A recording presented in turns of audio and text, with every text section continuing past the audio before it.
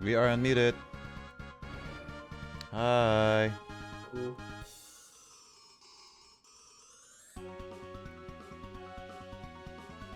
I hope everyone's having a great day.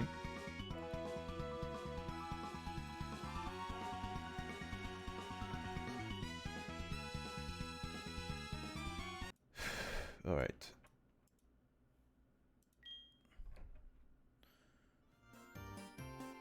All right. So, bless you. I should update my goal bet because I'm gonna have to go in a different team later. All right. Well, I got another crow bat, so there's that.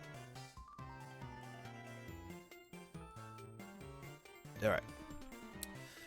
First and foremost, all right. Updates on what's gonna be happening. All right.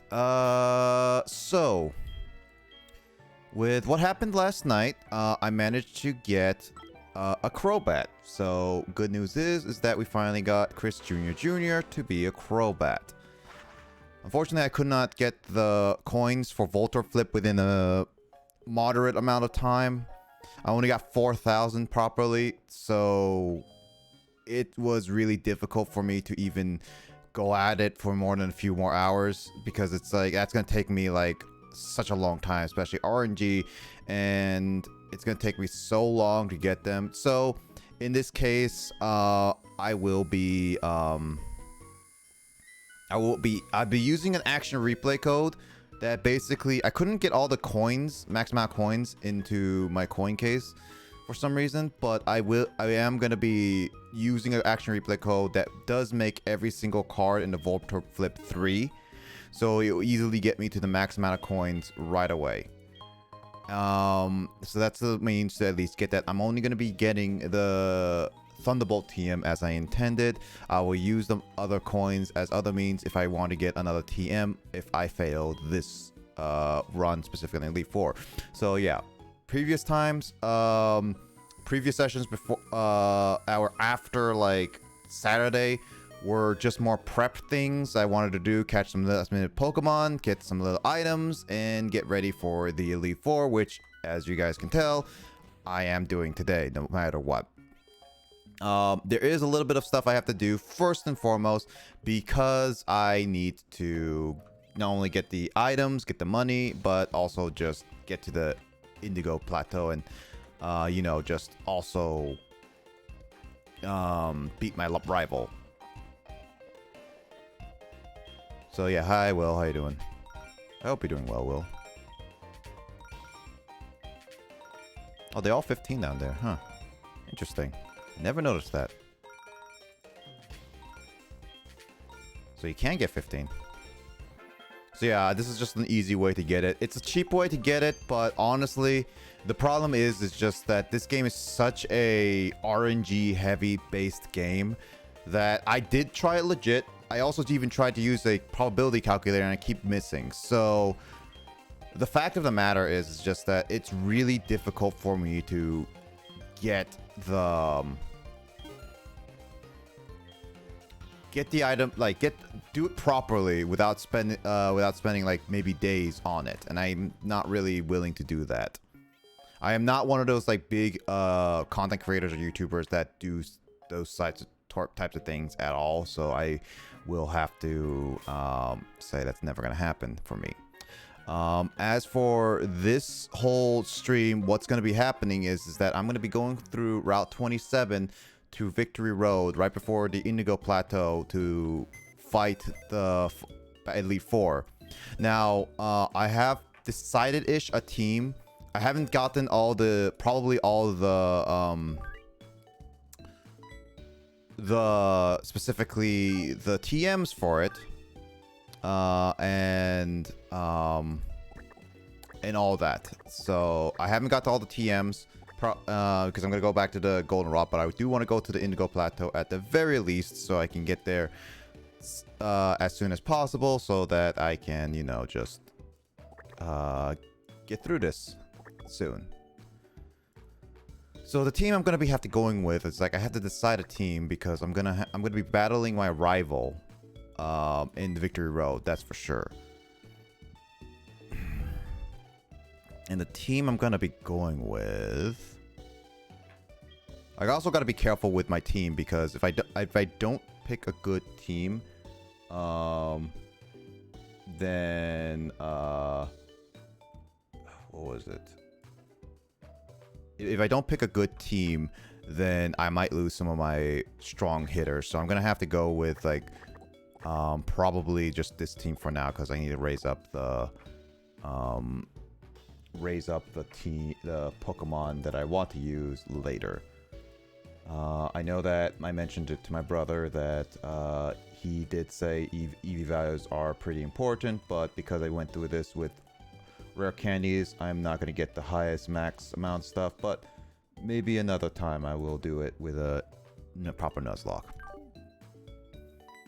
Anyway, with those explanations out of the way, I'm going to continue on with the journey. Also, Will, how's your Soul Silver playthrough? Because I know that you were doing like a Soul Silver playthrough with Kyle and I for a little bit. I don't know if you were in the same boat as us or not, where you are, but eh.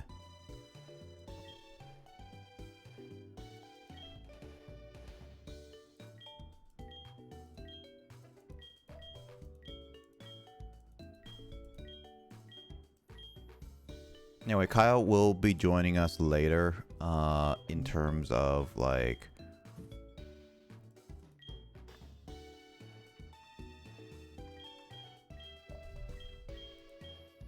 Yeah, he's gonna join us later because, he's gonna join us later, in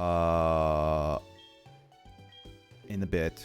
He's probably just doing a last bit of exercising, which is fine. I did tell him that I'm not gonna be doing this right away. Just because, you know. Have you didn't leave for already? Well, it says you, because you've been doing it all, like...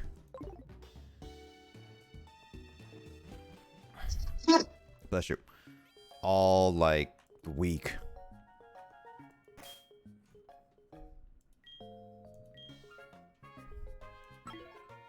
Because Kyle and I don't play this, like, constantly on the basis. I mean, Kyle did some grinding. I'm only playing this one when I'm streaming, so never every day. Because I'm trying to keep every single thing I do in this game on a footage that I can get later.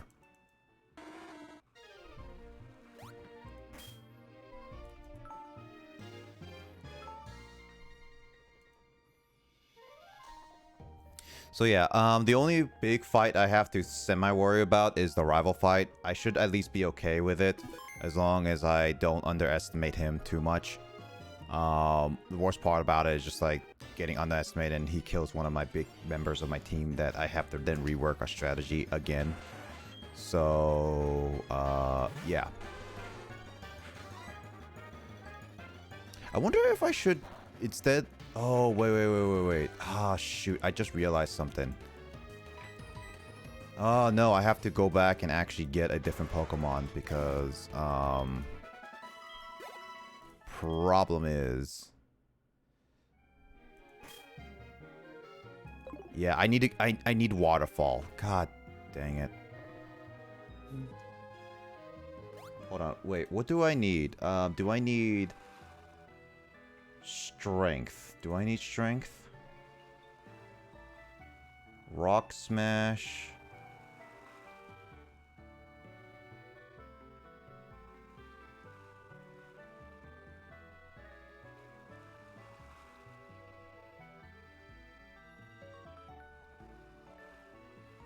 Okay, so I just need Rock Smash. I don't need Cut. All I need is Surf and Waterfall. So I just need Rock Smash and I need at least... I hate that this, like, in my hometown, I can't get Pokemon. So I have to fly to an actual PC. I'm gonna fast forward this because I need to also remember.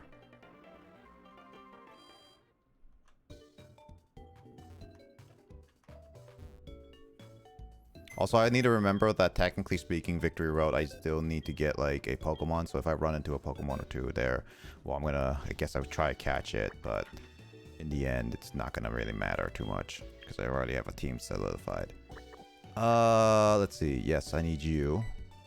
You're going to be replacing Growlithe, actually, because I'm going to decide it later.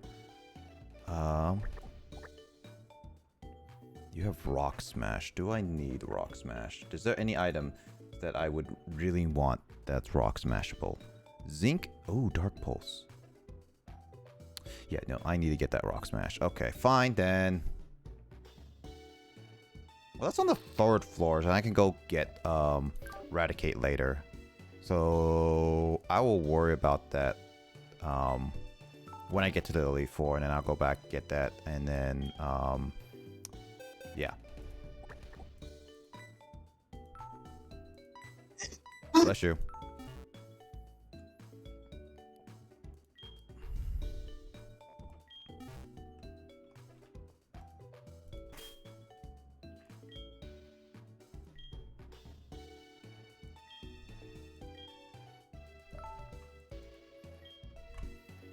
Alright, let's just speed this up a little bit so I can go back to what I was doing originally.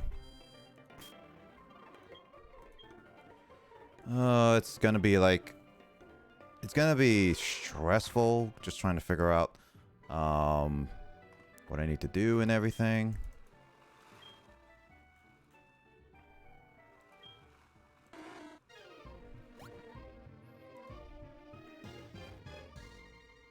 Alright, so yeah, the only Pokemons that I can get...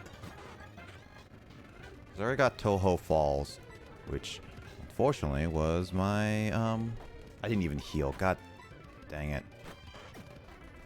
Whatever, I don't think I need to.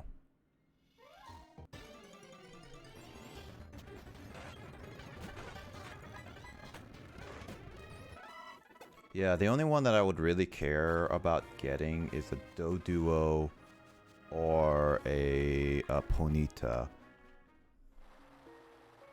Do I know I don't have, I can't get Arbok, so yeah. Yeah, Doduo is only during the day, and Dodrio during the day, and Ponyta is only during the night, so I will only run into a Ponyta. So if I run into a Ponyta, then I basically will try to catch it, because that is also another Pokemon that I can get.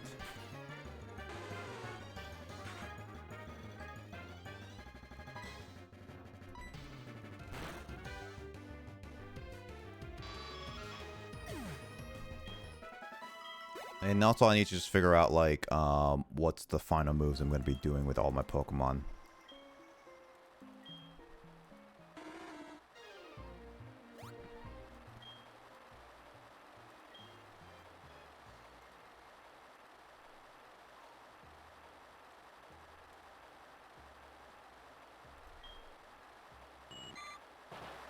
Yep, there's a Moonstone.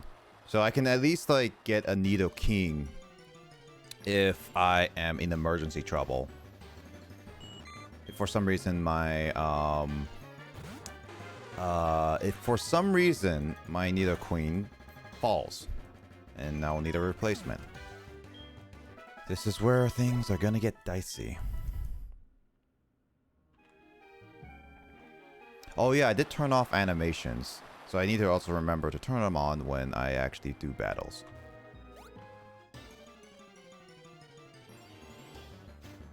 There's rock breaks here? Breakable rocks here?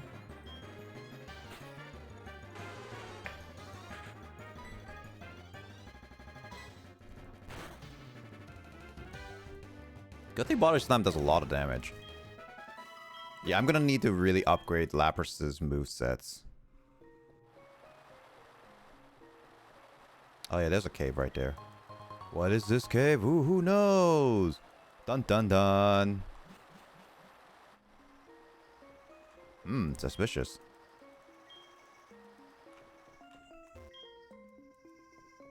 Yeah, that actually is a cave that was added to HeartGold Soul Silver. And if you guys don't know, that's an event-only room, where you need to get a Celebi in order for that room to even make sense. Where once you have a Celebi, then you're able to get to see a specific event confirming a lore thing that people were theorizing for a very long time. Although I don't think it's theorizing. It was just like, if it was very vague and many people weren't very clear about it. But after that, then it's just like, you meet a boss trainer that you only can fight once. It's an interesting little detail that they added to Johto, and I really like that. But yeah, that room is completely useless to me because I don't have anything regarding safeguard. Nah, I think I'm okay. I hope I don't regret that, because technically Koga is going to be poisoning me a lot. That's why I'll have a lot of full heals and like antidotes and stuff like that, just in case. And with that, we have made it to the other side. And this lady is a jerk.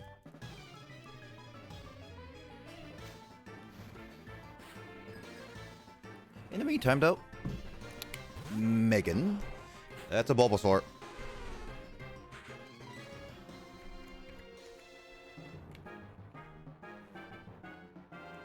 I am not sending out Crobat.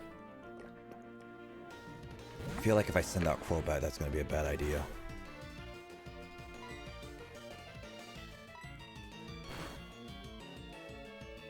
Like, I know Crobat's about the same level, but I don't want to lose Crobat again, and this is like my own like my last chance of having a Crobat on my team anyway. So if I lose Crobat, basically it means that it's gone. So I don't want to switch it out, but switching it in maybe... No, so switching it in during an attack is just really a bad idea. So Ivysaur at the very least, I should be able to handle it. Emphasis on should. I really hope I can handle it. Okay, good. I don't have really great Pokemon to handle grass-type Pokemon.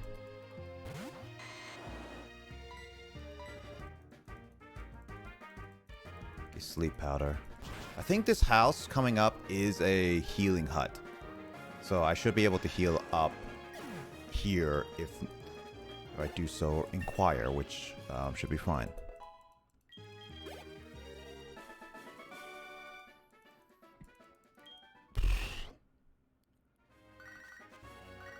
Yeah, mother, I know you're gonna pick me up. Picked up something.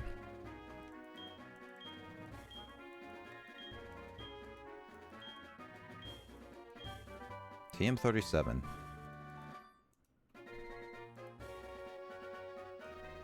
That is a sandstorm.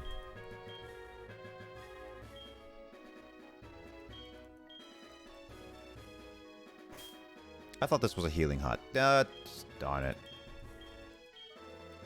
Who heals a hut? Jabba the Hutt. Hey. Okay, so... Yeah, I was wondering if Goldina already learned it, so... Yeah, and also Nidoqueen has it, so I'm gonna have to delete that move at the move deleter when I get back up to Blackthorn. Okay, again, I'm gonna be doing all the move stuff once I get to the Indigo League, after I get to the Indigo League.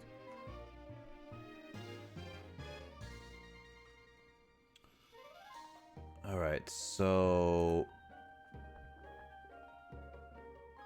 is it down there?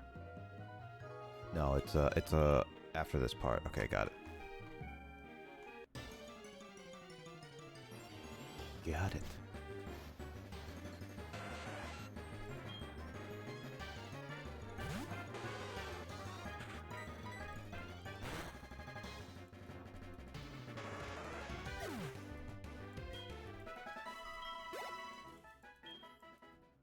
All right, here we go. And plop. What kind of trainer are you? Let me battle you. You're an ace trainer, but what kind of trainer are you? Ace trainer Blake, you have a Magneton.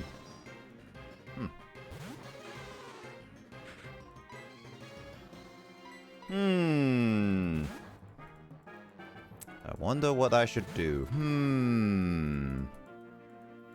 Man, my defense has been decreased by a lot. I don't know what if I can survive this fight now.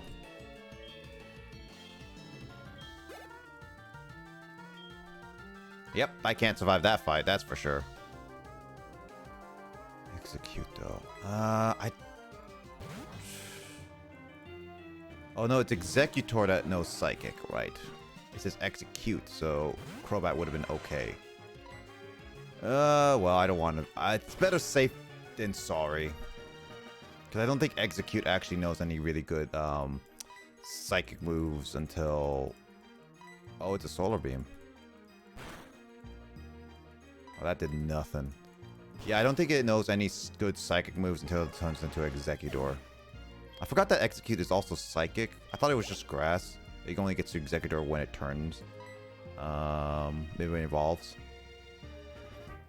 Quagsire, huh? Nah.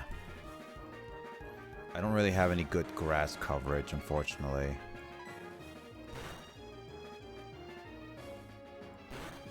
Hey, Fluffy Pumpkin. 20 sit-ups. I will do those in a bit. Ugh. I need to actually focus on this fight for a little bit. But hey, Fluffy Pumpkin. How you doing? I hope you're doing well. Sure. I'm gonna get a lot of healing potions when I go back to Goldenrod. But yeah, I'll do those sit-ups. I think I'm gonna do those sit-ups when I...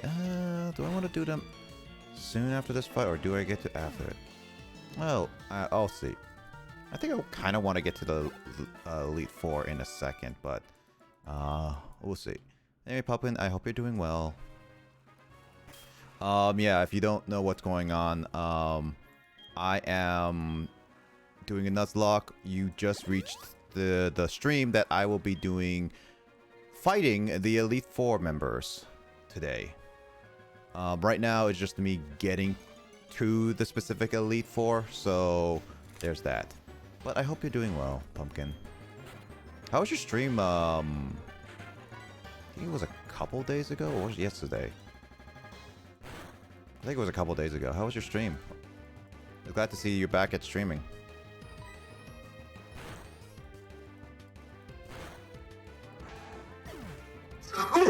Bless you.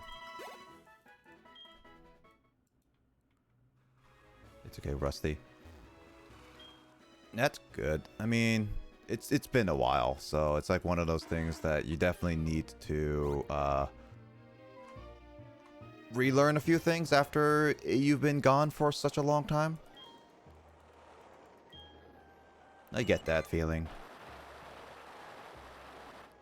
But at least it sounded like everything went well on your end. Other than that, how's your life been? It's been a long time since we got to chat for a little bit. I mean, I know you dropped by during like Halo Infinite, but I don't know how you were doing outside of that too.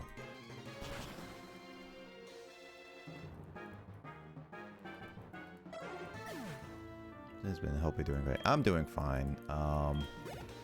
Just trying to get through life, really. Still trying to figure out, get my own full-time job. So,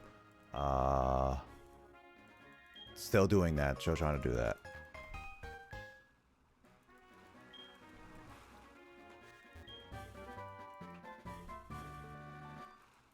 There's Dragon Claw. Okay, that one's good to have just in case, because Dragonite might need it later.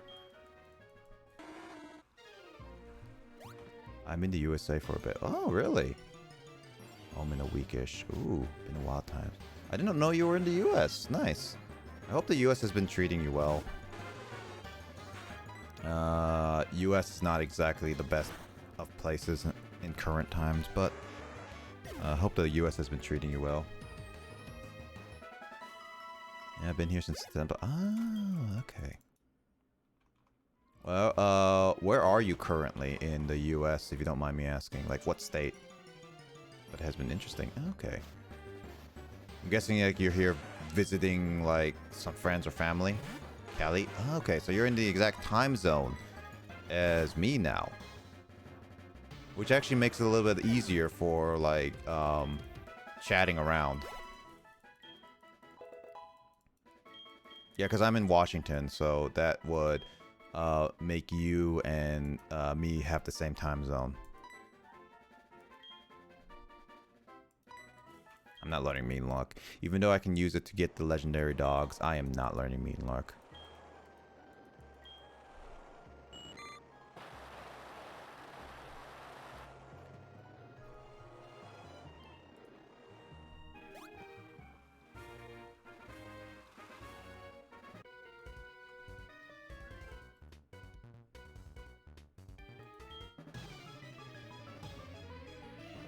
Destiny Knot, huh?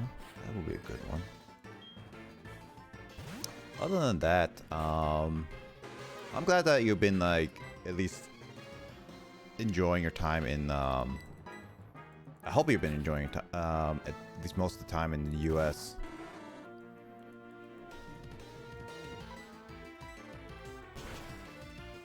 And you played any good games lately? I know you're. It's like Halo. It's been good. That's good. I know Halo is one. I don't remember what other games you've been playing, actually. Was it Apex one of them? Or was it not?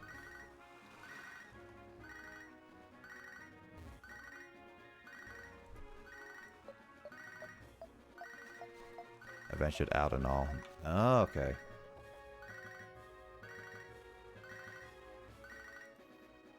God dang it, mother.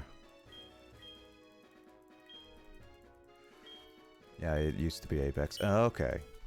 Well, what's other games have you been playing lately?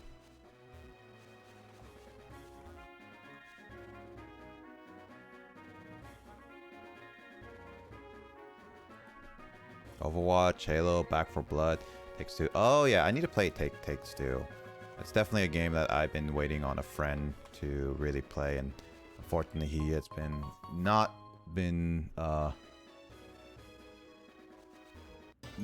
available for some of them. I haven't played Overwatch in like forever. Overwatch has definitely been a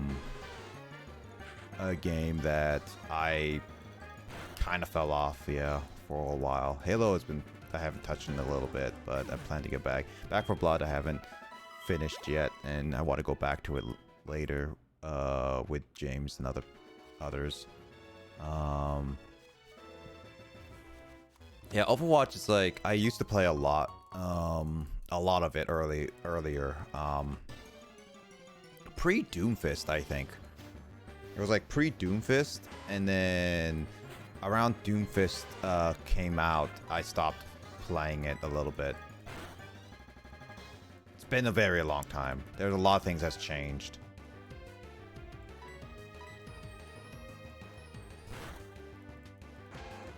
I only started last year. Oh, okay.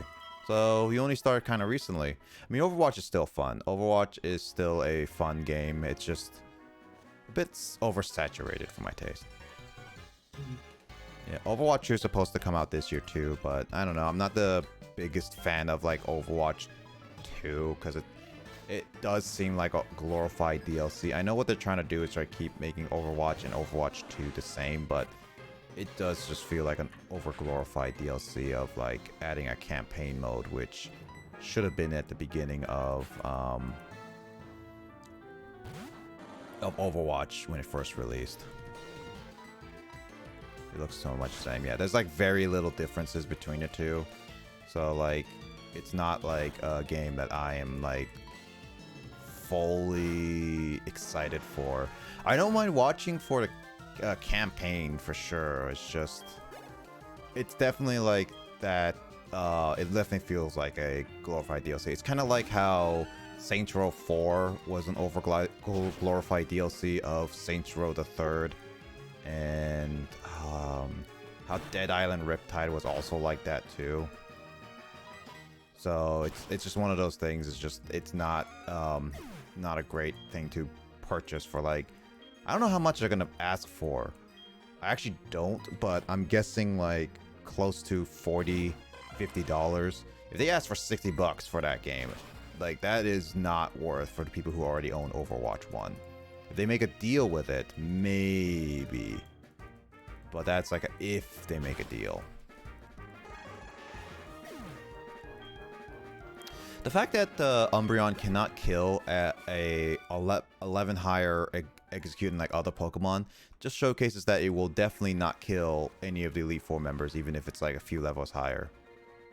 That just basically tells me that this is not going to be an easy one.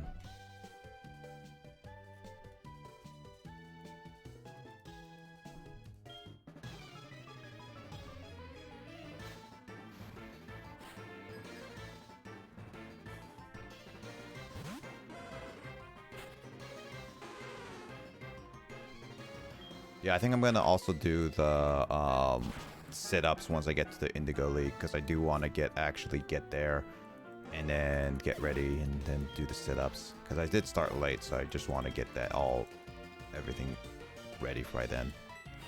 Especially since I'm not even I'm doing a Nuzlocke, so I have to keep everyone alive, at least to the best of my abilities of this team I have.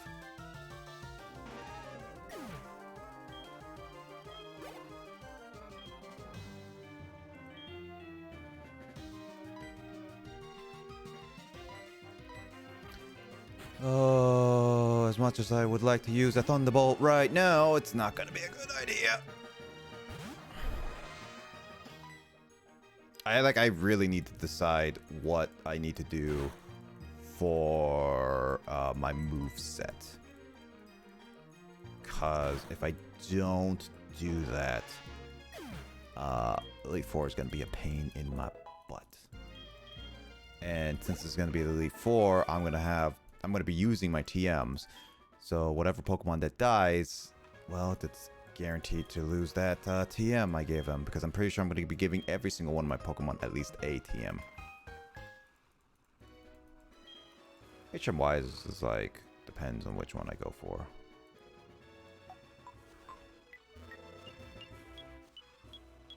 This is right up there, got it.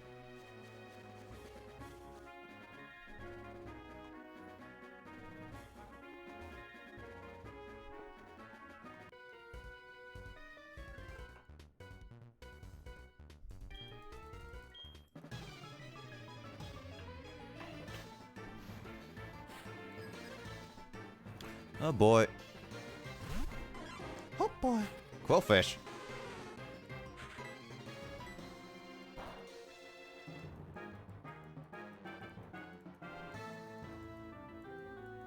Well, at least it restored myself. Water Absorb is really nice for Lapras. So then, unfortunately, the only thing is that the only Pokemon that could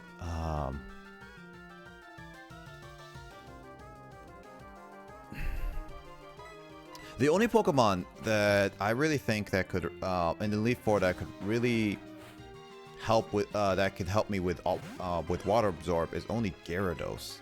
And that's only when I get to Lance. So the fact of the matter is that I need Lapras to the very end at least, because Lapras is my go-to.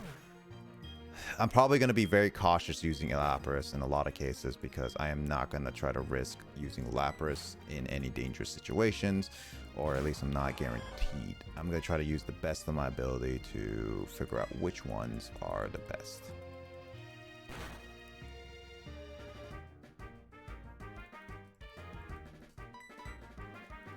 I really wish they gave me like a PC or someone healing. Pretty sure they do have a healing house somewhere up here, but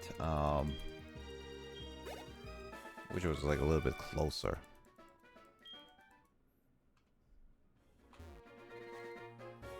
So there is a... Alright, so the Pokemon here, because I missed that Ponyta, so that means the Ponyta has a higher chance over here.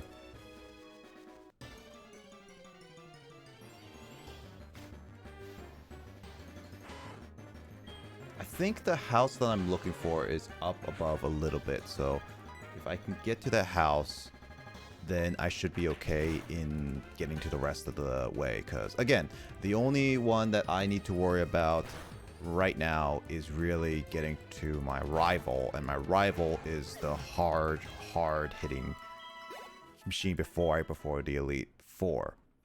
That is what I have to worry about. Oh god, trainers. And Pokemon. God dang it.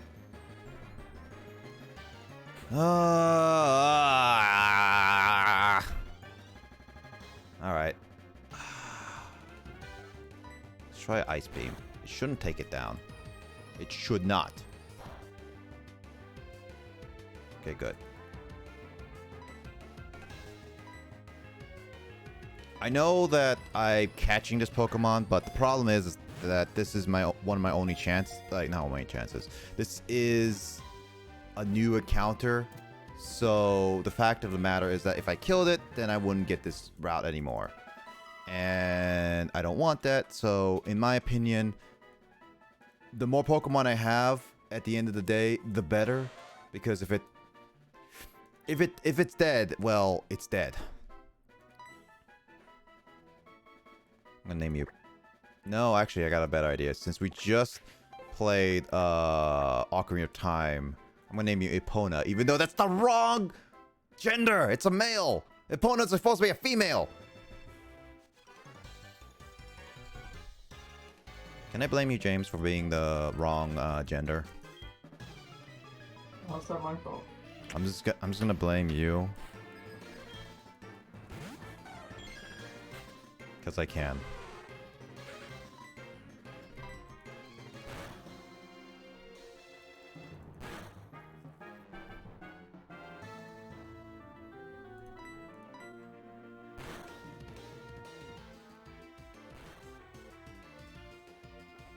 God, this is not great.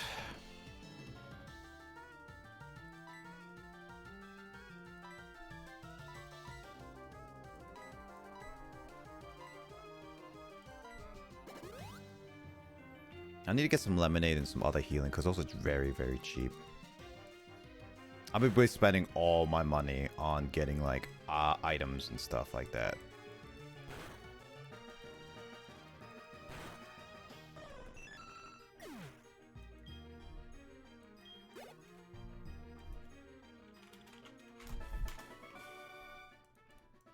Where's Emoto when I need her?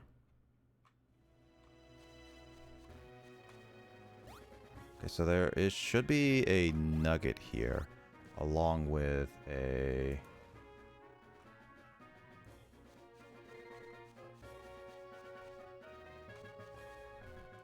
Oh, that's a big mushroom. What the heck is the nugget?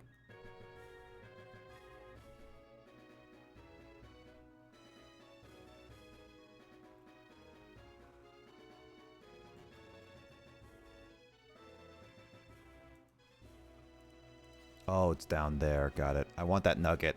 More money equals more money. All right. Gonna fast forward this part. More money equals more money. More money equals more money.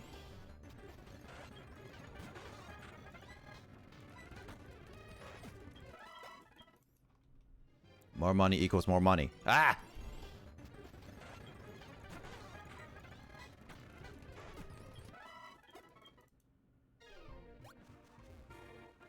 The heck?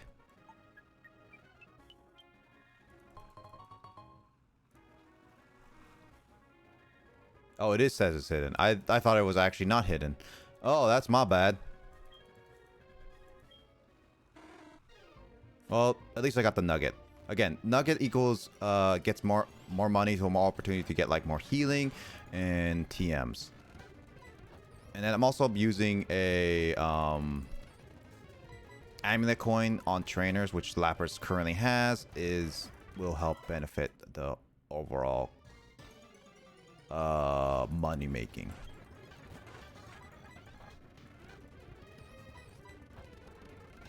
I should be able to get to the healing spot now, because the healing spot is only if I remember correctly, there is a healing hut, and that's like right up there past that psychic trainer I just beat. So no, Derek, I am not calling you. I'm ignoring all calls because I am very antisocial right now. Aha.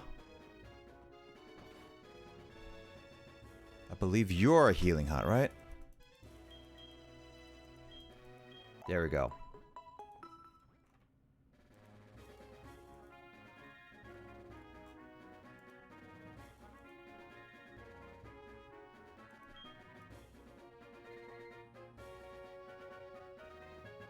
Good, good, good. So, at the very least, now all my Pokemon are healed up.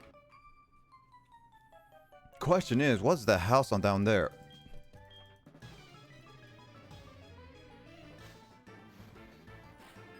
And then luckily enough, Victory Road is very small. And the only thing... that's a little Pikachu.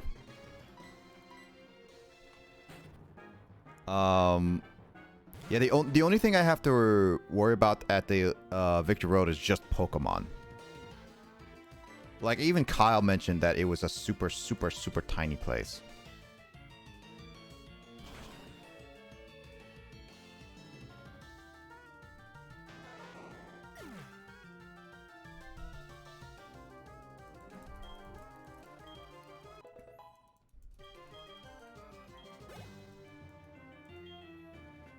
Blastoise.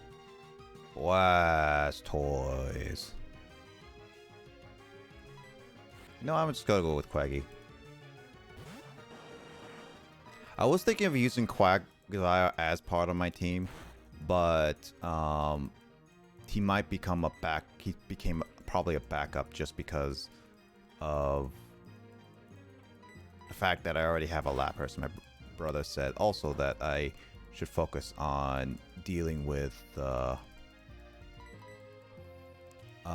Elite Four with a more variety team.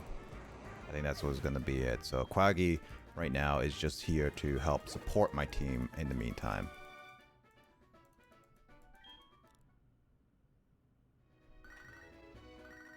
No, Mom. The fact that she keeps calling me is ridiculous. Also, I just realized something. I never got picked up any of the Kurtz balls.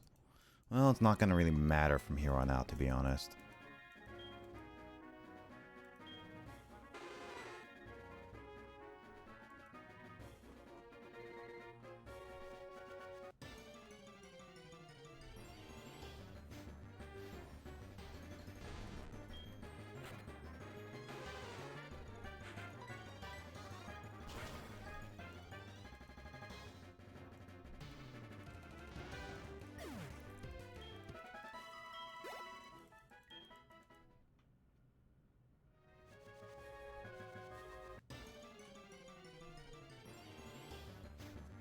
Yeah, so I need to...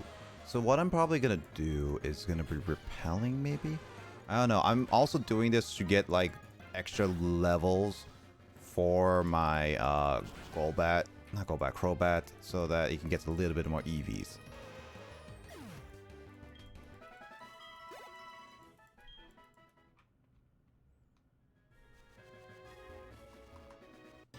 God. I hate the fact that all the encounters are just increased while you're running. Sometimes it feels like the encounters are just like... Sometimes it doesn't act all the time. So the fact that the encounters just are just super... so all over the place, it's just ridiculous.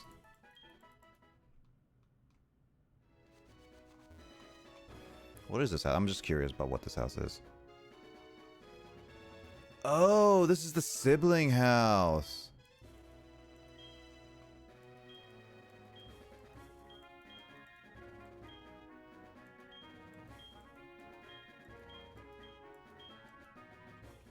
Can I sleep in these houses? No.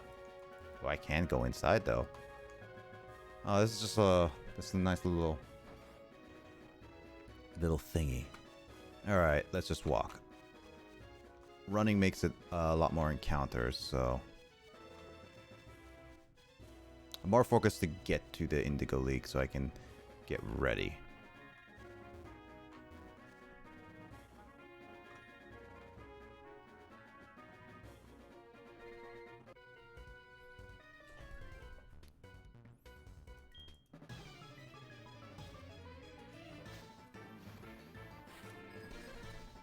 Gavin. Yikes, that's a victory bell.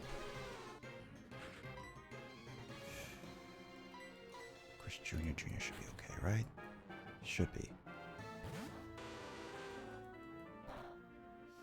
Yes.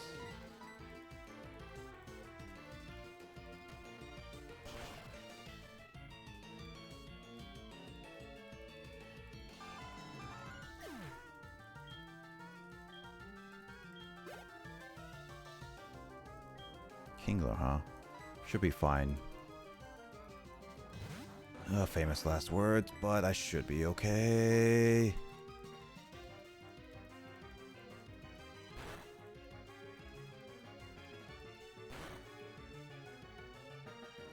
Critical hit.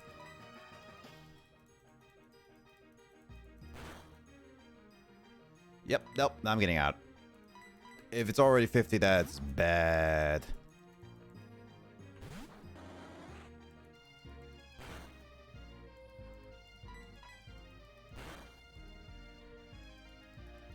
Oh, come on, really?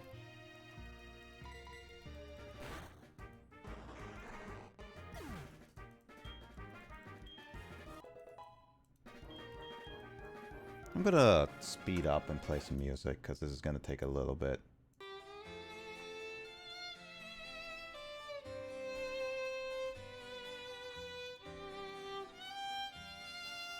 Mainly just because, like, this is going to take a little bit, just get to the end. And I'm also going to be playing around in Victory Road a little bit. Ooh, Raid Dance.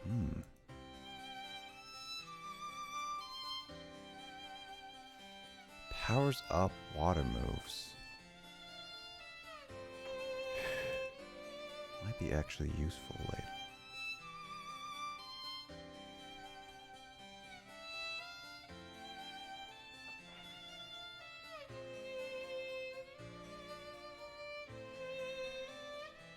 Yeah, because all the elements are there. The only ones that would this would. I think it's okay without it, because as much as like Rain Dance sounds like a really good move, I think Amnesia might be more beneficial for me.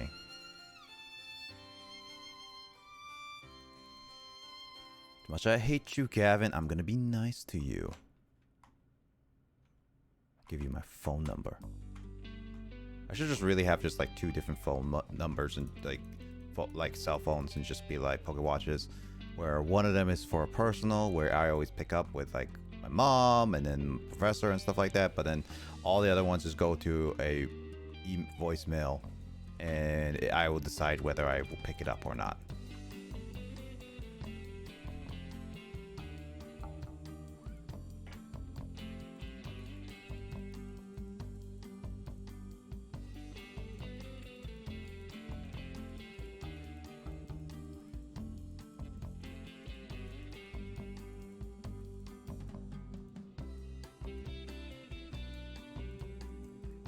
I don't want to risk with any water types, because the water types could have like ice moves, and I'm just trying to keep my Chris alive. The fact that so many people have water type by Pokemon is just ridiculous.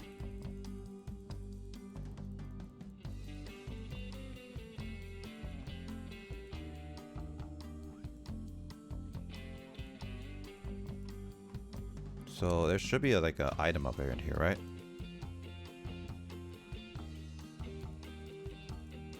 Tiny mushroom, yeah. And then the last one is an elixir, which I would like to have.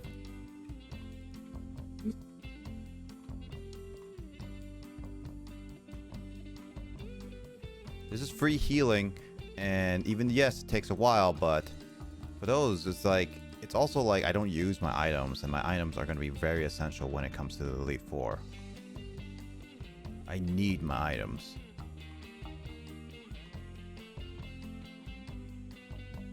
There's the elixir.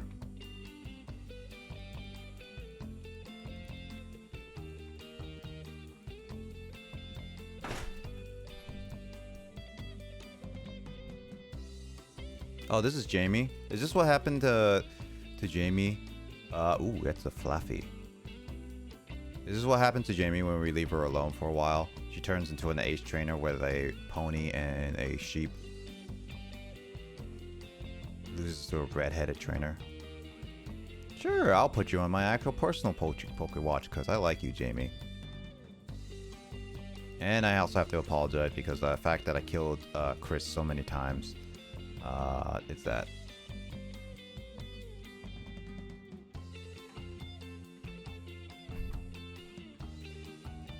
So that's all the items I can get here. So with that being done, yeah, I should be fine. All right, the last thing I need to do. Also, this is going to be some epic music.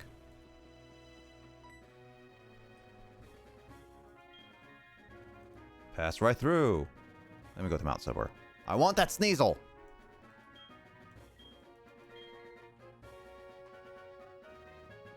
Let me go to Kanto.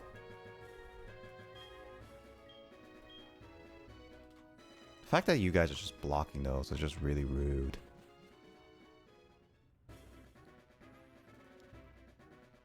Here we go. Now it says that they are strengths.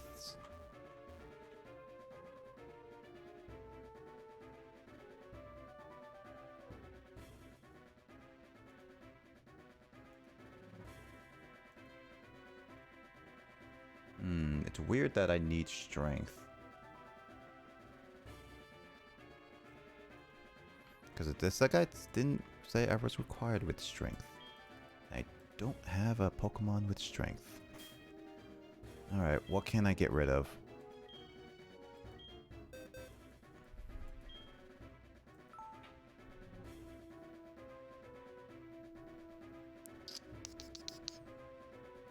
I guess technically home. But I don't want to.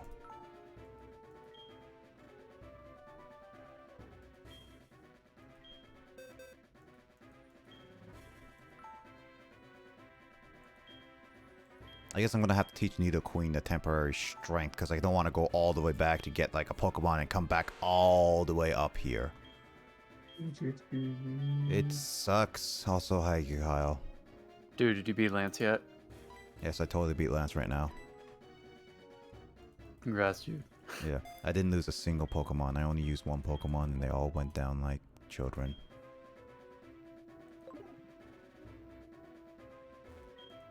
Did you work out? I did. So I'm gonna eat before I start playing. Go for it. I'm at the Victory Road, so I'm using my Nidoqueen in order to get past this part. Oh, which I just messed up anyway. They might have made Victory Road a little bit more difficult in the remake, because it was like, I was genuinely surprised by how much of a pushover it was in the original game. Oh yeah, this like I knew that the only fight was the rival at the end, but I didn't realize that the quote-unquote puzzles in Victory Road are literally easier than the ice path. Maybe so, but it does look a little bit longer and it has way more items available to me. So I'm kind of just gonna be going around and also speeding up as well, because like this is gonna be a lot of just like meeting Pokemon while I also get the items around here, because all items here are like either potions, revives, TMs, or full heals, and it's just like all of them are gonna be good. So I'm going to be taking my time to actually get them all.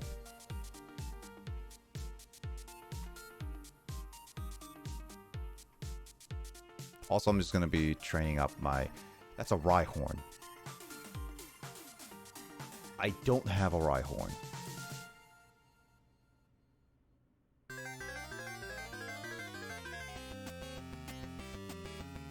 Yeah, I don't have a Rhyhorn.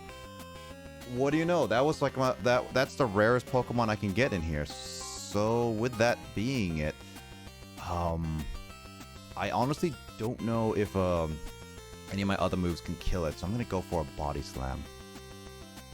Give him a Body Slam. Give it a Body Slam. Maybe I can paralyze it.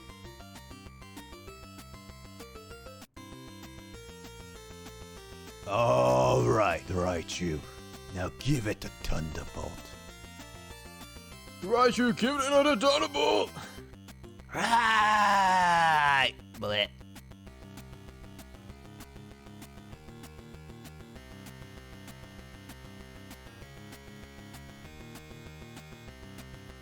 I got a Rhyhorn! Yay!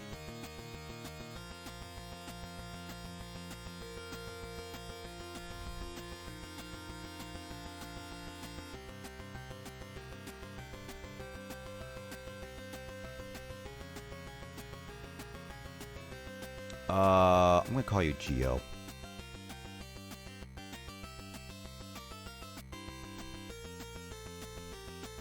By the way, I caught like a Ponyta, and I named it Epona. The only problem is it's a male. You gotta know the gender bender. Again, with the gender bending, yeah. It's like, well, it's always my playthroughs when I try to. Oh, hey, Donphan. Too bad I can't catch it. Donphan would be also alright. But Pretty I can't. good for a ground type, yeah. Yeah, it's not that bad, honestly. But I'm pretty covered on ground types right now, so I certainly wouldn't need more. same.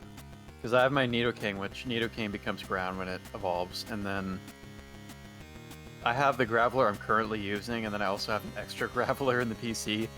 So I suppose if I lost my current Graveler, I could get another Graveler, because the Graveler I'm using doesn't have any TMs or anything. The only moves it knows are its naturally learned ones, so... Yeah, I'm gonna, like... I'm just trying to get to the very end. So that not only will I fight my rival, but when I do fight my rival... I can finally fly to like Goldenrod and like Blackthorn to get rid of the moves that I gotten, like HMs and stuff like that, and gather all the other stuff I like get some items I haven't gotten yet. Also, I need to get my own TMs as well. So it just sucks that there's no PC that I can do right before Victory Road. So it's like all this has to be done during Victory Road.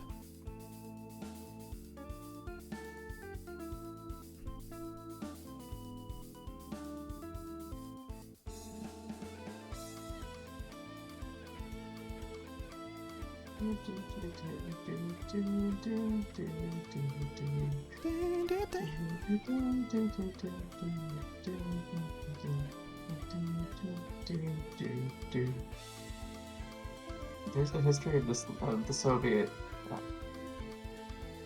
The whole Soviets? There's the history of the Soviet Union to the tune of. Oh, really? Yeah. Or, interesting. It's interesting. I didn't know that. Let's see, when was the Korvanik written? Korvanik. Oh yeah, since there's no trainers here, I should only worry about maybe I should just put in Quagsire, because Quagsire can handle a lot of these guys. Oh yeah, the only one that would be yeah, it's weird that this walkthrough doesn't say I require strength with any of the ones, so somebody was eating a sandwich. Let's see. So the Tetris team, also known as the Corp, which was based from the Korvaniki, was a Faceoff poem written or published in 1861 by Nikolai Nekrasov. Nikolai. Wait, so you're saying the actual Tetris theme from the Tetris video game is based on a Russian poem? Yeah. I mean, it was made in That's Russia. Interesting. Yeah, I know that the Tetris is made by a Russian dude. I just didn't know the origin of the song. Yeah, it's folk song of the 19th century. Well, the more you know. I've actually blown my students' minds before with the fact that Tetris is a Russian video game, just because I had a thing I had to teach where I had to explain like the grammatical form of like such and such is a thing from somewhere. It's like Tetris is a video game from Russia.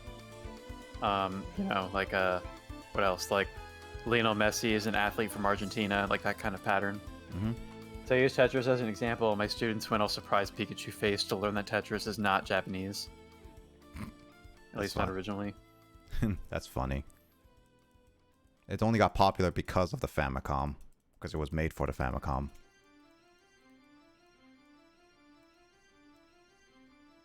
That or the original NES. I don't know which one it came first. Like, which one it decided to go on first.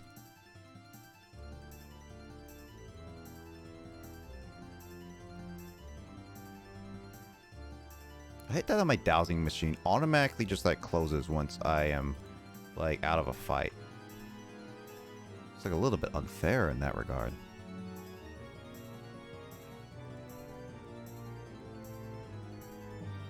Yeah, Quackdart is going to be completely useless when it comes to flying types.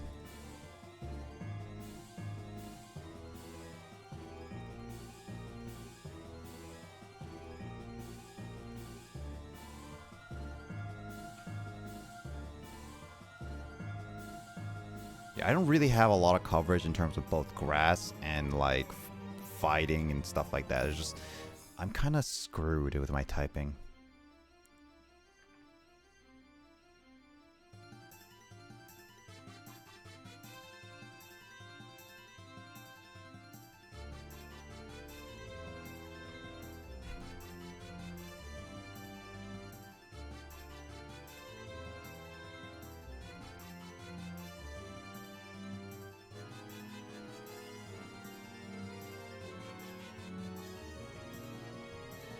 The fact that Golbats just keep confusing me is such a bull thing. And then the computer would be like, haha, you're confused for another 50 turns.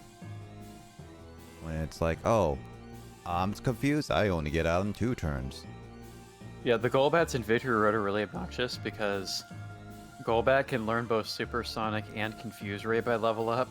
So I'm fighting so many Golbats where half of their moveset just causes confusion.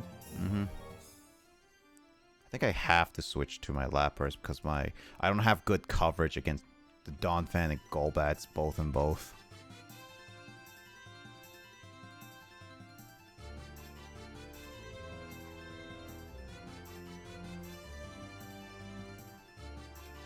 Actually, one thing I might look up before I start the Elite Four is if I can find I think it's a Bitterberry is the one that heals confusion. Because I want to know if one strategy I might use against at least one of the Dragonites is that Gyarados has super high attack stats and one of its moves is Thrash. So if I can give it a Bitterberry, maybe I'll look up. I don't know if you can use a held Bitterberry to automatically heal confusion after a Thrash combo, but if I could, that would be a really good strategy. You could, I think so. To just do a whole lot of super powerful physical attack several turns in a row and then instantly recover from the confusion. Yep. That's a strat, I would say. I mean, it's also a new day, so all the... if you want to go berry picking before the Elite Four, you can. I think I have at least one Bitterberry in my inventory, but maybe not. Maybe it's a good idea to carry a multiple just in case. Yeah, you never know when you're going to actually need them.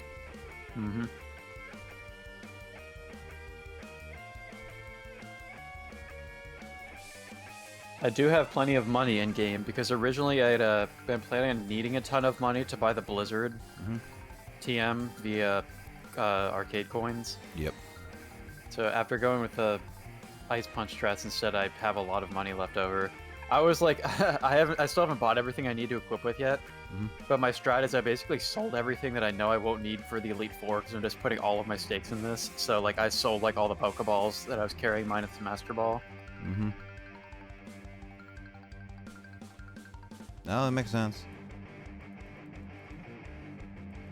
So yeah, there is a Rock Smash. I want to get that Dark Pulse Rock Smash because I can use that for at least Umbreon for dark coverage just in case. I actually don't even remember where to find the Rock Smash HM. Yeah, it's right in there. In Silver version. And I've never needed it because it doesn't seem to be mandatory for game completion, honestly. It's not. The only thing that yeah, it's right there. You have to get it when you near the Sudowoodo.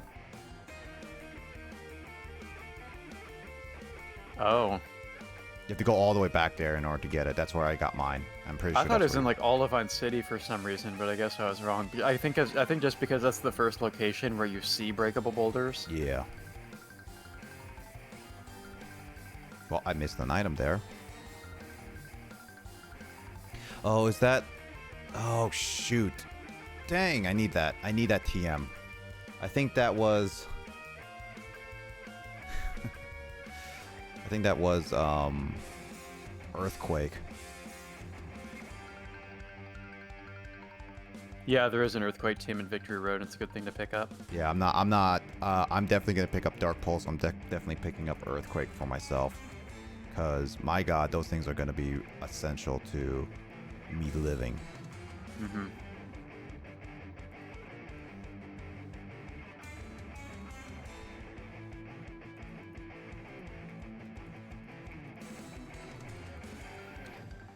I just have to worry about the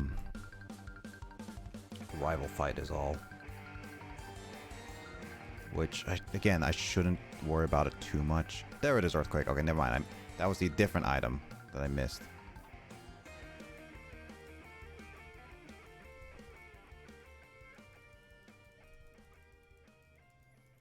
Yeah, I don't have a lot of coverage with a lot of different other Pokemon, so this kind of sucks. This is not much coverage as I'm used to, really.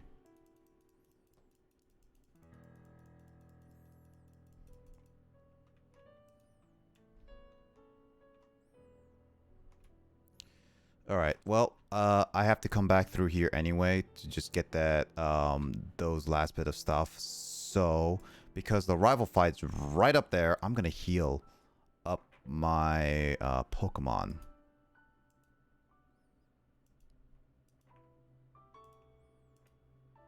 I'm saving, like, my Hyper Potions and stuff for, like, the Elite Four.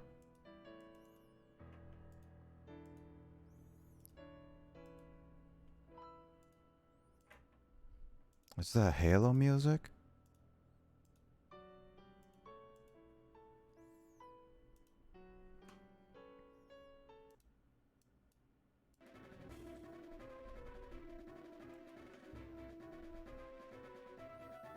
Here we go. Hey, hold it, Diggs BB. Are you going to challenge Pokemon League? Victory Road is at the end for sure. But did you notice? You didn't see any real trainers on the way, did you? Man, we're all spineless. Wow. The fact that you come this far means that you're not one of them. But journey ends here, because right here, right now, I'll crush you. Well, technically speaking, if you do crush me completely, that just basically means my entire team I currently have is not useful. I'm also at a disadvantage because one of them is an HM slave. That's a Sneasel. Which one is that? Goldeen. You have a Goldeen in your party right now? Yeah, because I had to use it for Waterfall. Oh, okay. You haven't updated your icons right now, so... Oh, shoot. Dang, yeah. I forgot that. HM Hugger 3, is that what it says? Yep. What does HM Hugger mean?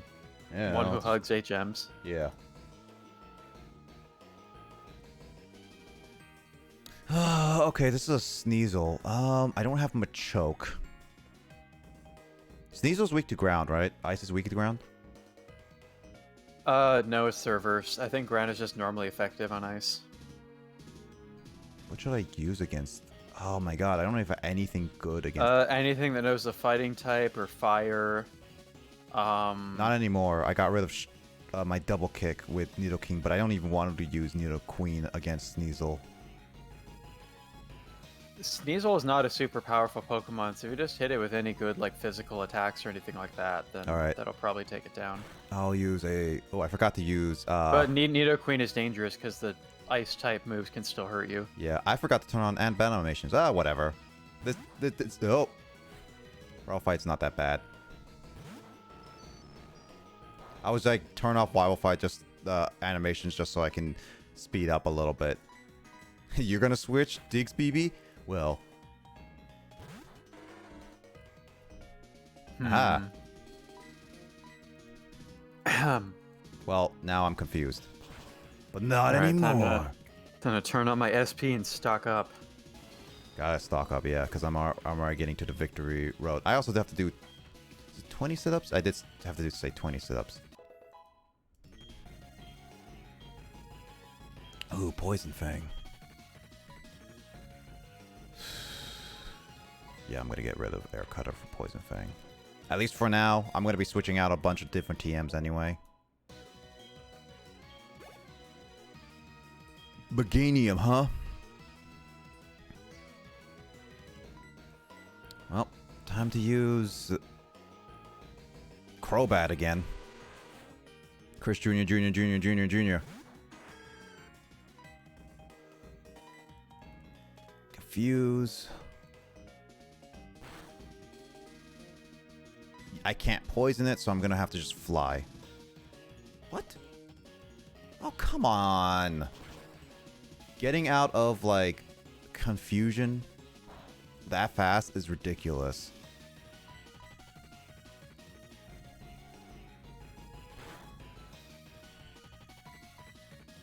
You better hurt yourself. Yes. I think I killed Meganium.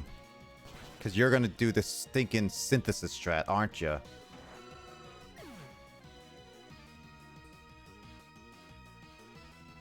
Yeah, he still has synthesis. And then, like, also poison powder. Which, luckily enough, does not affect Crobat, so I don't have to worry about that. Like, literally, Diggs BB, it's like, the rival only, if Meganium, it's only set to really, keep using that strat over and over and over again. It's just like, did they really not program the AI that well? Only disabled my quick, like, my, that. Okay, well, you did freaking recover.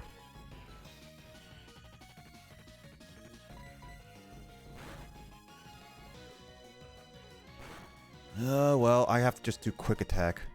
Oh, no longer disabled? Oh, sweet.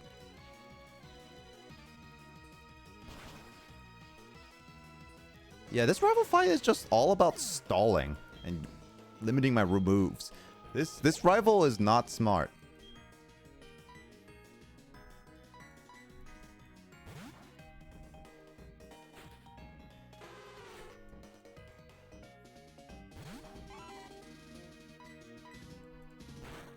Here's I paralyzed that Sneasel, so it's not that fast anymore. A Golbat, hey?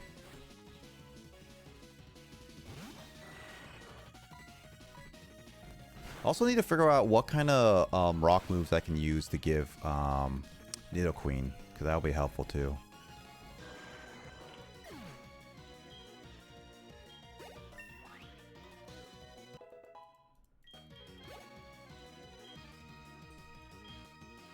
I haven't been using Nidoqueen a lot, but haven't really had much opportunity to use Nidoqueen.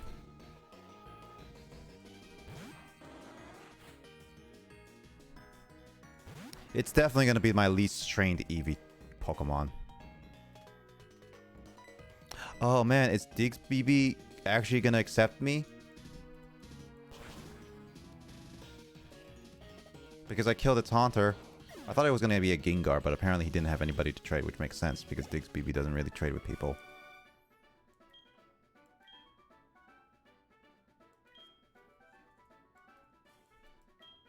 Alright, give me more of your money.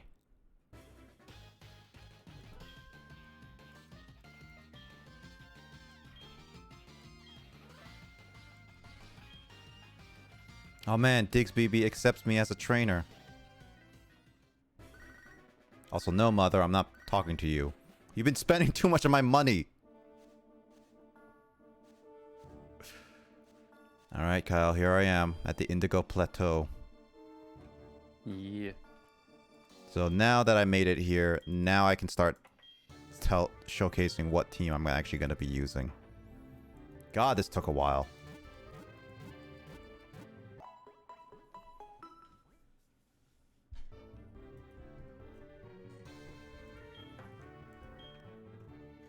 So I didn't get a Zinc, which is fine. I need to get that rock, Dark Pulse.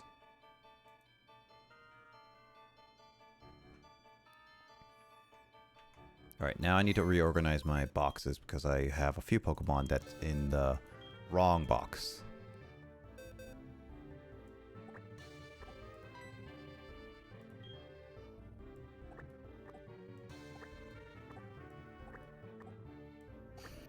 Give me that.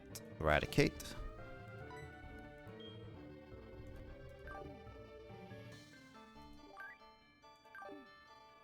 And then I'm going to be actually using a different team.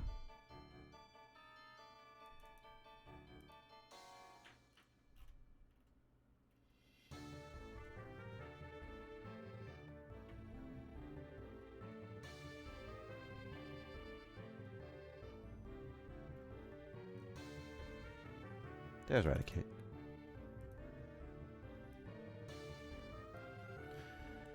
Alrighty then. Alright, so now that I have... Can I buy TMs here or not?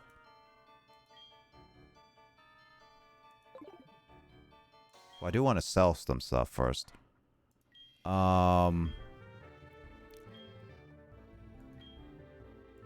First off, I want to sell my revives.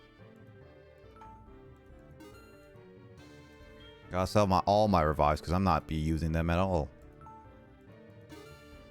So weird that actually I'm giving up my max revives. Yeah, it feels strange. Yeah. Oh, there's the old man with the Abra. I remember that guy. He sends you back home, directly home. Yeah, because the only other way to be surf all the way back, so it's convenient. Mm-hmm. Alright, I think I'm gonna go with my strategy and go find some bitter berries because there are 2 trees that I should be able to find them. Yeah, that makes sense. And I don't have any available right now. No, I think that's a good strat, honestly. I would say go for it. Yep.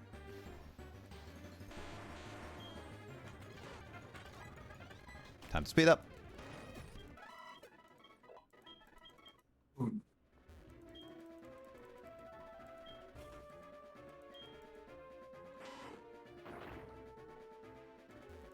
Maybe I could find a heart scale in here and I can maybe use it to look at what moves I can get for some animal Pokemon. This should be Dark Pulse right here.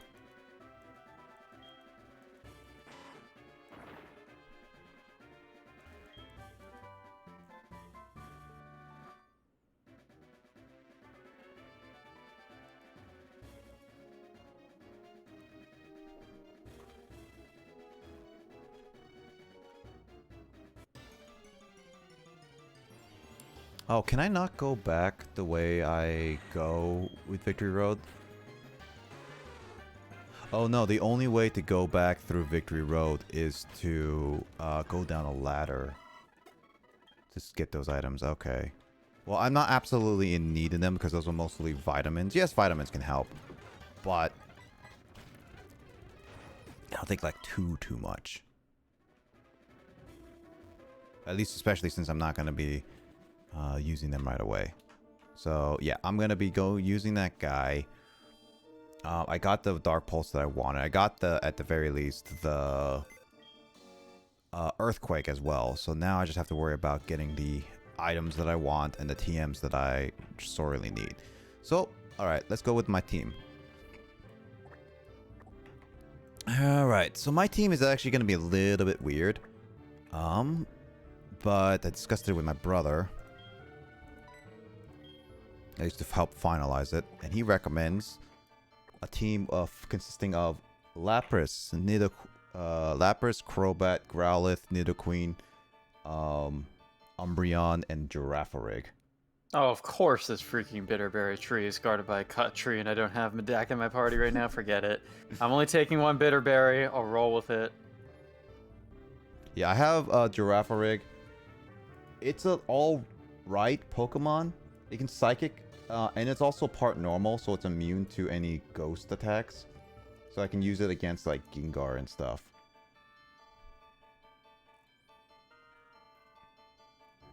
So that was, like, the idea of it. Plus, I can use the other Pokemon that I would use in, like, Psychic as backups.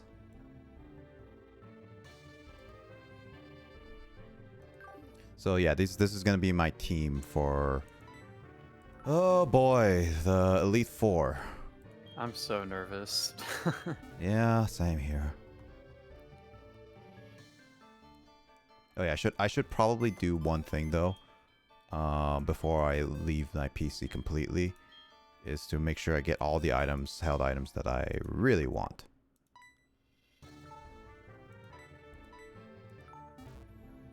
And since I don't have like anyone else to really go off of, I need to also decide what TMs I'm going to be using on my team. Oh boy. Oh wait, no, I can't. Can I fly? Oh yeah, I can fly from Indigo Plateau from here.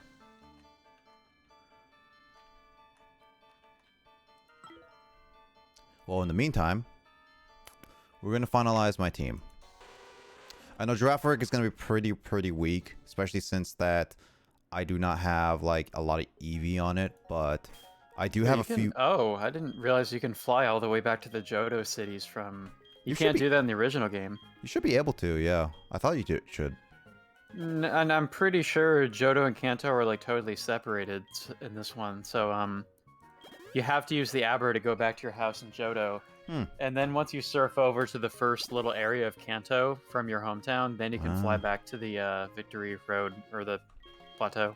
I didn't realize that, no. Okay. They must have updated that just for convenience in the remake. I mean, it would make sense that they have to update it. There would be players who would be confused. Yeah. In the original as to why they can't fly back. Yeah, I'm actually seeing it right now because I'm about to fly back to the plateau. You actually like can't go between the two regions. Okay, so I think that's a better, smarter move, to be honest. Giving my vitamins that I at least have to some of the Pokemon that I consider slow. And then defense-wise, I guess Growlithe. Because I want that Arcanine to be really good. Now, the only way I can evolve Growlithe is through a Firestone, which should be I'm able to do. Are those obtainable at this point in the game for you? Oh yeah, Firestones are very much attainable. It's just that I think I should... my brother did say that they're in the Goldenrod store, so I should be able to get that. I know that at least the regular stores. At that shop? I guess I just haven't checked for that, but I haven't had Stone Evolution Pokemon besides the Nido Poke. Well, I have to also double check on Growlithe, because now that I have gotten all the stuff... Jesus, this guy's gonna have probably like 4 kinds of berries, because my mom only gets me berries. It never gets me anything else other than like berries.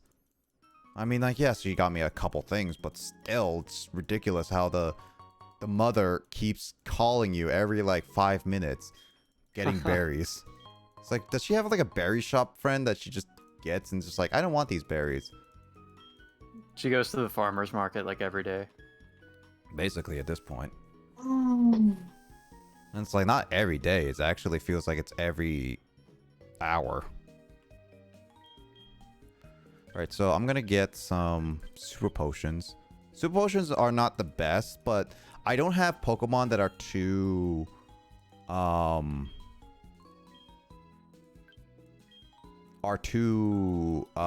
over like 200. So getting like something like Hyper Potions is probably better than getting Max Potions in the end. Yeah, it's the same thing for me. Yeah, so it's like Hyper Potions are only good for like if I really am like close to dead and I just like quick Hyper Potion. Antidotes, yes, I'll need a few antidotes because Koga is gonna be a pain in my butt. Yeah, I think a lot of his Pokemon know Toxic. And I'm gonna get full heals. Oh man, I already have 22. Yeah, I think that's pretty much. I'm gonna get that rounded up to 25. I'll definitely get some full restores later. I have some full restores on me right now, but I'm gonna be using those more in emergency cases. What do you have? Pokeballs. I don't need Pokeballs right now. So yeah, you're unfortunately not gonna be useful for me, at least preparing wise. So, alright, what's the next one? What are you? Oh, yeah, these are the X-Guards and stuff. I mean, I could abuse these, to be honest, because allow items. But nah, I don't hate the limited backspace in the original game. It's so obnoxious. Yeah, I guess that's what the reason why it's like the remakes are just a little bit better, because it's just in that regard, too. It's also that I think you're gonna have a harder time with the Elite Four than I do because I have a more variety of choices than you do.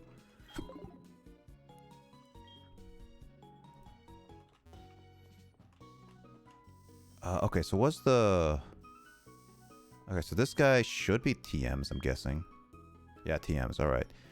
What the frick are these TMs?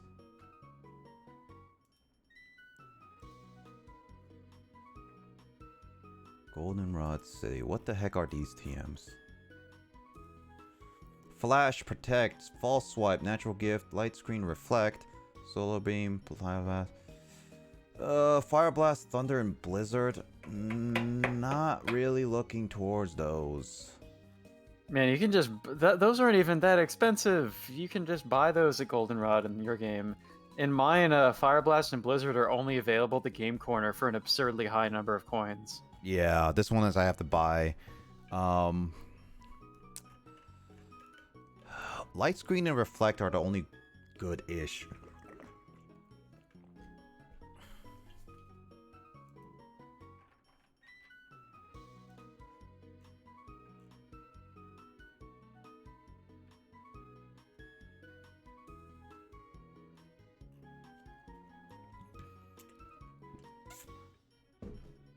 Alright, I'm gonna get Sweaty Stay Sweaty, but I think I'm going in. Hold on, Kyle. I think a ball I need... What do you want me to go in at the same time as you? Yeah, what's that? Okay. I'm considering, but give me like 10-ish minutes. Okay, I'll just sit here doing nothing then, dude. God. just pray, man. Just pray. Just pray. Should I use Crobat as? I don't know. Wait, I'm looking at Justin's like post because like he only set to certain Pokemon. I have. Ooh, Crobat can have returned. Right. I'm gonna teach my Crobat that.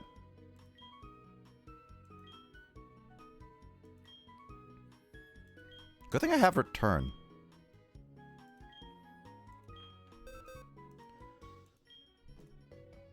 I'm not going to be getting substitute, so that's a thing. But Crobat definitely has the highest friendship level.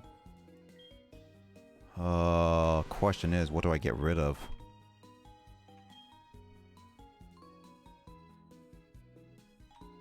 I think... No, I'm not going to get rid of Confused Ray. Confused Ray is, like, really, really good. Still in, like, pinches. So I'm going to get rid of Bite for it, and then I'm going to get Sludge Bomb. What the heck is Sludge Bomb's number? There it is, 36.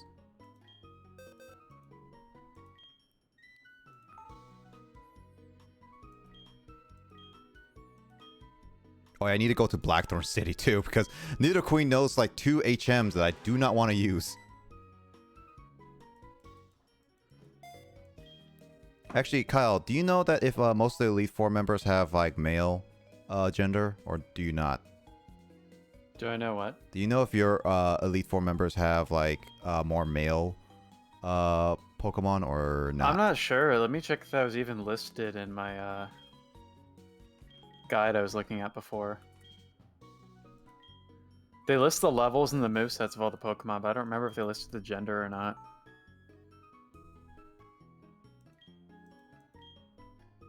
The gender is not listed in the guide I was looking at before, and I'm pretty sure they pulled their guide straight from like the walkthrough of the game. So that information is not given to me. Dang. I don't know if I should, what do you think? Should I try using a tract on Umbreon? You could if you want to. I still have a tract on my my Ampharos. It might be a good idea. Let me just look. Oh wait, yeah. Girafarig is gonna get Psybeam. No, Psychic when it levels up, so I'm gonna speed that up. Oh no, not trash my 843 candies. Also, I miss Black and White where you're able to just like give the candies immediately, like constantly without like leaving and everything. Yeah, so Girafarig is gonna be a psychic user or like a special attack user more so than anything. Okay, so I don't have a Firestone, so I'm gonna have to look for a Firestone. If I can't find one in like a good 5 minutes, then Kyle, you can go in. I will trust you.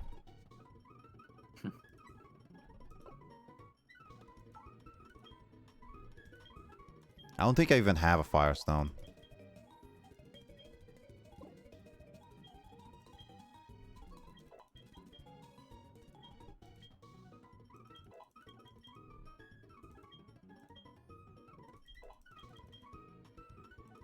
So I just need to get that psychic, which is...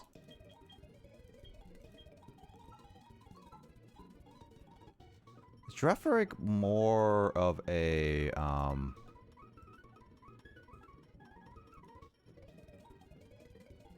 Yeah, it's more of a special attacker than anything, so... Zen Headbutt's not going to be doing that much. Dreferic may be more useful with, like, Shadow Ball and stuff.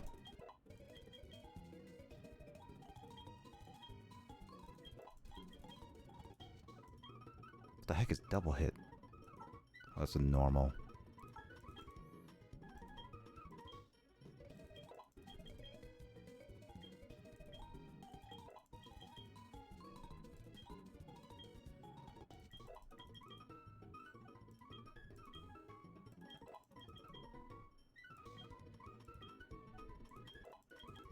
Alright, there's Psychic. Alright.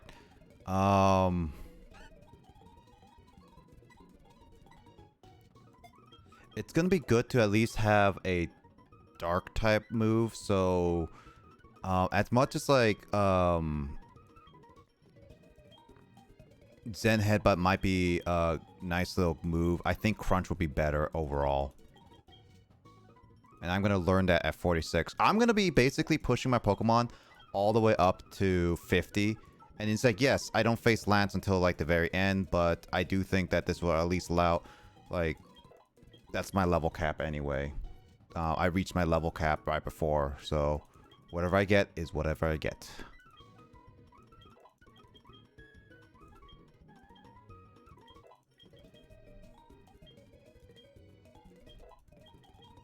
So Crunch is a good move to have. Get rid of Psybeam, because I already have Psychic. So... Oh, this Dreferic is going to be so weak in EVs, but it should be okay for the most part.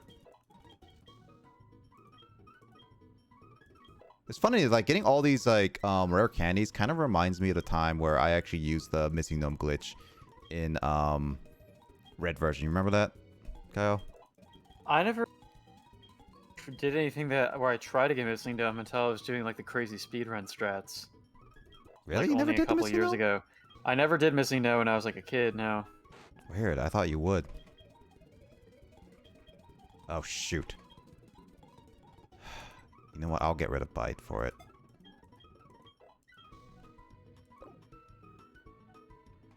Yeah, I need to get rid of those Whirlpool and Strength, because I also forgot.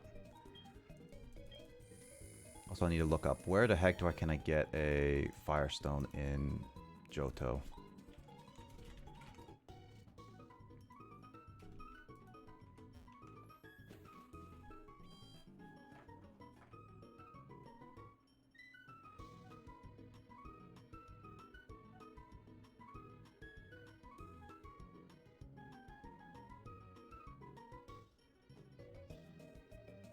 A gift from School Kid Alan?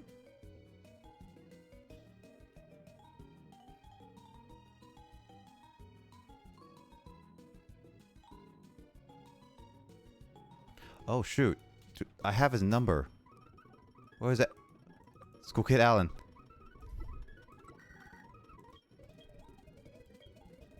Oh, he has a...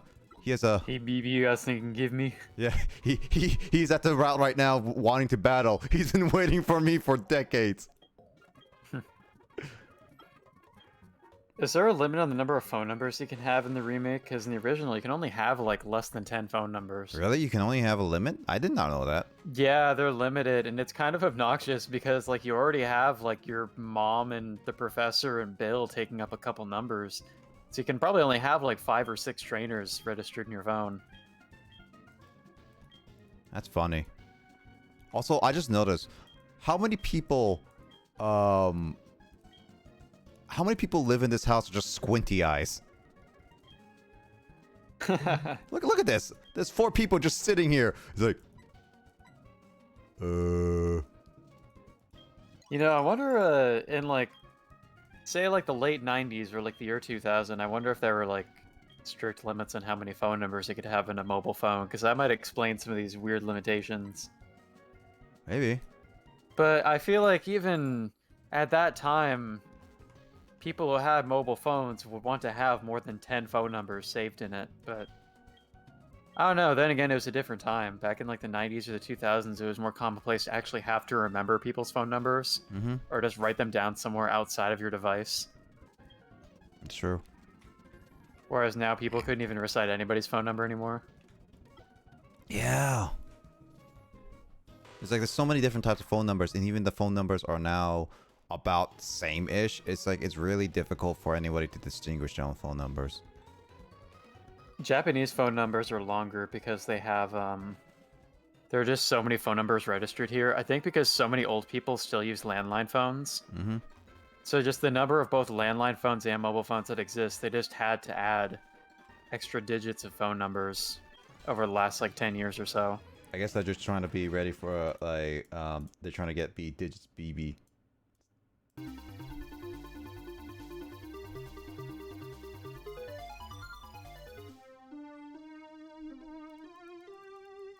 Okay, so do you have a Firestone? Please give me a Firestone. It's like if you beat him at a rematch, he might give it to you. It says sometimes he can give it to you if the player has his phone number. And it's sometime. Sometime. Sometime.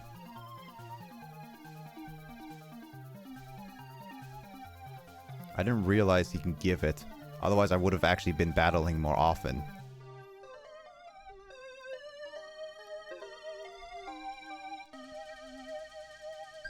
Oh man, it's all pure random. Dang. Yeah, I should have realized that. Oh no, this sucks. Because the only one I can get now is the Pokeathlon Dome. Oh, looks like I'm going to have to do a little bit of Pokeathloning. Well, let's see. In the meantime, though...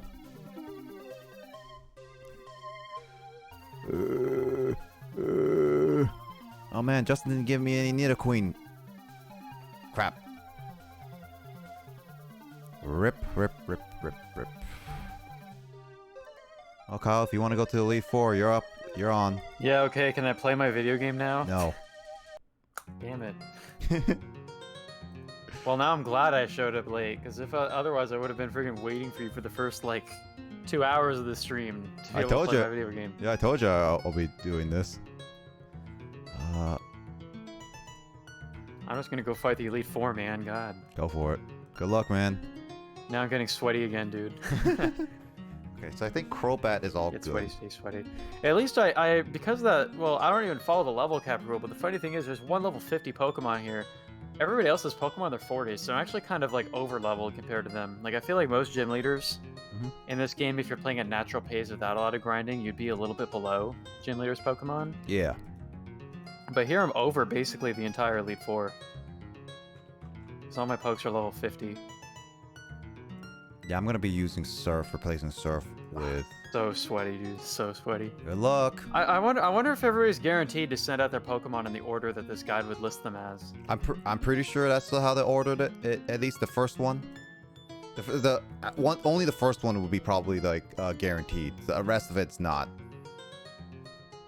That sucks because I don't think I know the name. I suppose I can Google the names of these Pokemon if I want to like be sure I'm sending out the right poke for the right thing. I could tell you most of them based on top of my head.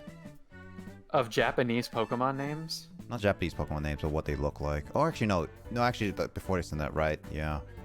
Well, yeah, that's what I'm saying. Is that when it says he's about to send out this Pokemon, I want to be able to be certain which one that is, so I don't send out the wrong Pokemon to fight them. Yeah, I'm gonna be giving Dark Pulse to Umbreon because that's a. Yeah, the first thing that happens, I get confused. Oh my god, how is your stupid bird faster than Ampharos? Xatu is really fast compared to Ampharos.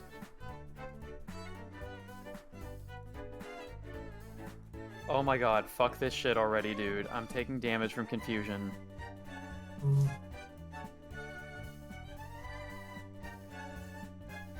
Dude, what the... Okay, the Elite Four is already fucking stupid. I hate it. Oh boy. I'm not liking that. How far off are you from the Elite Four, Nick? I'm literally right there. I'm just like need to set up my team, but because like my Growlithe that I really want needs to be done at the Pokeathlon, but that's a little bit of a tall order. Oh my god, this fucking Xatu. Are you kidding me? With this confusion. I can't get a single hit in. This is so dumb. Uh-oh. Please tell me you're What not are the gonna... odds? What are the odds to be confused or to hit yourself? The 50-50. It's always 50-50. Apparently a fucking billion, because I have not been able to get a single attack in yet. So dumb.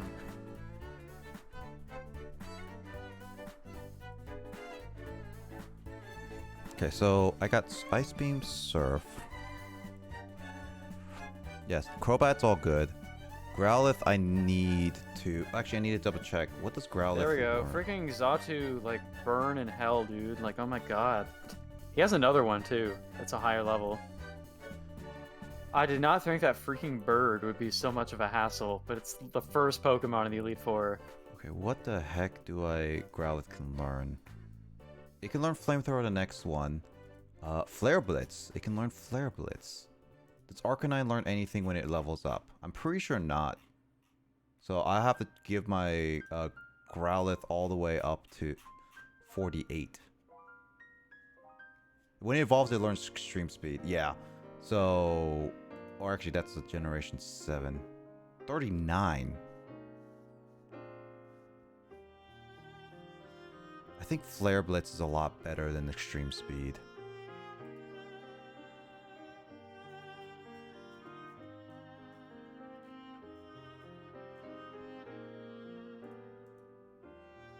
Alright, one hit kill on that Jinx. Nice. Yeah, I'm gonna go with Flare Blitz. So Kyle, you're gonna get a bunch of rare candies right now.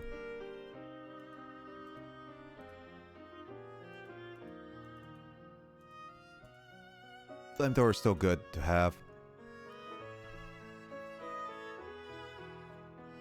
Okay, the order of the Pokemon sent out is not guaranteed, so it's a good thing I can just Google the names of these Pokemon.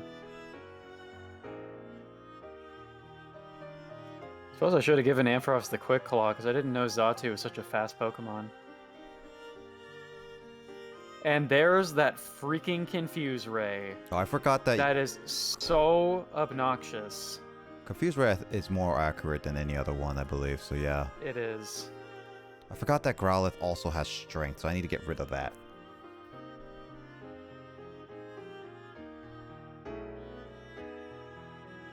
Maybe I should have just gotten Alan's number, and then maybe he would have eventually called me.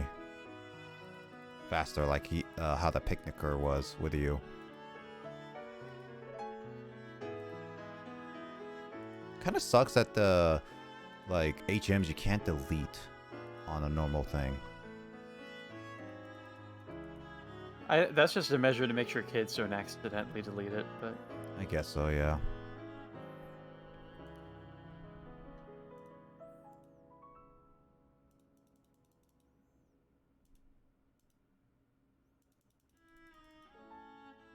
Nice.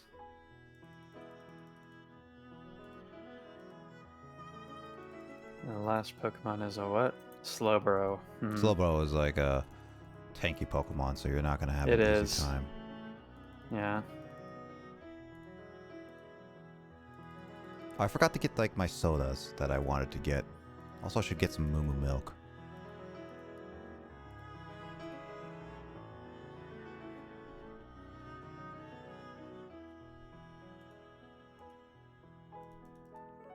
Arcanine's more physical attacking than anything, so I might just focus on actual physical attack. Haha, Slowbro can't be so great when it's in love with my Ampharos, baby. Is all the Pokemon so far you're meeting are male? I haven't been paying attention to all of them, but there's been multiple males in this fight so far. Alright, I beat Willy. Can't say that on Twitch.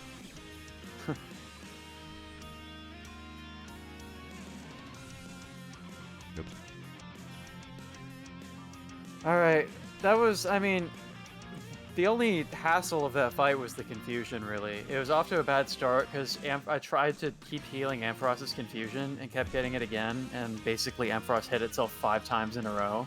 Mhm. But other than that, all of his Pokemon went down with 1 hit, so...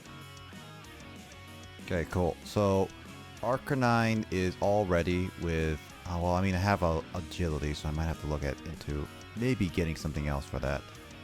But Growlithe is all good. I need to get that Firestone at some point.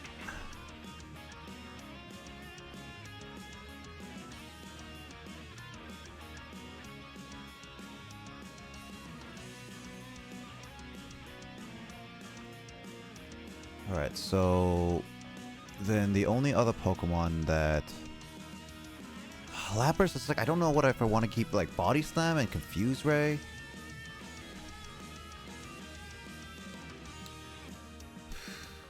Nidoqueen, I don't know what else I can give Nidoqueen. Special attack is up for some reason. Poison spikes and stuff like that. It is poison, so it might help with the poison.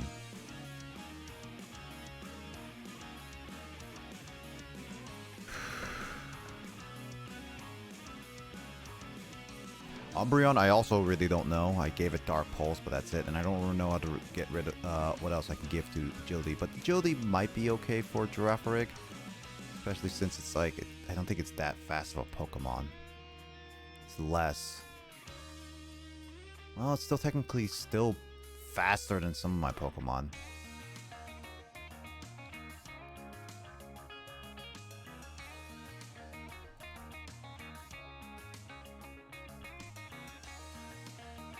Oh yeah, I want Thunderbolt. Girafarig should be able to learn that. Okay, that's what I wanted to use. So Girafarig is all good. Then I need to think of the Nidoqueen. I have like 2 ground moves, so if I can find something like a rock move, yeah, rock move would be good.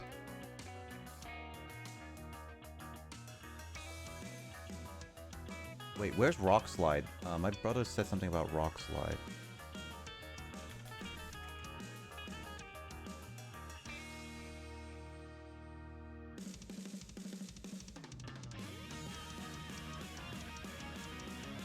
It's a prize winning after Brock. God freaking darn it. Yeah, of course there are silly things in Kanto. I can't get Rock Slide. That means the only other one that I can get Rock on is... Oh, yeah, I was having the same issue with my Graveler, remember? Because there's literally nothing I can teach it that's Rock type besides Rock Throw, which is not a very good move. I have Rock Tomb, that's it. What's Rock? How the hell did I miss with a fly? Are you kidding me?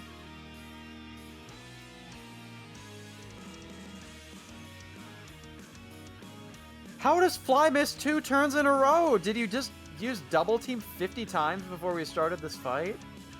Wait, can it not... What is this Ariados doing? Oh, wait, no, it can learn Rock Tomb. God, okay. You know what? I'm going to teach it Rock Tomb because it needs to have some kind of rock move. Okay, what is the accuracy of Fly? You've got it. You can't just miss with Fly 3 times in a row. What is that? It's 90 something. Fly is... What is going on with the Elite Four? It's no, accuracy is 95. Yeah, it's 95. How am I missing 4? Yeah, 3. It was 3 times in a row. That makes no sense to me. These guys are worse cheaters than Go Fishman from Spy Fox. I don't even understand what just happened. How do you miss 3 times in a row with Fly on a Pokemon that's not raised its evasion at all? Oh gosh, here's that Fortress. This is a sweaty one.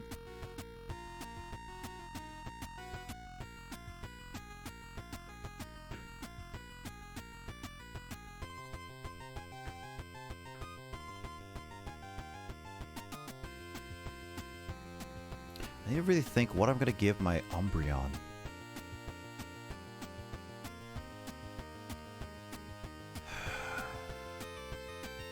Well, Justin did say Dig, so I guess I'll go with Dig.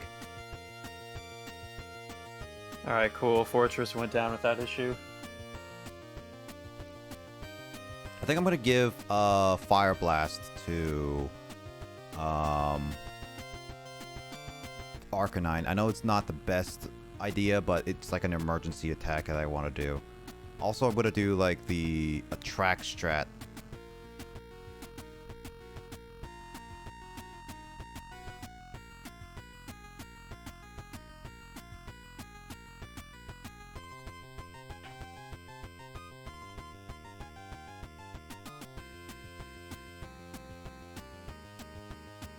And then payback as well.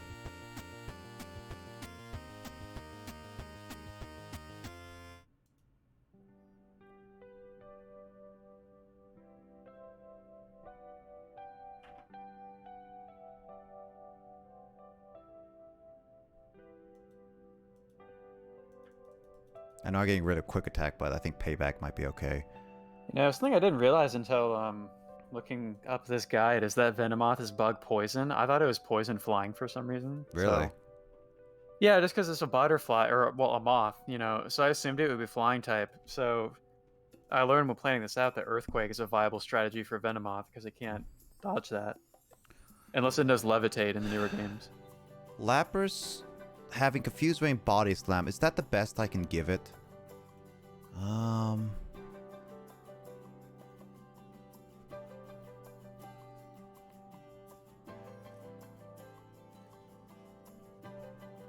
mean, I could consider using Avalanche, but I want to save that. There's that Supersonic. Cool, it didn't work. Take that, Koga.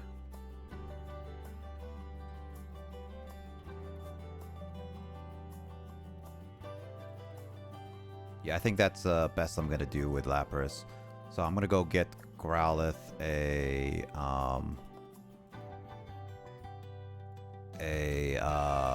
Fire Blast, and then I'm gonna see what I can do for a Firestone. I may end up have to doing another hack in just really quickly because Growlithe has been on my team, but I'm gonna try to avoid that right now. I don't know how much a Pokeathlon is gonna do because I never visited the Pokeathlon. Alright, I beat Koga. Going so fast. Yeah, I mean, some of my Pokemon can take out these Elite Four pokes in one hit, so... With moves like Earthquake and Psychic. I don't think I'm really too worried about Bruno, to be honest. Freaking Espeon has amazing defense, and its Psychic can pretty much kill anything in one hit.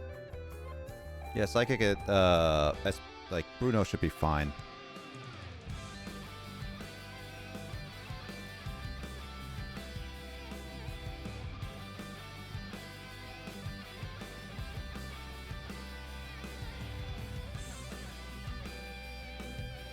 I'm just getting like all those soda pop because these are actually not that bad of a drinks because these are pretty cheap and filling me up for like 80 to like 60 is really, really good.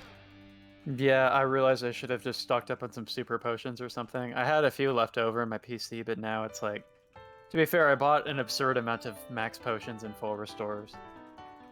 But for those moments when you only want to heal like a little bit of damage your Pokemon took before the next fight, yep, would have been good to have more supers. Yeah, that's why I have like a bunch of like potions, super potions, and I'm getting like a bunch of lemonades, soda pops.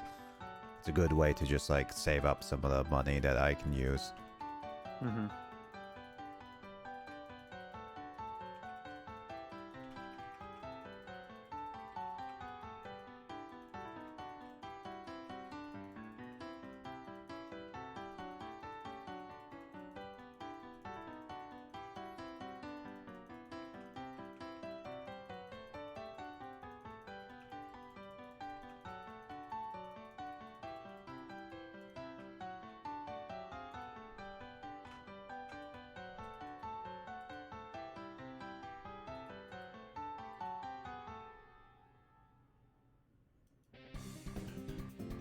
Yeah, I want to buy some Moo Moo Milk too. I don't have the berries to feed those Miltanks, so I can't do that. Wait, did I even... If I wanted to, I could collect berries every day, but I haven't bothered. Oh, wait, no, was I supposed to give it orange berries? Oh, I never did. Oh, no, never mind. I don't have that Moo. Never mind. So the only one that I have to worry about is the... just getting the... I didn't realize Hitmontop's name in Japanese is Capoeira. That's funny. I should tell my friend that. He would find it funny. Capoeira is like a Brazilian martial art that one of my former Jet friends has practiced for years.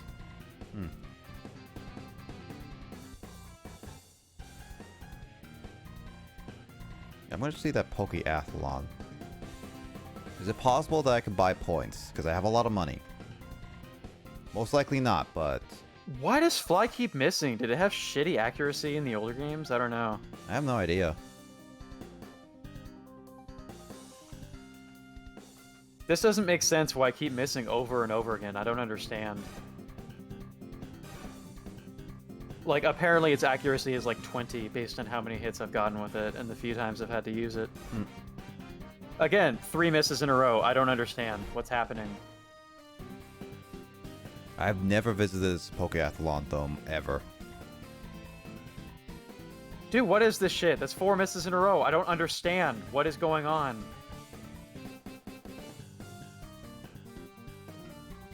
This is the stupidest thing. Where can I buy? Wait, is it using double team or? Could be. Oh, it has detect. Is that what the Hitmontop is doing? Maybe. It could be, yeah. Oh, and it knows detect and dig. I didn't realize that's probably what this one is doing. I don't know about the other ones. That Aridos dodged me 3 times in a row. I don't think it's doing anything crazy. Alright, there, I finally got a hit. Alright, take that, Hitmontop. Freaking nerd. Oh, I'm getting a jersey from Whitney.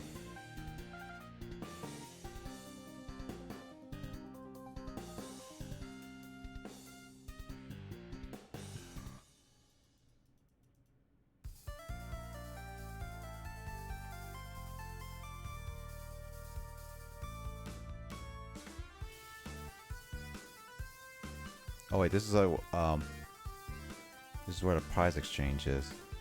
Smash Burrs. Smash Burrs.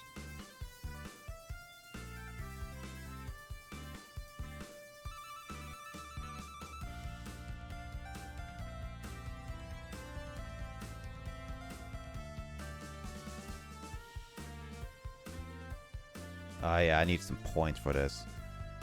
Alright, let me try the Pokeathlon once and see how much points I can get. Can I get easy?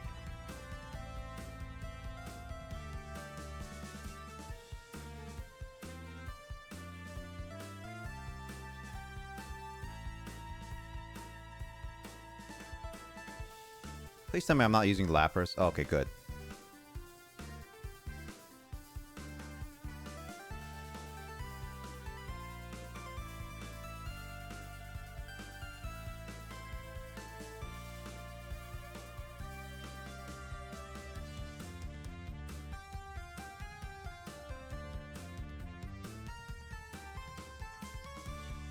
Born.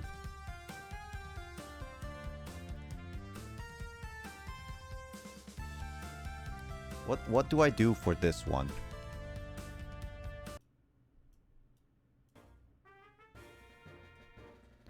So touch the controls and jump. Okay, I have to just jump. The controls are a little bit finicky on this, I remember. They're kind of strange. Oh, I have to jump. Oh God! This. Oh yeah, this one is just a tap jump. Yeah, but there are some others that the controls are just kind of strange. No, this is a little weird because my emulation doesn't have a clear distinction between when they cut in and out. I'm a little bit lost. Oh, that's right. I forgot you're playing on an emulator, not on a actual handheld. Oh yeah, I am not used to this. Yeah, on an emulator, I can imagine it being sloppy. Yeah, I'm actually doing very terrible right now. Yeah, this Pokeathlon, I will say, is not a good idea for me.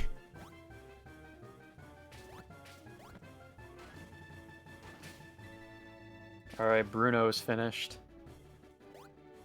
I'm telling you, man, Espeon's Psychic, these Pokemon can't even get a hit in on me, because Espeon is really fast. That was just absolutely terrible, because I could not even look at my screen properly. New record, bull crap. Bulba crap. What did you say? I said bull crap. Oh, I heard new record Bulba crap, and I was like, what? Are you insulting a Bulbasaur? Yeah. What am I supposed to do? I was not paying attention. Oh, it's like, am I supposed to do this? Oh, I'm supposed to drag it around. I didn't realize it. Alright, I gotta use Fly in the next fight, so hopefully does not miss 50 times in a row.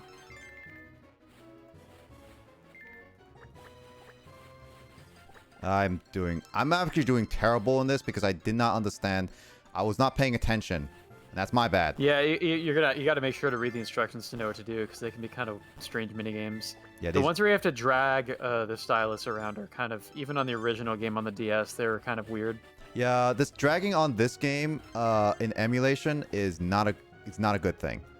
Yeah. Yeah, as much as like Luigi was saying that I should do these Pokeathlons, I do not think I should ever.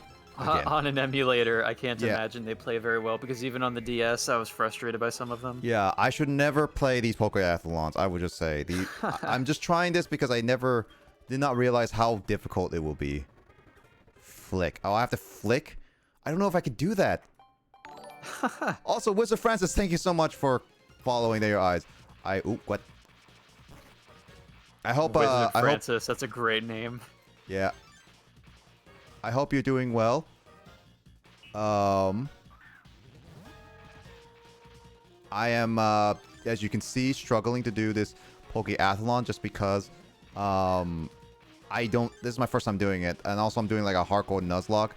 I just want to get a Firestone, but I may just like... Oh my god, I forgot about Umbreon's Japanese name. I may just like end up just like getting a Firestone in really quickly. Just because it's like, this is a lot more difficult than I actually anticipated.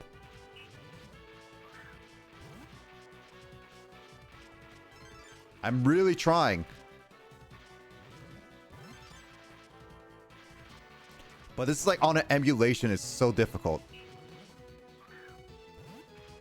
Nick, I think your brother once shared what Umbreon's Japanese name is and why they had to change it, because it's kind of strange. What is it? Umbreon is called Blackie in Japanese. Oh, yeah, no, that definitely would have not gone past the censors. Yeah. What a name. Oh, God. My Growlithe has no stamina. Yes, power, though. Oh, this Pokemon must be Vileplume, because its name is Zedefpudetia, which turns out to actually be a plant that looks a lot like Vileplume's head, so I can only assume that that means Vileplume. I got first place.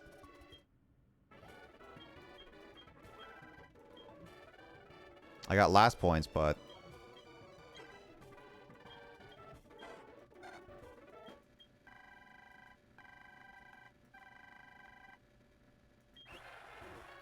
yeah, whatever. Well, how much points do I get?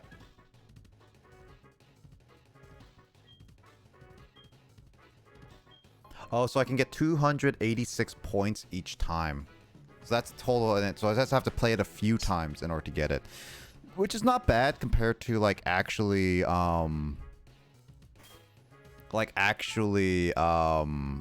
doing it legit.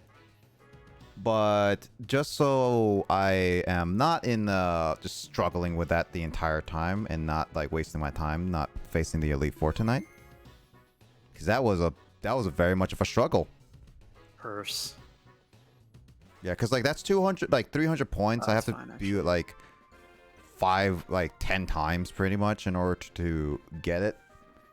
I do not have the patience for that, so unfortunately. But anyway, I hope everyone is doing well today. Yuimoto's not on this call, is she? She is not. I was just going to share that Murkrow's name in Japanese is Yami Karasu, which basically means like crow or raven of darkness. So it's like Midnight Raven. Mmm.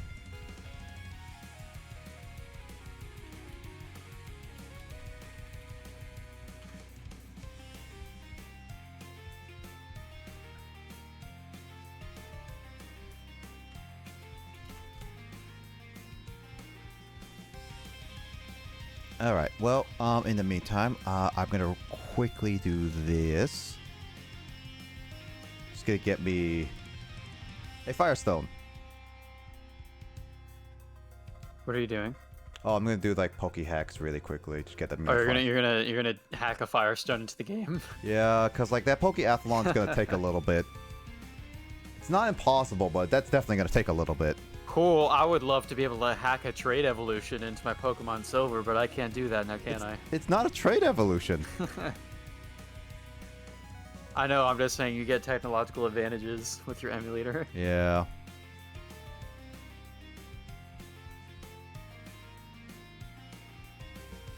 What's a Firestone? Oh, this one. Yeah.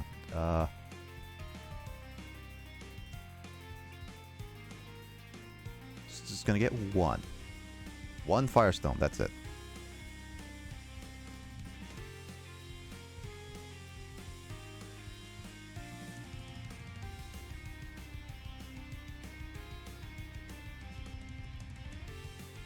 Houndoom is called Heruga, which just reminds me of Hey Arnold. Herua. Like Helga from that show. Oh, yeah, I remember that. Alright, Karen is finished. It's just Lance now. Just Lance.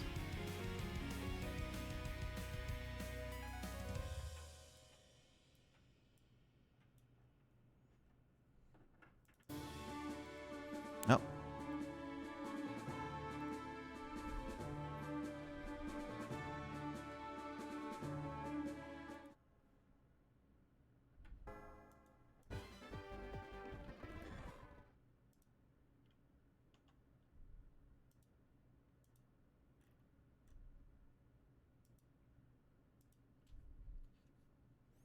Yeah, pretty sure that person who just dropped by also just did the quick follow just to get their name called out.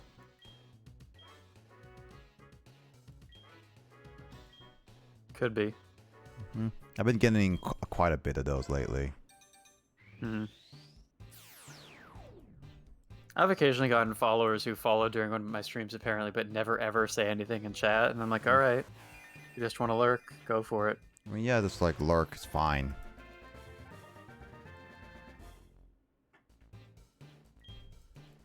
Better than those people like that one douche during Mario 64 who just came to trash talk me and didn't follow, ever come back again. I was like, alright.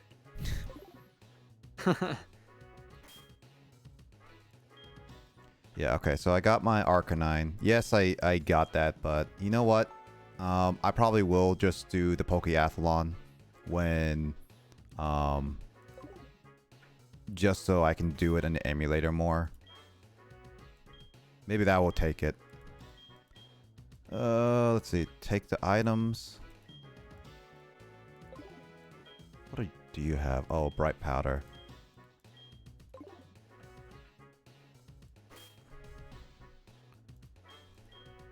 Pokeathlon on the emulator is just such a sucky time. I just realized you can't use ground type moves on any of Lance's Pokemon because every single Pokemon he has is part flying type. That's pretty silly. Yep, that's what that's why Him and his dragons and dinosaurs. Are you already at Lance? I'm about to be. Oh man. I'm making quick work of this Elite Four, dude. In fact, I just beat the Elite Four. All that's left is the champion, actually. Man, could have gone to beat it together, dude. Well, I would have been sitting around doing nothing for like an hour. Could have just I was ready, man. Could have done planks. Could have done planks for an hour. Yeah. Well, I don't think I can hold a plank that long, dude. My shoulders would give out.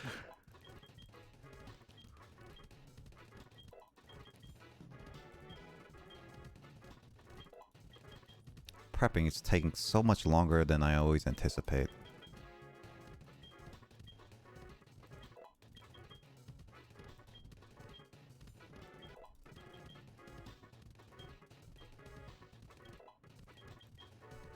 Yeah, I'm gonna get all my Pokemon up to level 50 properly.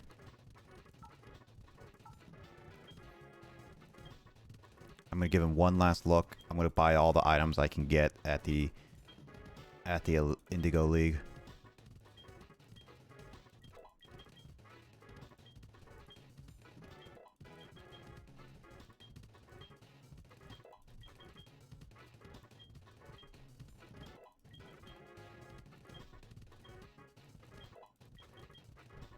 Last resort. No. Nah. I gotta be careful also not to accidentally click like one of my Pokemon with rare candy because I'm at the cap.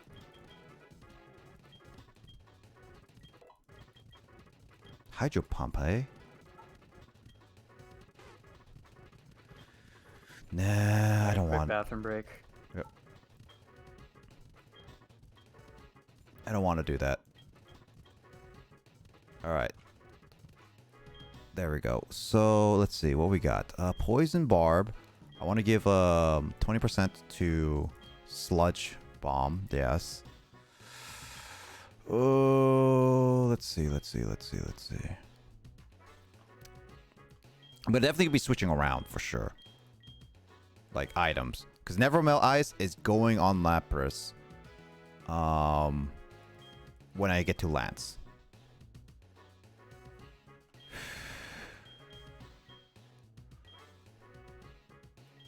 Physical moves, eh?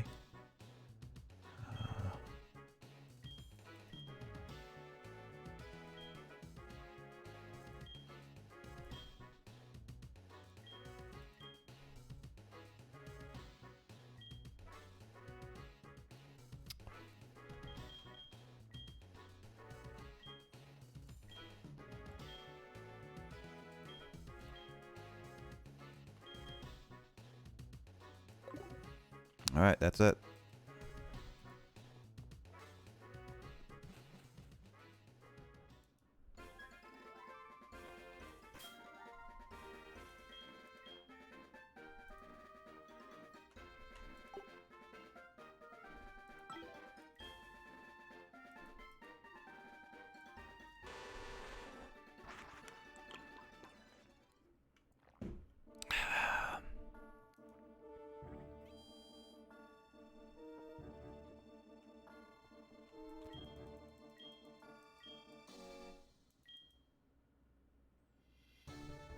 They really changed up the Elite Four place. All right, so the first one is Will. I was gonna call him Wally. No. Beat Willie. The only thing is that what should I start out with?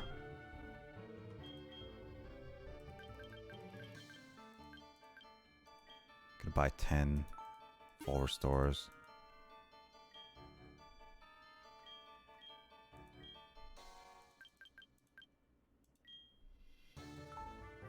All right, here we go. I think that's all I got. Will. I'm guessing he's gonna start with as a Xatu, is what my guess is.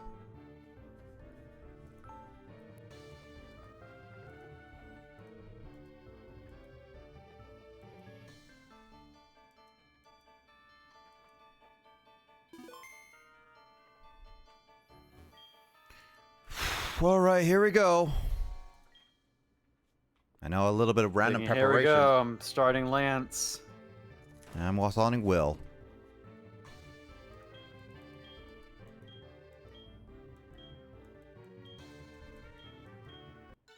I bet this Gyarados. Hopefully this Gyarados goes down one hit, and it did, dude.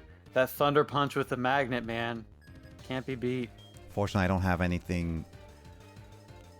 Yeah, Xatu. There we go. I thought it was gonna be a Xatu. I was surprised by how freaking annoying that first Xatu was. Oh, shoot. Oh. I forgot to turn on animations. God dang it. Well. Anyway, he did confuse Lapras, but I'm gonna do... Dude, there's a Pokemon called Kaidu. That's like the Japanese version of my name that like my students gave me. Okay, so there's Jinx. Jinx is an Ice and Psychic, so... Oh, that's Dragonite. My freaking Japanese name is Dragonite. Now, I'm going to turn on animations after this fight. I'm not going to restart, just because. Which Dragonite is this? Flare Blitz. Oh, I forgot to give Arcanine Fire Blast. Thunder Dragonite, I even went into the department store to get Fire Blast. I completely forgot. Man, I don't have a... God, I should... I don't think you have much else to worry about in this first fight with needing Fire Blast. You can do it between fights, right? I don't have Fire Blast. I'm Oh, straight you up forgot to buy it. Yeah, I forgot to buy it. Oh, okay. That's the problem. It's like I don't have anything. I don't think you'll need it much in the Elite Four.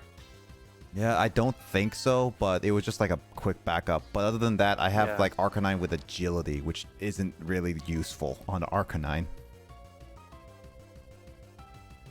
Slowbro is bulky, but is it bulky on defense or special defense? Well, one way to find out. Shadow Ball.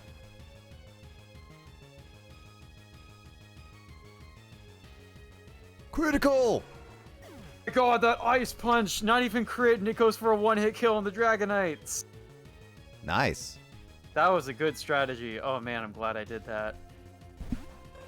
Alright, he's sitting in the other Dragonite. This is the one that might have Blizzard. Okay, Girafarig is confused. Darn it.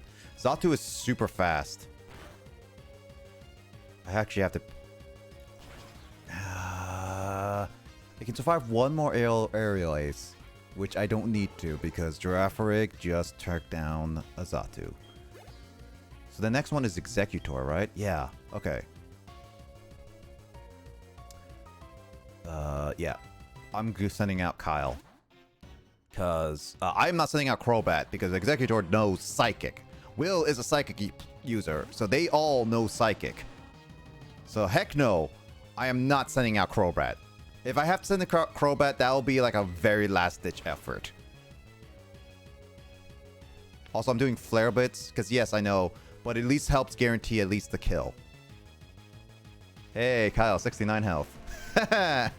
Nice. Alright, oh, okay, I defeated the second Dragonite with Gyarados. Alright, defeated Will, so there's that. Will is one of the... Is that Pterodactyl? Probably Pterodactyl. Pterodactyl. Yep. Ptera. There we go. Oh, I forgot. I was confirmed. And, okay, Aerodactyl's Ice Punch strats as well. Alright, let me heal up, because this is gonna get a bit dicey. Let me give me some lemonade. Ooh, can that Charizard hurt me bad? Because I'm going to need to heal Dragonite. Oh, I think that Charizard can barely even touch my Gyarados, so...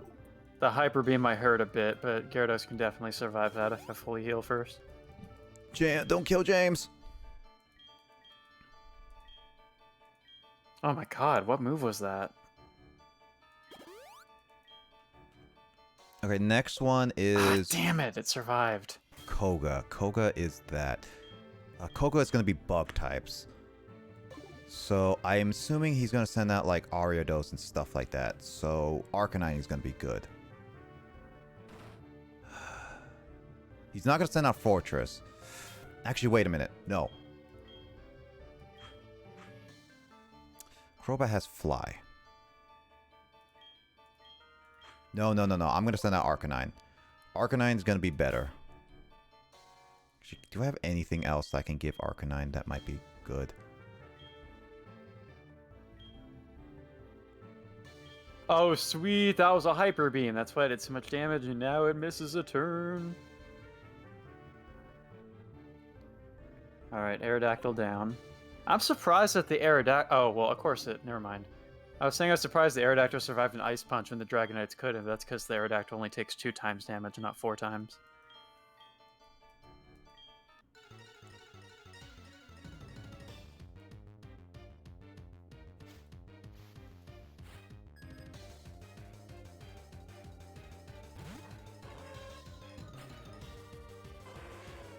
Charizard.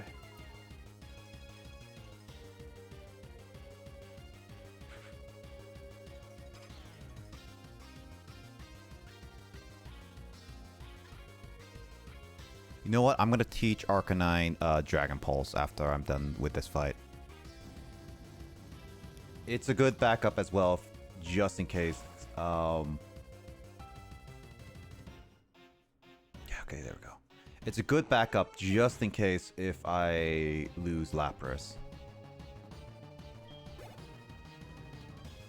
Oh, Fortress, yes! Haha! Charizard's Hyper Beam missed! I got Fortress. Oh shit, my move missed. Oh, if Hyper Beam misses, then it doesn't have to recharge. Yeah, it doesn't. Because technically never used it. Yeah, but if it missed... If it missed, that means they still technically used it, so why wouldn't they have to recharge? Why would they only have to recharge if they hit? Kyle trying to use Kyle trying to use logic. Oh hey, Grace is live. Muck. Yeah, Draft Rig.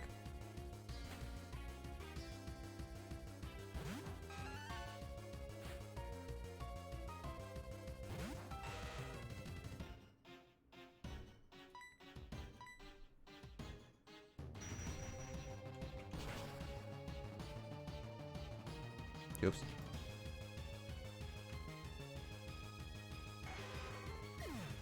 Muck is a good one. Crobat. This is How is that Ice Punch gonna work on a level 50 Dragonite? This is where I have Thunderbolt as a possibility.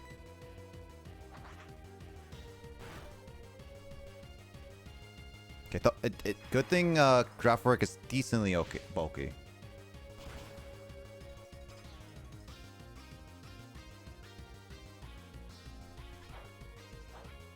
Is that a lum? No, that's a citrus. That must be a citrus berry.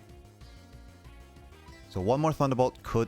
Oh god, it's doing double team! It's obnoxious. Oh, come on, hit, please. Yes! Alright, Giraffe. Got it.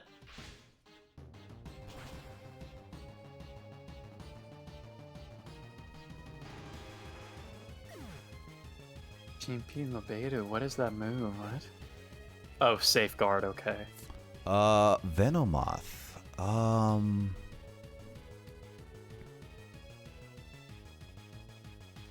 Yeah, I'm gonna burn it. You beat it? That Ice Punch, man. Oh man, what a good strat. Yeah, Lance down, Pokemon League clear, no casualties. Ah, that's so satisfying. So glad I had the backup after losing Machoke. Actually, I may not even need to have Dragon Pulse. I might save that TM for later, because I do want to keep Dragon Pulse for just in case I want to when I decide to use Dratini. All right, Koga is down. きっと負けた悔しさよりいいチャンピオンの誕生に立ち会えた喜びの方が大きかからな。Do I not have I'm not charcoal? so much frustrated that I lost, but happy that I can crown a new champion. I guess I don't have a don't have charcoal. All right, next is Bruno. Bruno, I don't know what he's gonna send out right away.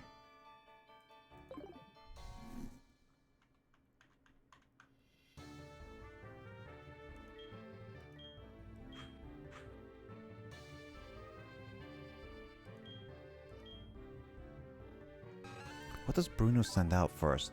Is it a rock Pokemon or a fighting Pokemon?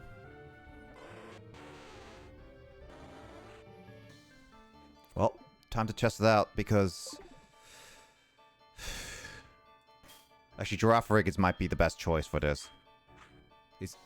Yeah, Girafarig is gonna be the best choice for this. Alright, let's go. It's funny how Bruno is technically the only Elite Four member who stayed an Elite Four member. I mean, he moved up one number because he's now the number 3 Elite Four instead of the number 2. But he's the only other Elite Four member that stuck around. And then Lance is was an Elite Four member before, but he became champion, so he's technically not even an Elite Four member anymore.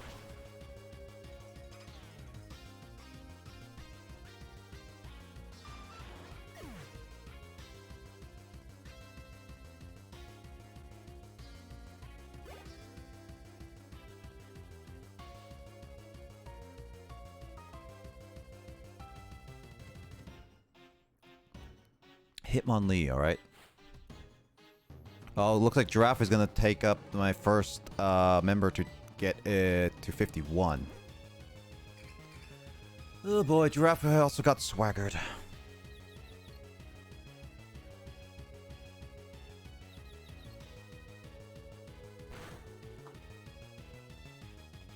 Is the Elite Four's main, Ooh, Blaze Kick. Okay, good.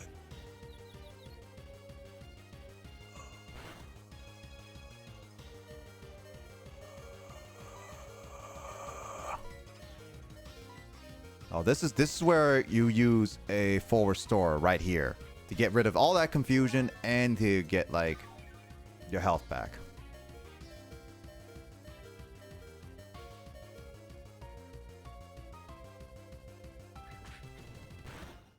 Oh, come on.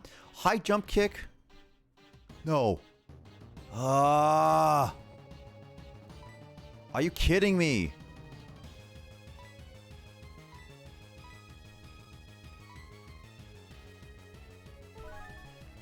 Why is Bruno getting now the more lucky strats?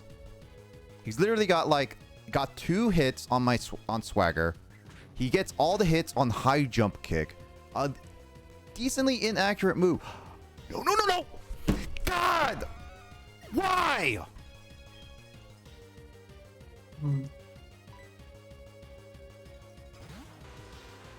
Oh, God, that is such bullcrap!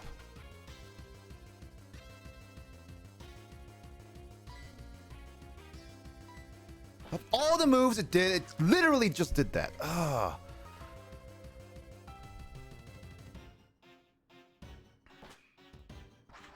Great, now I lost my Giraffe. Oh, I was so close to keeping it, but it kept hitting me.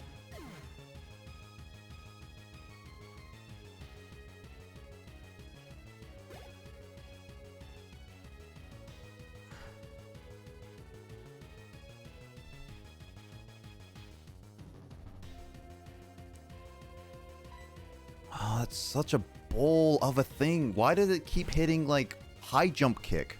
How accurate is high jump kick? It's not fantastic, but enough that it, I suppose, has a chance of hitting multiple times. It hit, like, all the times. It got a crit, and it, like, I swaggered twice to hit me. Oh, rock. Oh, its accuracy is 90. It's still bull how it kept, like, hitting every single time. I don't have much against Lance. That's... I don't like it. I don't like... I'm gonna do Arcanine. I'm not sending out Crobat because a Hitmonchan could still Thunder Hit Punch it.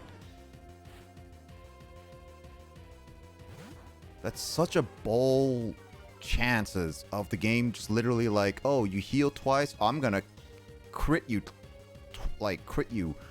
It's all that nonsense. Absolute nonsense.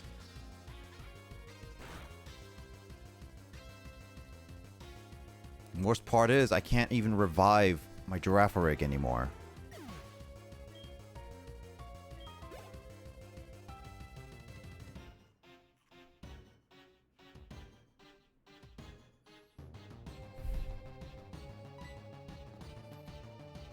Machamp also has, like, punches, so I'm gonna have to keep Arcanine out for a little bit. I'm not gonna do Flare Blitz until I guaranteed at least a close kill.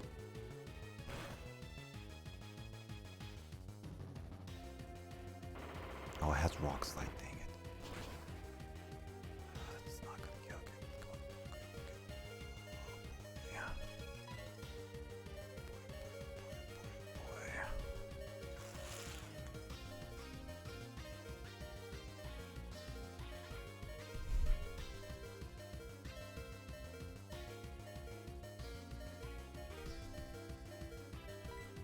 If I had my Giraffe, I wouldn't be in this situation. What? Did it just predict? You literally predicted that. No, you cannot. You cannot predict that. What did what? He literally had a rock slide on Arcanine. I switch out thinking he's going to do a rock slide. No, he decides to do a cross chop, a very powerful move on a fire type Pokemon, thinking that I would already switch. This is actually bull. I can't switch now. The only Pokemon I could switch out is to Crobat. That's the only thing I could do now.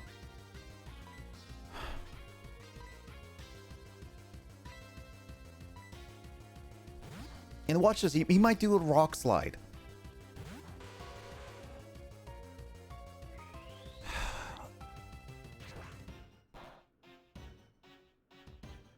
And that was a crit. What is Bruno's Pokemon?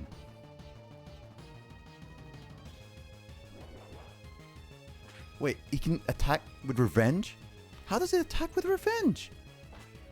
Revenge is not a missing move?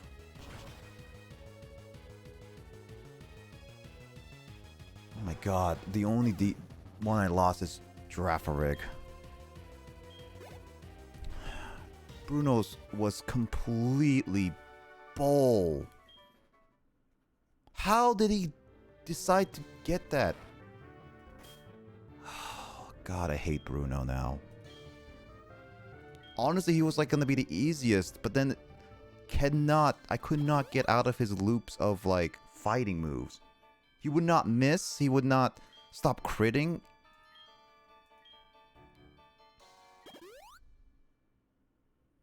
You cannot just be that, call that luck. That's absolutely very much rigged.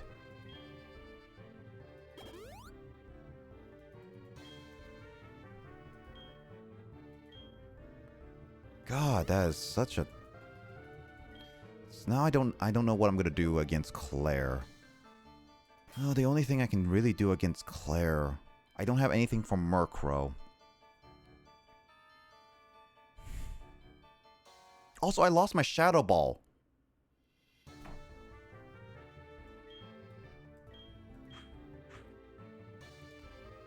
Ah, that sucks. I don't have anything against the Gengar again.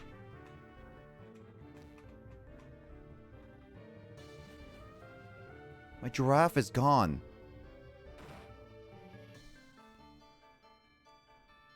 What was Karen's first Pokemon when she sent up to you, Kyle? Umbreon. I'm gonna have an Umbreon battle, maybe. What am I gonna do with the Umbreon? I don't have an idea for Umbreon. See where her moves are with mine. For Umbreon, I just use my double kicking. The Umbreon, it can confuse your Pokemon and can use Mean Look, so beware of that. At least in my game.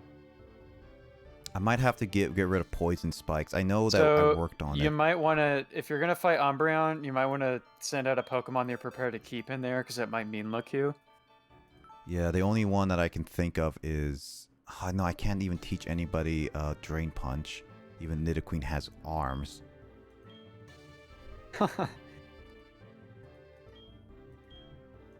Oh, I had Repel active the entire time I was in the Elite Four for some reason. I got warped back home and my Repel wore off after taking a few steps. I guess I was just keeping mosquitoes away from me inside the Pokemon League. The only one I could really use is a Nidoqueen.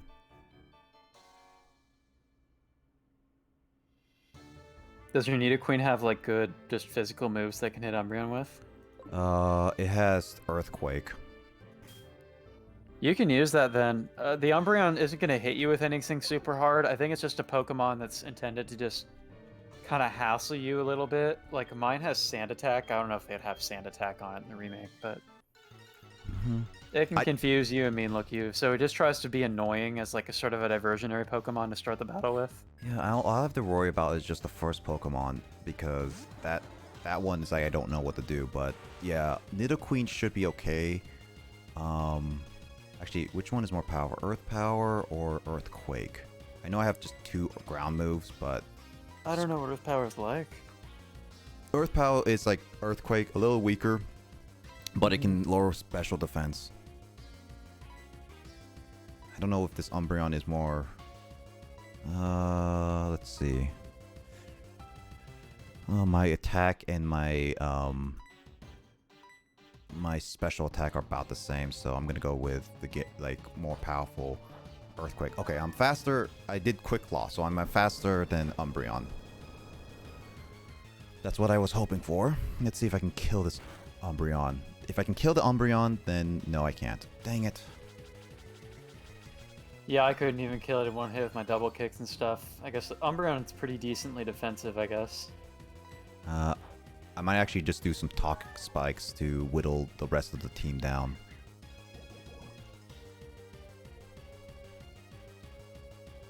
There's the Confuse Ray. Okay. Question is, what am I gonna do now?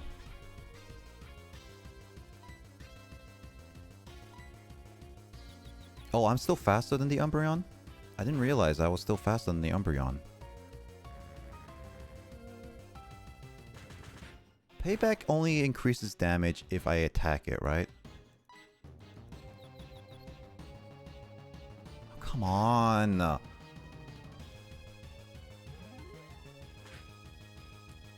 Now every single time I'm gonna be getting a confusion, it's gonna always guarantee a confusion. Also, hi Rivers, how you doing? You're catching me beating the Elite Four because this is my final. This is my first attempt, and like I'm hoping would be my only attempt. But unfortunately, I already had a casualty because one of the Elite Four had the luckiest attacks ever. It confused me, which all the times it kept hitting itself. It then decided to use an attack that can miss, and it always hits. It got a critical, and it also like I kept healing, and I couldn't do anything about it. Like straight up, that last fight was not great, and I'm very upset about that because that kind of ruins some of my planning with this fight. Yeah, that's frustrating. It is so frustrating because that was straight up RNG right then and there, and I couldn't do anything about it. I'd like to just share a lighthearted thing, if I may. So I spawned on my house after the game restarts, and Professor Oak gave me a call saying, hey, can you come to the lab? And I'm like, cool. So I went to Mr. Pokemon's house, because that's where you see Oak at the beginning of the game. I was like, he's going to be here, right? I walk in, Mr. Pokemon's like, fuck you doing here, basically? I was like, oh, he meant to literally go to Professor Elm's lab, but it's right next door to my house, in which case, why did he call me? He could have just yelled out the window of the lab, and I would have heard him. Yeah, but I hope you're doing well, Rivers. Also, by the way, I will say I this. just saw Rivers and Grace's chat. Yeah. Also, by the way, okay, that's the first time Poison Point actually worked. Out of all the other ones, Poison Point did not even work. I'm everywhere, Digit, says Rivers. But, also, by the way, every single time I've gotten confused in the Elite Four, I have never broken out of confusion. Well, actually, no. Will, I did. So, at least once or twice. But Bruno and Karen, I've been confused and hit myself 5 times in a row. I have never broken out of confusion at any other point outside of Will's. Still bowl. That's still like the amount of chances of just like getting in a row is just so. How do you avoid an earthquake? So you allow me to break out a confusion, but you decide to also make it so that my earthquake doesn't work, making basically me use another full restore. Ah, God, this is not going the way that I was hoping. I had a plan out, and then this game decided to mess it up. And also, by the way, it's got critical hits out the wazoo. I swear to God, this game is legit now rigged against me. Maybe the Elite Four are rigged. I don't know. Houndoom, huh?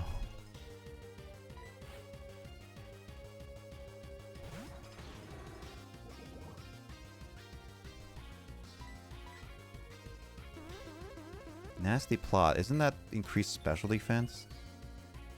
Oh, special attack. Okay, never mind.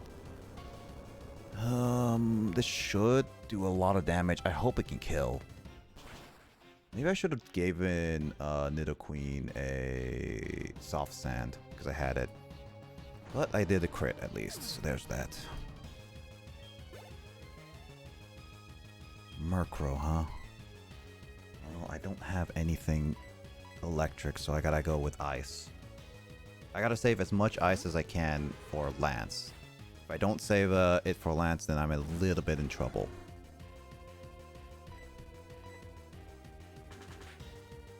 Pluck eats my berries, which I don't have any berries on.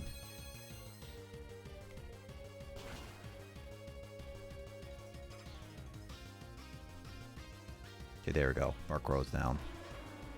Next is a Vileplume and a Gengar, as you said before. Alright, cool.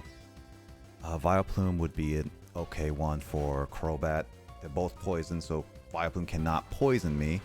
So I'm gonna be able to handle this. At least I should. Oh, Vileplume can make the poison spikes disappear?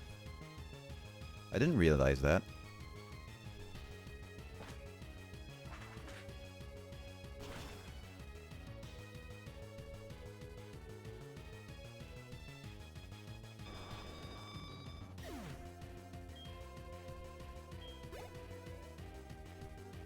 There's Gengar. Well, only Umbreon can really handle it now because I don't have my Shadow Ball anymore. Wait, Ghost is effective on Ghost, right? I think so. I don't remember how effective though. Oh no! I didn't realize that I had Focus Blast. What? On a Gengar? It has Focus Blast. At least I didn't hit super hard, but that's a strange move for Gengar to have. I didn't realize I had that. The Gengar sucks in the original game. It's actually worse than Morty's Gengar in its moveset.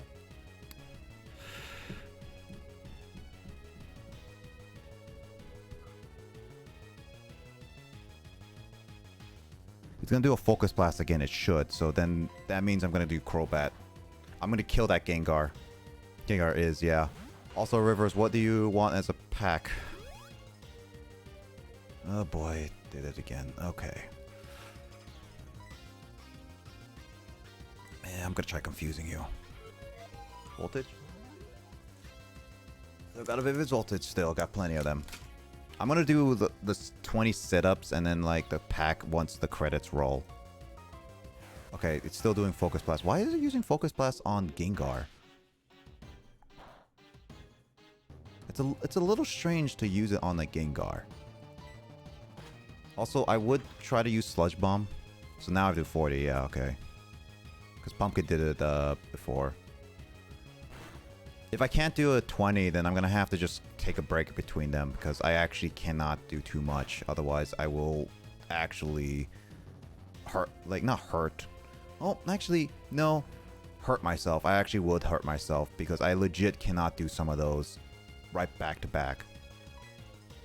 Because my muscles have been really tense lately. And the last time I did all those too much together, I actually almost pulled something.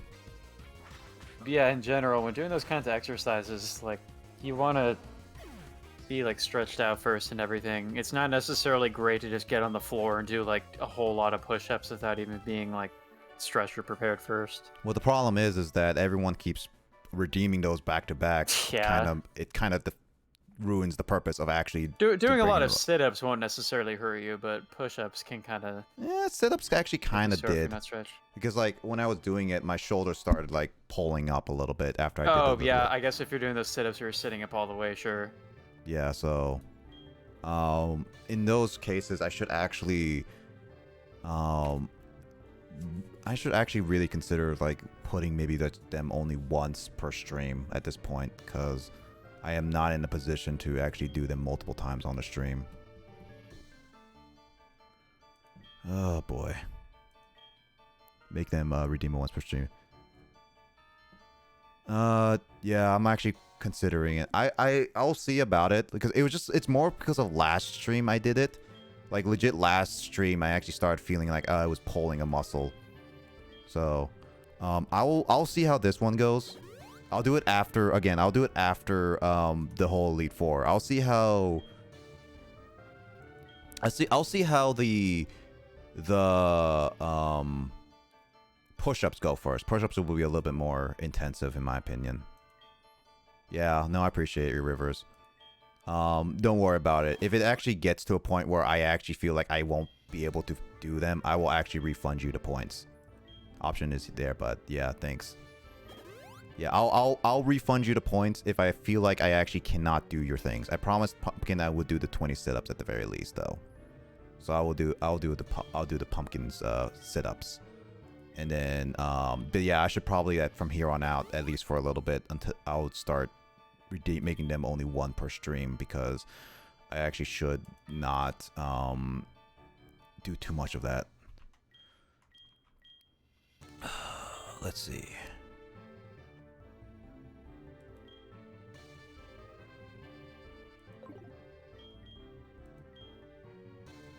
I didn't even get any good ethers. Anyway, can do the ones I redeemed if he wants to. Well, I can ask him after he comes back, because he currently is AFK.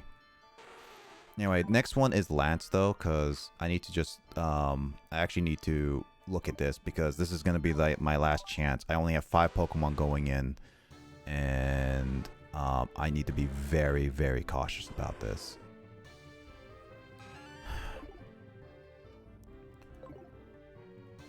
Anyway, Rivers, we're in the last bit of stuff, so we'll see. I hope you're here for the long run, because this is gonna be a little bit of a stressful time.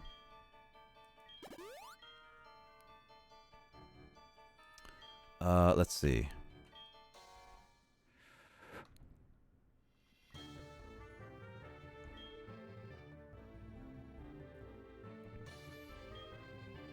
That'll be as long as that. Yeah, no worries. This is gonna be the one only time that you'll be able to see it. But I'll make sure to get all that. I'm giving Ice Beam. I need the Ice Beam to get ready. Let's see.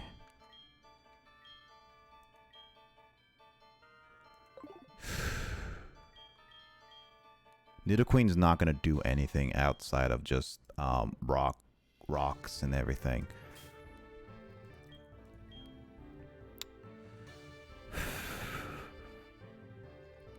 I feel like the first one's gonna be Gyarados.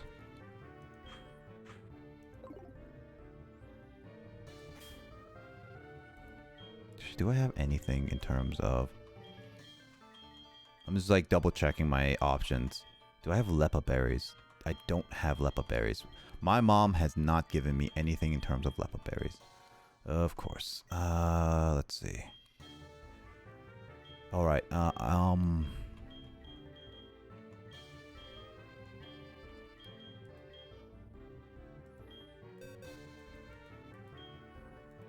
I give this to Arcanine? No, I can't. I need to figure out what can I give to Arcanine. Dragon Pulse is the only other thing. And if Lapras goes down, that's it.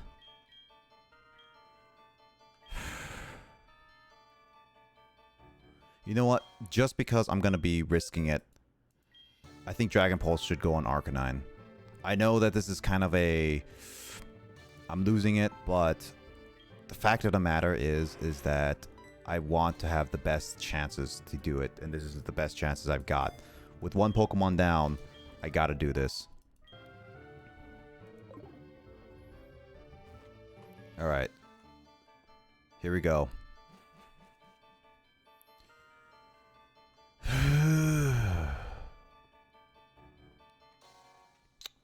Yeah, I'm going in with Lapras. I think he's going in with Gyarados. I cannot change. I cannot use Girafarig. I wish I could. I think he's using Gyarados.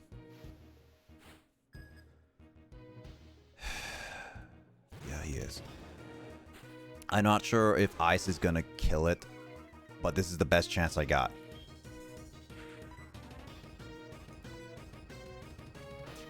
Because he also has Ice. I'm not gonna be able to... It's not gonna freeze me because I think my ice type helps, but it does flinch me apparently. It also switched to a different attack knowing that it would flinch, probably. I don't know, this game cheats. The fact that I'm not listening to both, maybe I can confuse it. Thank you. It's actually a better idea if I did Lapras, because the fact of the matter is that the Lapras has water absorb. I'm gonna have to save my ice beams. I'm gonna use like body slam. If I use body slam, at least it will help mitigate some of the problems.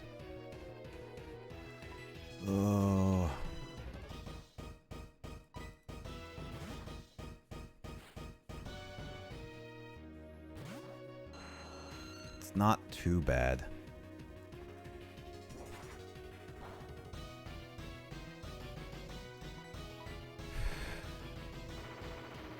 You know, I could survive one rock slide, but this is going to be stressful. I need Lapras to at least be alive. Oh, come on! Come on, really? Really? This game is absolutely cheating. I'm guaranteeing you this game is cheating somehow. Because that is 2 times it flinched with moves that it used once.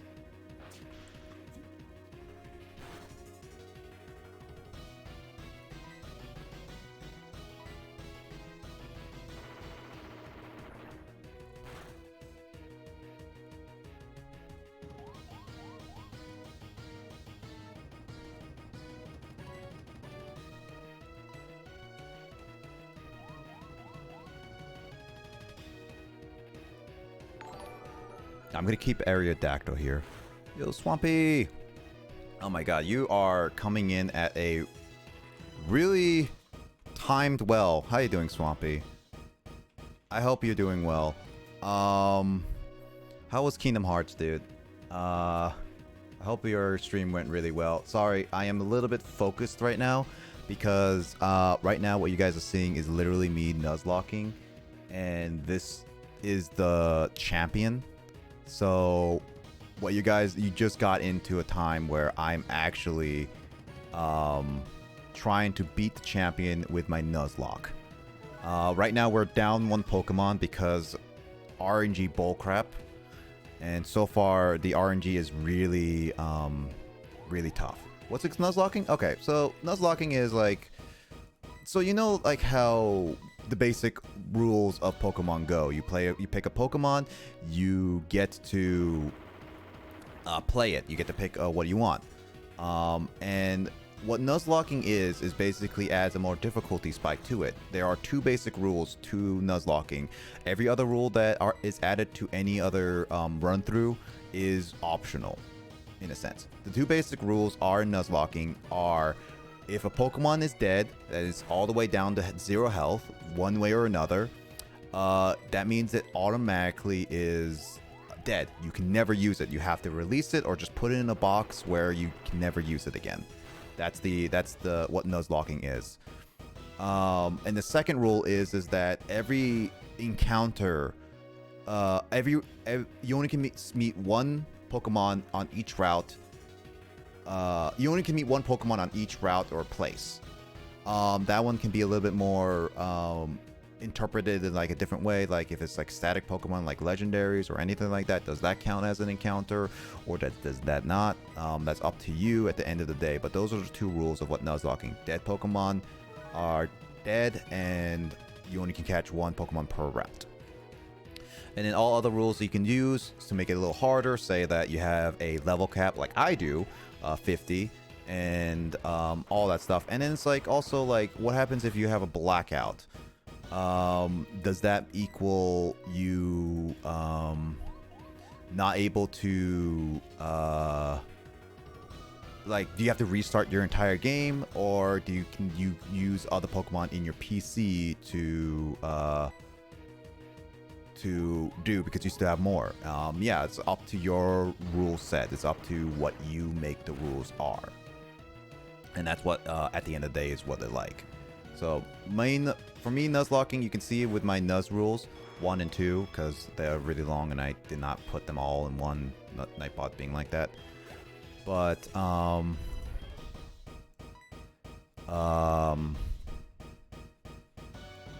shoot, I need to decide this.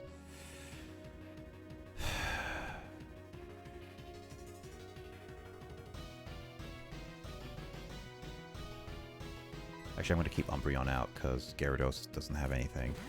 And yeah, I'm trying to beat this without losing as many Pokemon. And if I lose all my Pokemon in like a run, then I basically am done and I can't really use... Then I have to restart it all. And beating Johto again, restarting it is going to be a pain in the butt. So yeah, that's like how it is. So right now what you're seeing is literally me trying to beat this game. Oh, that would have been really good on Lapras. This is the start of Lance. Yep.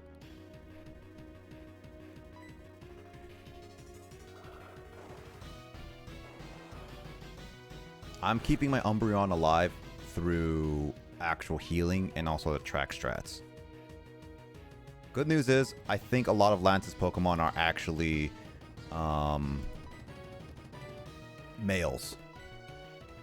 Bad news is, Lapras is almost dead, so I need to get some healing on Lapras soon, so I can switch it out later.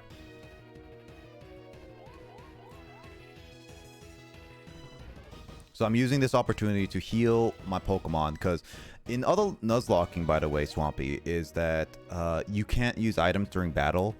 Wow, the only Pokemon I just realized is dead is a male. Every other Pokemon I have is a female that's still alive. That's like really progressive, dude. But yeah, you can not use all that stuff. You can make it as hardcore as you want. It really is at the end of the day what you want to play Nuzlocking. It's a fun little game to make Pokemon playthroughs a little more interesting. And this is my first time Nuzlocking, so it's just one of those, like, I'm just trying to see what I can do. The only problem is that this is a little bit difficult because I lost my Giraffe, which has the only like Thunderbolt and other stuff it can do. And since I can't use it anymore, it's done.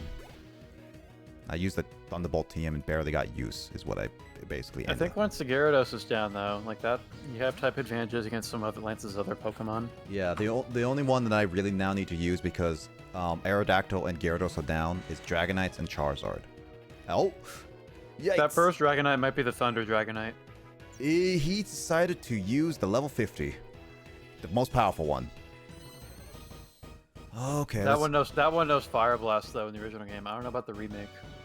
But that one might not have a type advantage on you with any of its moves. Okay, good. Good. Also, those Ice Beams are a mofo, so they take down Dragonites for sure. Yeah, no, I did never melt ice as well, so it guarantees like a actual boost. Yeah, I did the same thing with my Ice Punch Never Melt Ice, and it just took down every Dragonite in one hit. Yeah, so I know Lapras is not that fast. Okay, there's Thunder. I think Lapras should be able to handle it, please. At full health, it should. As long as it doesn't crit. Okay, good. And it paralyzes. Oh, yeah, that's obnoxious. That happened to me, too. I got freaking Thunder Waved by a Dragonite. Well, I hope that the other one... You said, like, it's Fire Blast, Thunder, and what? Hydro Pump? And one of them knows Blizzard. Okay, Blizzard. Which is not a concern for you. Yeah, so I can full restore literally right now, and then it'll be fine. Yeah, for sure. Okay, so I'm not saying anything right now. I'm not gonna jinx it. I'm just gonna keep it as I'm still on the edge of things because I don't know how this is gonna go. I will say my Thrash strategy worked out, giving my Gyarados a Bitter Berry, because I did do that on the Thunder Dragonite, and it worked out well.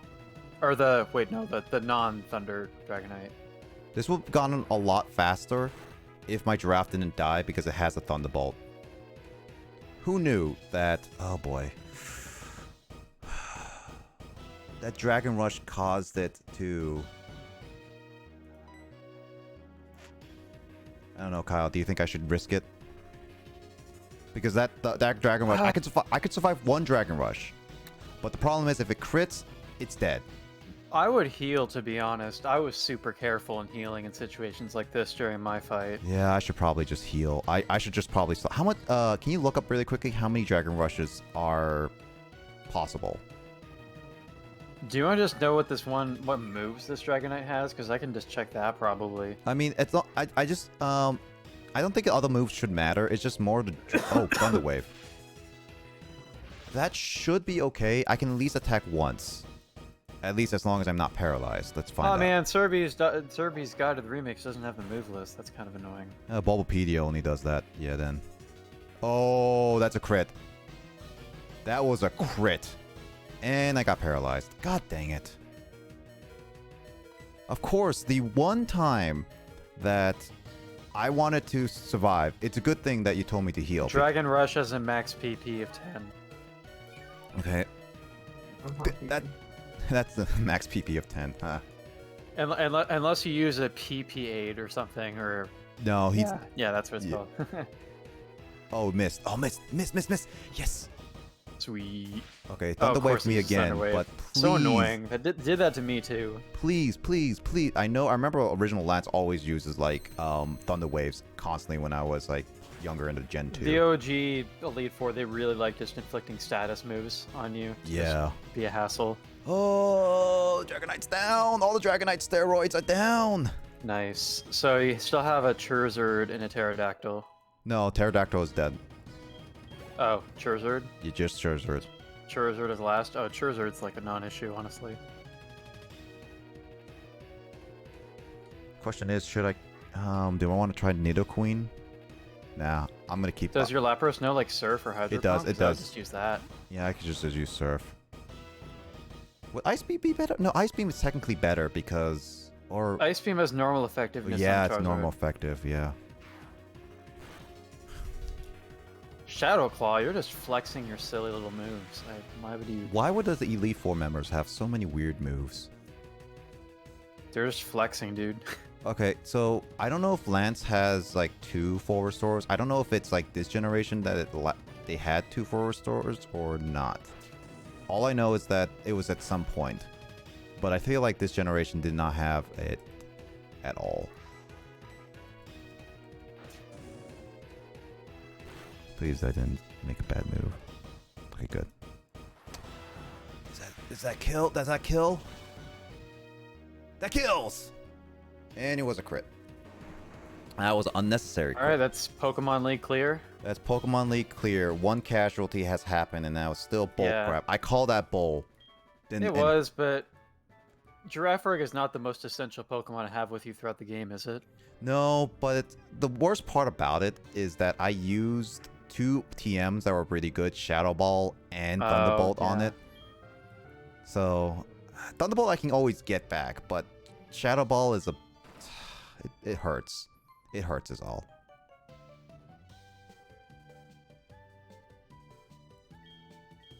Professor Oak is too slow. He is how old is he? He's a grandfather. He's like probably like 60, 70 years old, to be honest.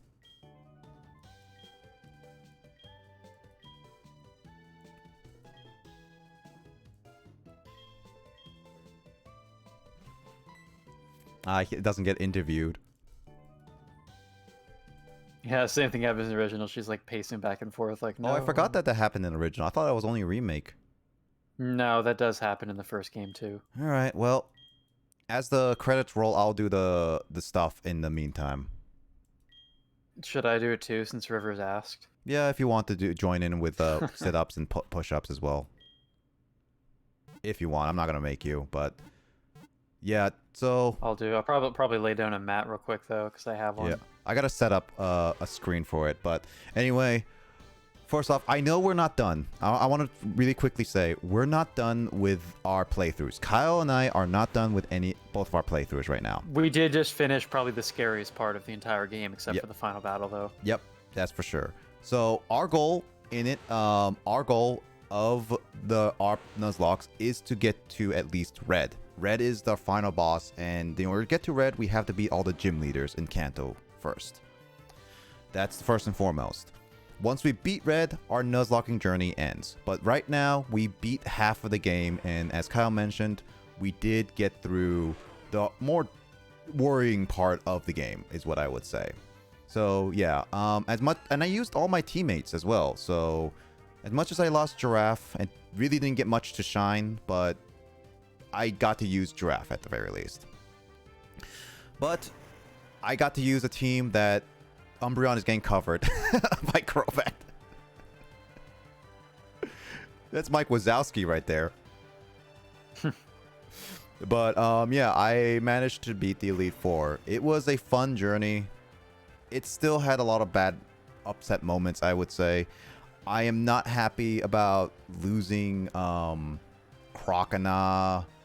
I think the worst part about the entire thing is definitely losing Croconaw. I think that's the worst part for both Kyle and I, where we lost both Croconaw and like both our Croconaws actually, since we both lost those. And I kept losing Golbat and Crobat. This is Chris Jr., so I lost 2 Pokemon beforehand anyway. So there's that.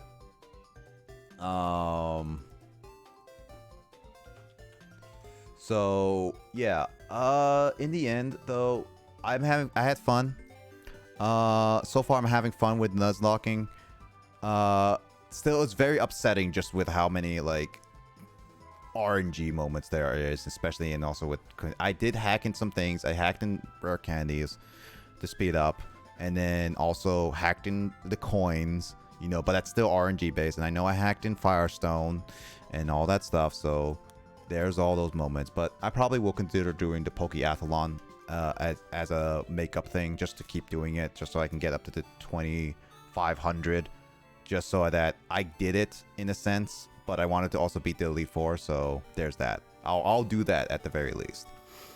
In the end, that was a tough fight. Kyle came out unscathed, but I came out losing someone.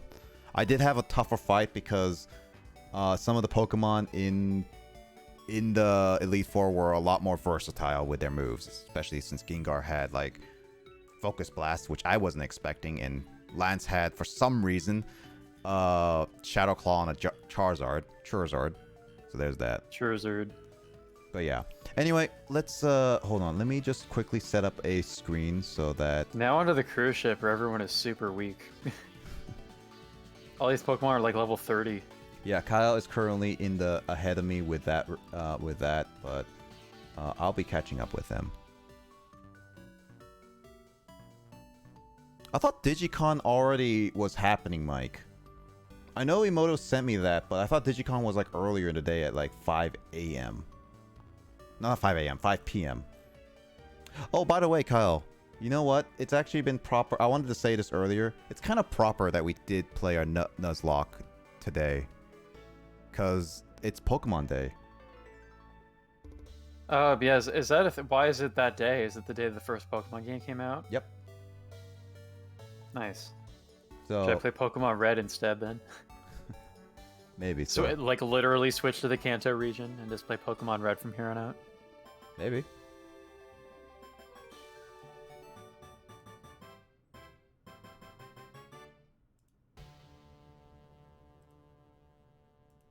Yeah, there's the end. I didn't even get to do my exercising, because I was trying to set up something. Well, anyway, it's the end. I'm gonna go towards camera only. Anyway. Oh yeah, let me drop a mat real quick. It's what, 10 push-ups and 20 sit-ups? 40 sit-ups, 10 push-ups, but I'll try to do right. 20. I'm gonna do 20 sit-ups, then do the push-ups a little bit, and then take a little easy on the 20 sit-ups at the very least. All right, I'll grab my mat real quick. Yeah, because again, as much as I have to limit those, because the last time I did it was I actually kind of pulled a muscle, so I have to be very, very careful. What? I'm gonna do exercising really quickly, Mike. You can entertain. Kyle and I are gonna be doing stuff, so I'll be right with you in a second. Sure thing. I mean, the only thing that I was mostly doing, managed to play with a friend for Destiny 2, and then directly after that, I managed to watch all of DigimonCon which, oh man, there was a lot of information there. All right, Nick is doing sit-up first. So I'll do the push-ups first.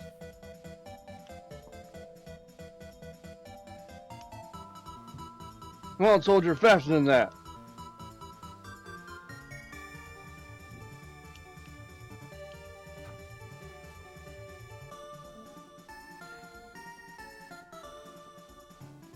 I forget, this is what these guys are like here.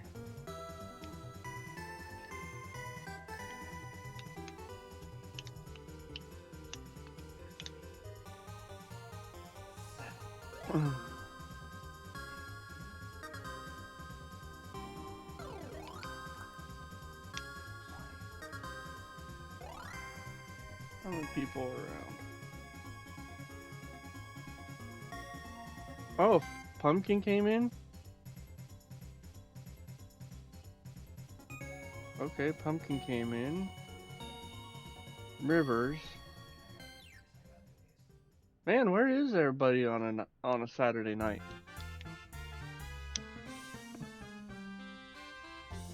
I thought most people would be here.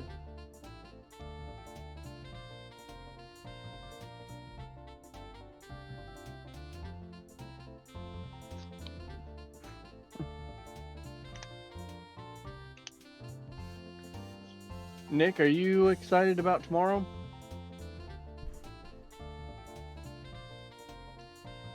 Because I know for me, I'm gonna be waking up at freaking... Who's all excited about tomorrow?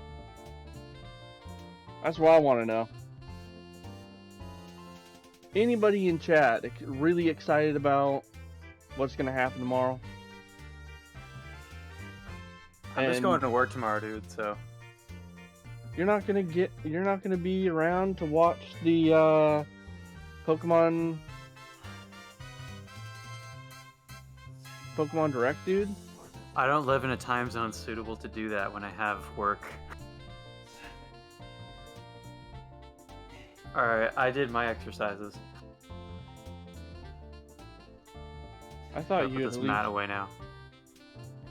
So Rivers, tomorrow, 6 a.m. Well, technically 6 a.m. my time, Pacific Standard Time. There will be a Pokemon Direct, or Pokemon Presents, if you will. That will be happening tomorrow. For people that are in the Eastern Time Zone, I believe that would be 9 a.m. tomorrow. So I'm expecting some spicy stuff to hit. Because if we're following the timeline of when each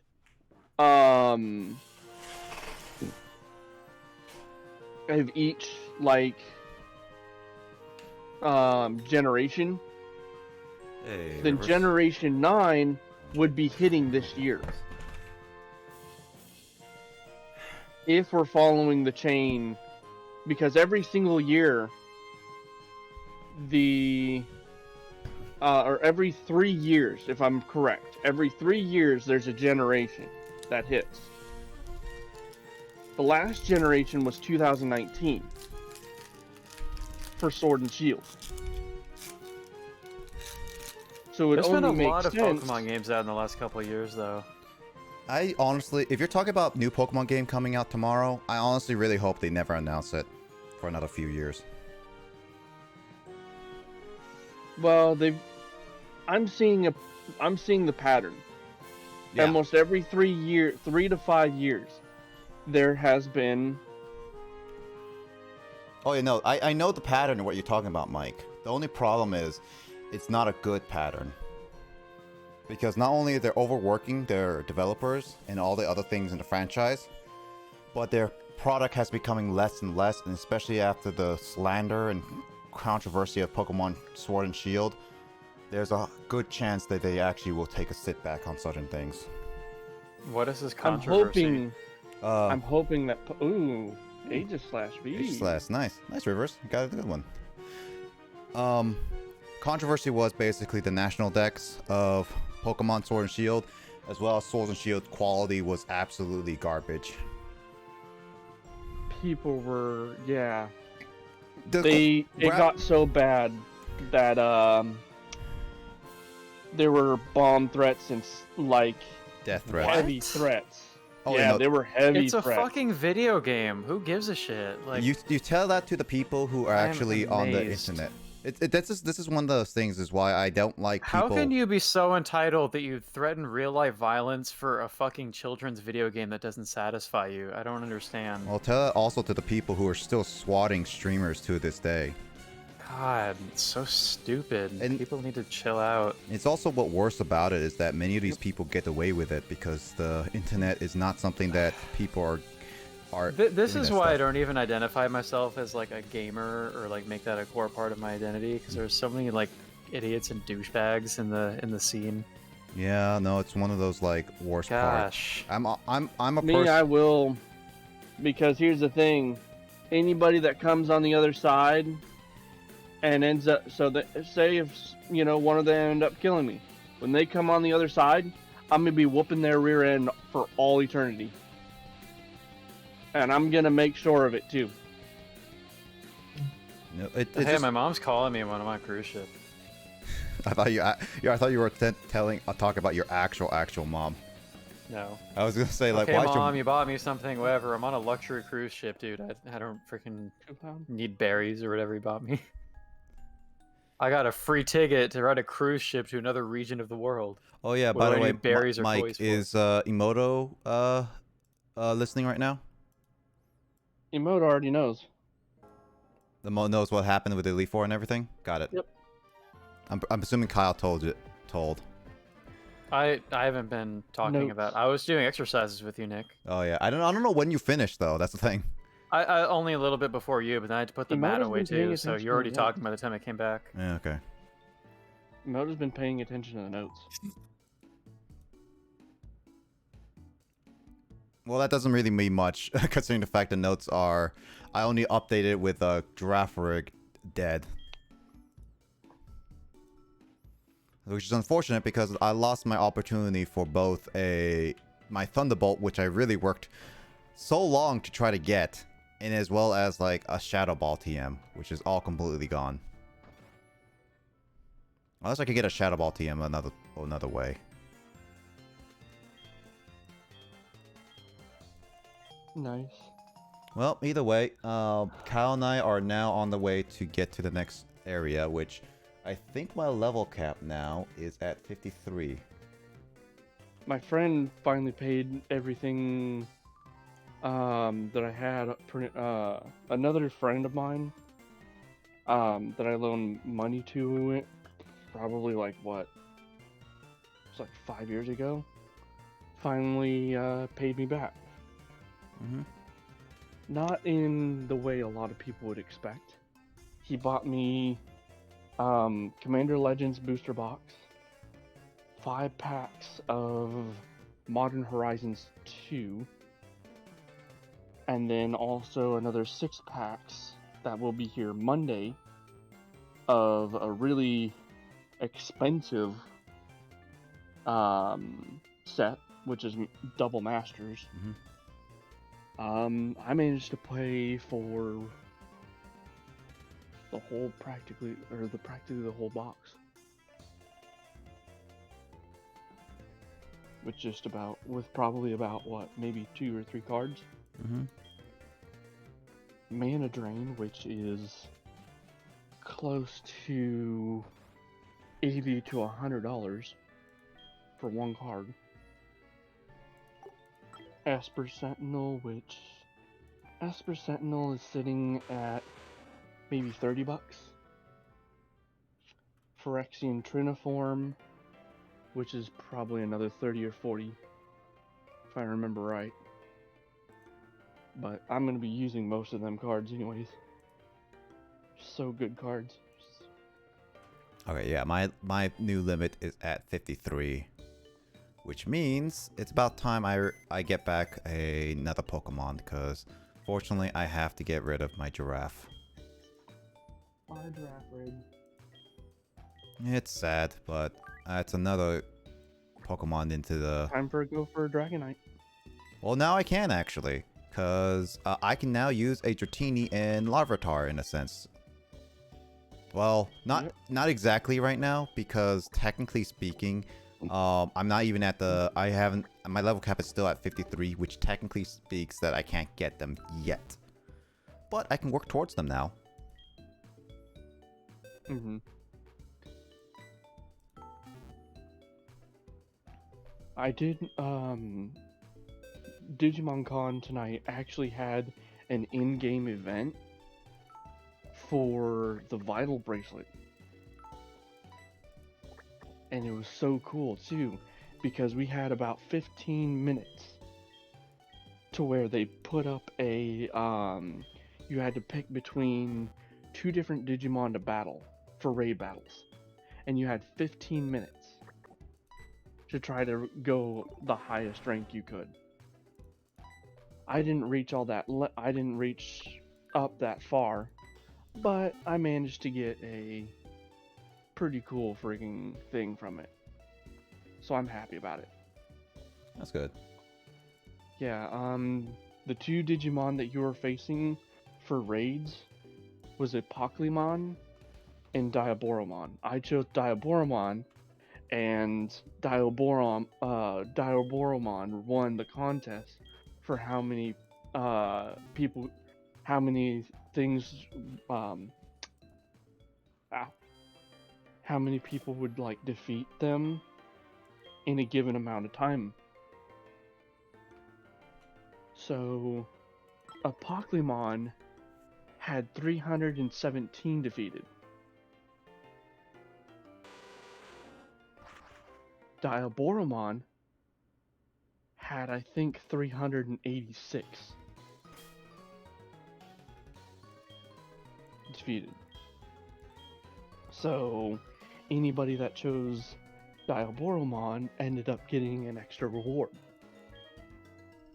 which Nice. I'm really happy about. Nice. So much fun. Also, I need to save because I got here and now I don't want to go through that whole thing again. I'm just like, go to the SSN.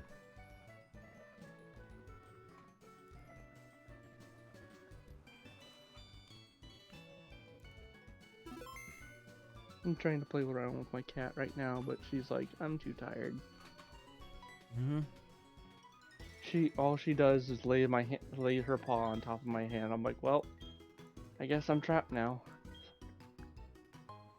Alright, now I got the national mode. So now I can get actual national Pokemon. I don't have that, so I just boarded the ship. Also, why does Professor Oak just leave without going on the ship? Also, like, I remember remember SSN and as well. It's just like the same thing with the bug catching contest. I thought the SSN was a one-time event only. I never realized it's only on a specific days that you can ride it. I always thought it's like as a kid, it's just like, oh man, I get to ride the SSN. Man, I can't even ride it anymore. It was just one of those like, I just did not read.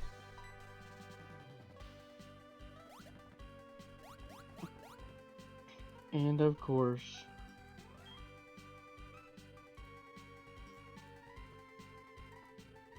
alright. Well, I'm gonna be chilling in chat. I just thought I'd come in and say hi to everybody, and so I'll go ahead and I'm gonna take my leave for now. Alright. I gotta get up. I'm gonna be getting up at 5:30 in the morning. Why? I'm gonna be watching the Pokemon Presents. Is that 5? Is that 6 a.m.? Yeah, at 6 a.m. tomorrow morning. Which would be about... That's 6 hours from now. Kyle, what time is it for you? 4:42 p.m. I'll be at 10 o'clock for you. tonight. Yeah. Meh.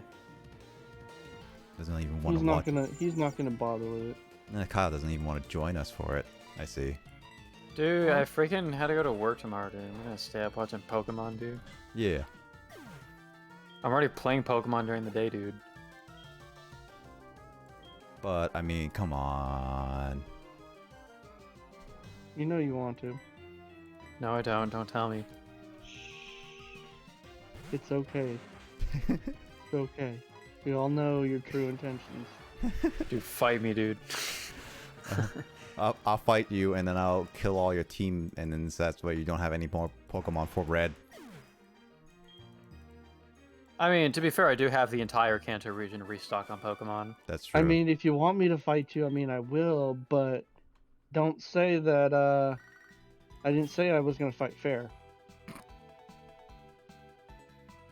Not with that attitude.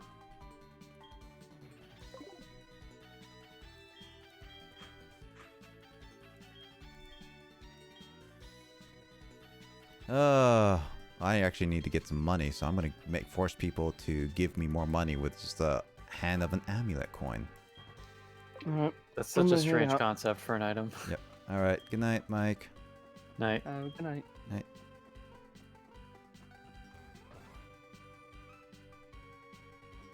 It's a strange concept. It's like when you really think about like, how come they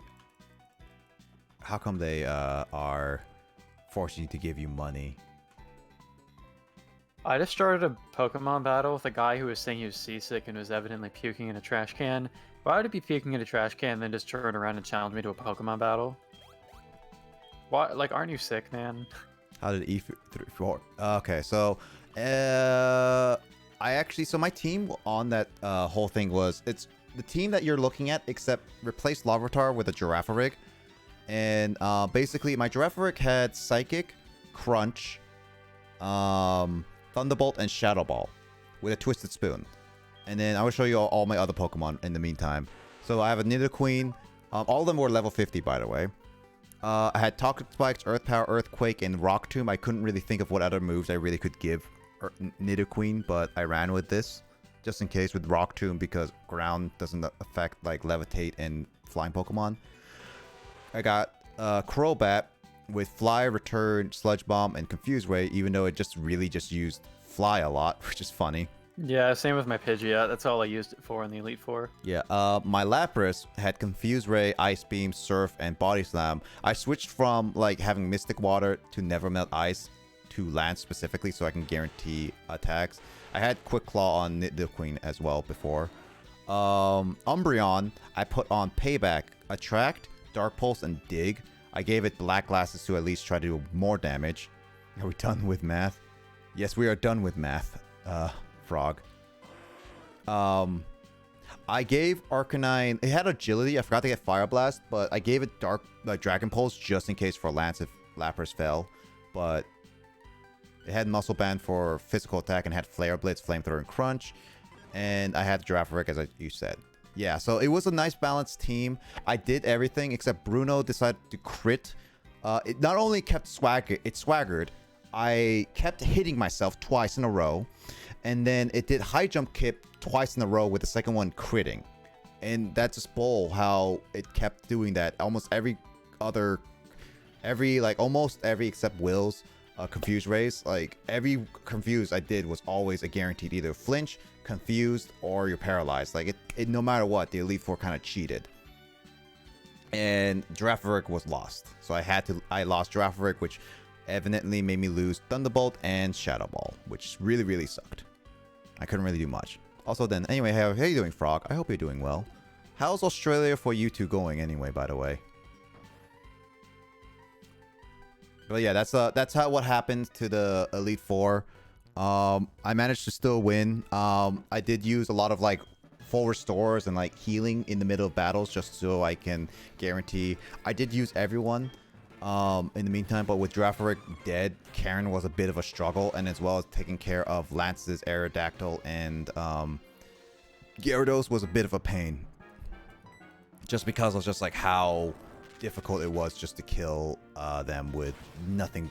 I couldn't kill Gyarados with a Thunderbolt, and Aerodactyl, Lapras was already weak, so I couldn't switch it in, risking Lapras to die because I really needed Lapras to live for the Dragonites.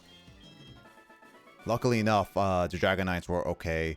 The worst that kept doing for Lapras was Dragon Rushing it, which it did guarantee a almost a kill if I didn't switch it out.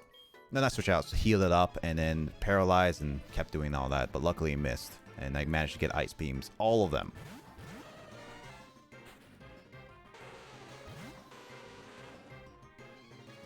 So yeah, how you guys doing? I hope you guys doing well. It is a pretty good time to start raising a new Pokemon like Larvitar for your team, because the trainers on this ship are quite weak. It looks like your trainers actually have slightly stronger or higher level Pokemon. All the trainers I've fought so far are like barely in the 30s. Yeah, cause like Kanto region, because right now you're already over leveled for every single gym leader. Yeah, it's a step back for sure going to Kanto. Yeah, and I But also it's kind of meant to be easy and to breeze, so. yeah, and I also think even in the in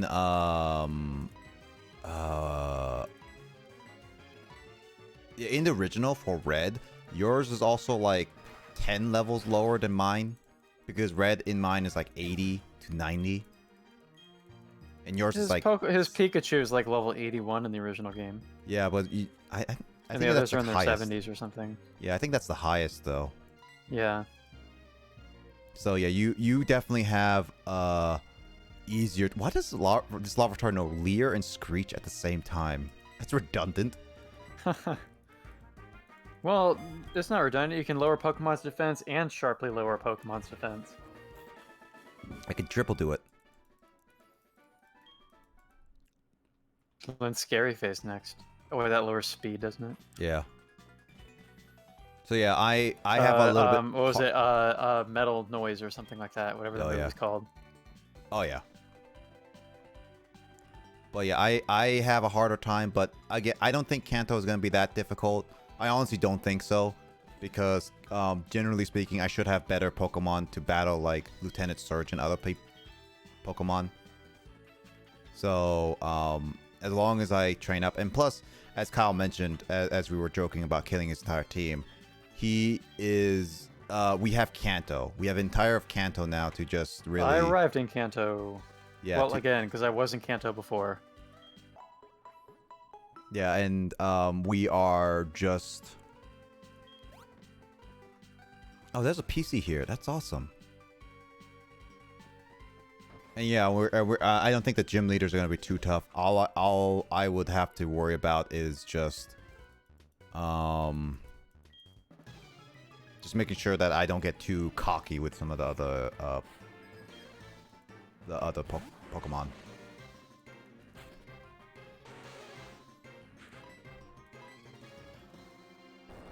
I'm not as knowledgeable about the approach to Kanto in Gen 2, so I actually had to like look up where to go sometimes. I think it's pretty straightforward. I do know that I had moments where I forgot where to go in Vietnamese Crystal, but I suppose that could be because I couldn't even understand what anybody was saying in that cracked version of the game. Yeah, I do know that Pewter Gym and Cerulean are like I think the third to last and second to last, while Blue is obviously the 8th gym leader is the final one in Viridian. I'm in Vermilion City. Give it Thunderbolt. Vermilion City.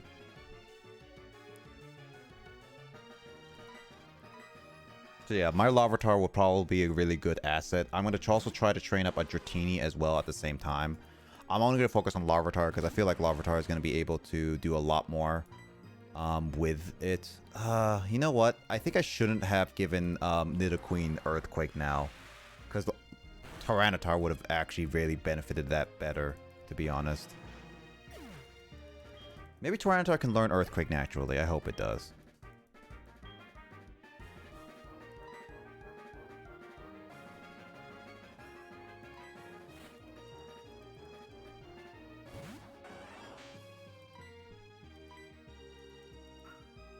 Oh, that's cute. Quick attack on Lapras.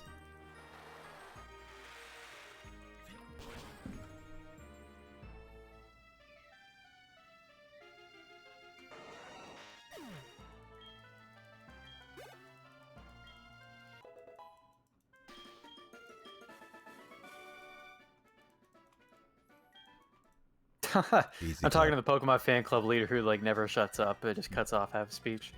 Tamaran, ku, saradi, mo, sugi, sugosugi, de, so mo ka, ha. Yeah, I'm gonna be training up Larvitar. I'm gonna be training up Larvitar, as one of my Pokemon. But I also I also want to train up Tsukushi. ありゃ、 Dratini as well. もうこんな時間だ。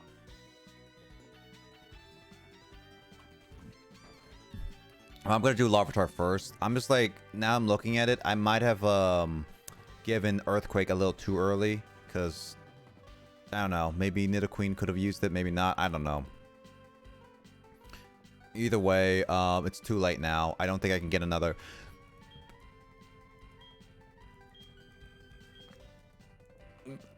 I don't know. I think maybe Tyranitar can learn it naturally. Maybe.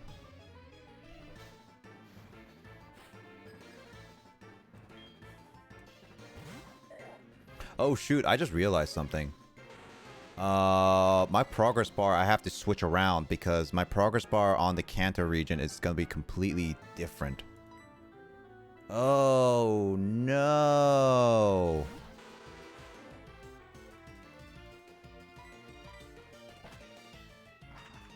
I actually do need to now look at what what the Kanto gym leaders are gonna be in order, because I can't. How I did my progress bar is completely different.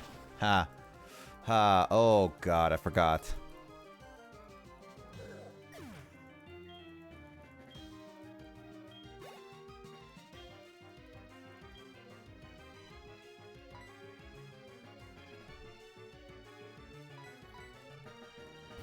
It's a good thing I could move around. How you been doing, Amden, by the way? You been doing well? I hope you've been doing well.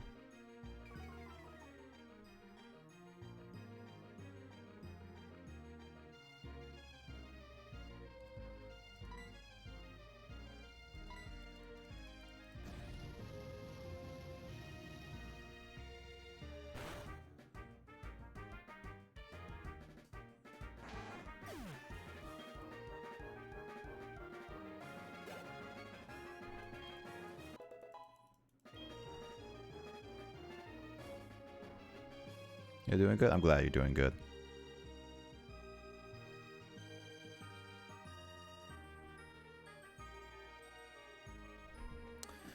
I hope Australia is not too dangerous right now.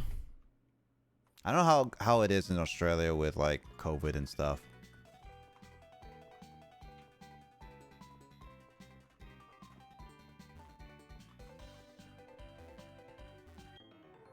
In terms of bad art, I leave it since you'll do it eventually. True. Well, I'm probably gonna do it next stream. By then anyway. I'm just gonna look up what the order is for the whole. Oh wait, this is psychic. I gave up and let it rip. Lol. Yeah, I'm probably gonna leave it for tonight. I'm not gonna work on it. I'm not gonna worry about it. But definitely next stream, I'm gonna be focused. I'm gonna fix that up a little bit. It's an easy Photoshop thing. It's not that. I mean, technically, you can do it in batch order. Can I do it in batch order?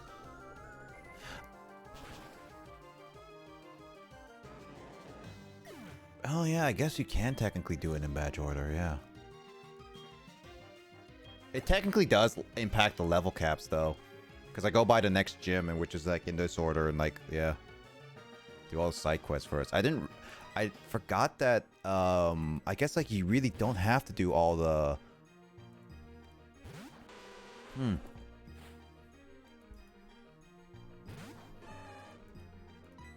Oh, well, I mean, I'll think about it for sure, but at this rate, I might just over level past the level cap, because that's like 53 is the level cap. How do you karate chop a flying Pokemon? Does Machoke have like? Is there actually Emden? I don't know. I don't. How could the Machoke? I know that also like Revenge apparently also hit Crobat flying.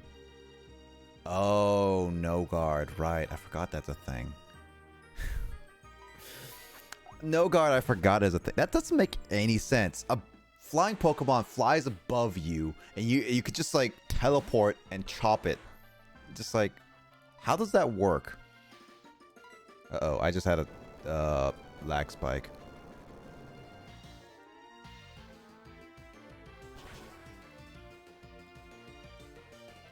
Yeah, that doesn't make any sense. Like, logic-wise, how does, like, a flying Pokemon that flies high to dodge the most attacks, and just, like, how does it just, like, just teleport and just, like, karate chops it? That doesn't make any sense. Like, how does that work? You know what I want to explain to me? How friggin' Fly could miss like 4 times in a row during the Elite Four. God. Yeah, I was that's so true. confused. I think it's because the Hitmontop was like using Dig and stuff. I actually had I forgot to turn on my battle animation to start the Elite Four, so the Hitmontop was probably using Dig and stuff. But the Ariados, there's no excuses, and I missed Fly 3 times at the Ariados. Thanks for the lurk, Amdon. Also, welcome 21TM. I like 21TM. I know that one. What's that? What's TM21?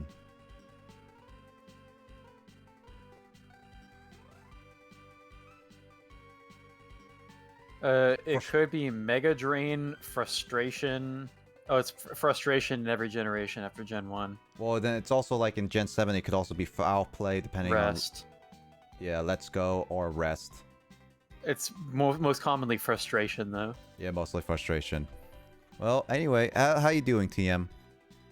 I hope you are doing well.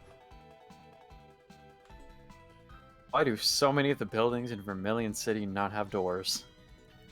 Kind of a design flaw. Sounds like a fire hazard. Yeah, this whole city's gonna burn down. Chilling, bro. Same. I'm glad that you're chilling. Yeah. I am actually. I just as you can see, I've been doing a Nuzlocke, so I'm just getting to. We just beat the. So my friend Digits, who's in the call, he's not streaming his point, but he's playing like Pokemon Silver, by the way, and we've been Nuzlocking about the same. He's in Vermilion. He beat the Elite Four earlier than I did, but he and I have been like playing the Generation 2 together. So, yeah.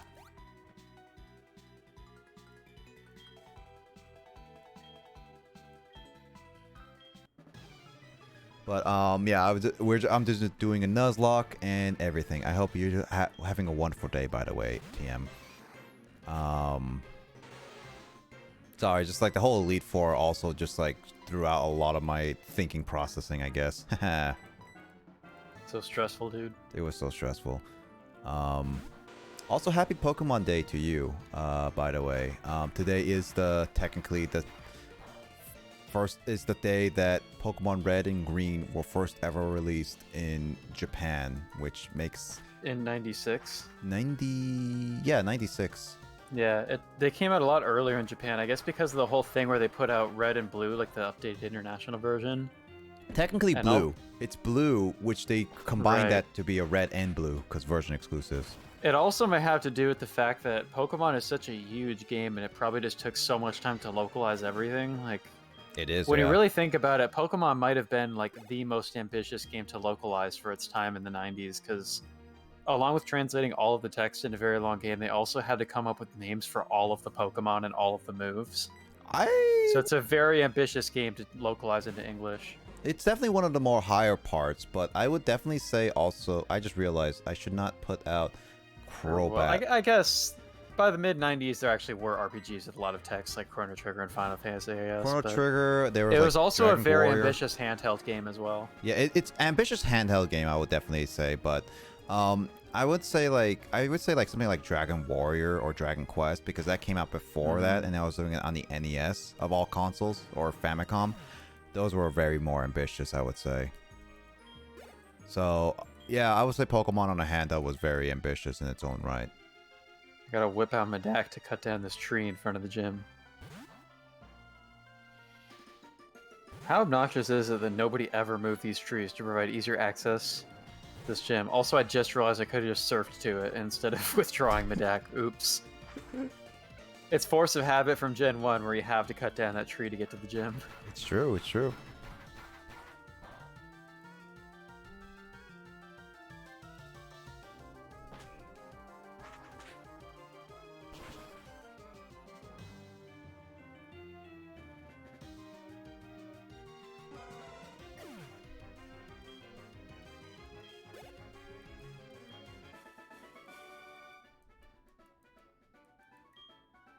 the Vermilion City Gym. Rida Machisu. Inazuma American. Leader Machisu, the Lightning American. This brings us so much nostalgia. Yeah, no, honestly, Lieutenant Surge is supposed to be like a stereotype of Americans in Japanese. He's like very aggressive and speaks broken English. yeah, yeah, this honestly, TM, like this is straight up my favorite, like Generation 2 is my favorite generation of all generations. And and also the remake, HeartGold Soul Silver, is absolutely my favorite Pokemon main series game of all time so far. So that's why also, like, as my first ever Nuzlocke, I did want to try this as a game because I really know Generation 2 for the most part. I haven't played the remakes a lot. I only replayed the remake once, which is a little sad to say, but I played the heck out of Gen 2 when I was younger. So yeah, this is just like a nostalgic way to go through it, and I wish I played more of Soul Silver when I was younger, but I never got the chance. So I played a lot of the game, but I never started like more than one file. I just put in like 200 hours into like one playthrough of Soul Silver. yeah, for sure. So yeah, this is, I would agree for sure, is the best game, Pokemon game, to be honest. At least main series wise.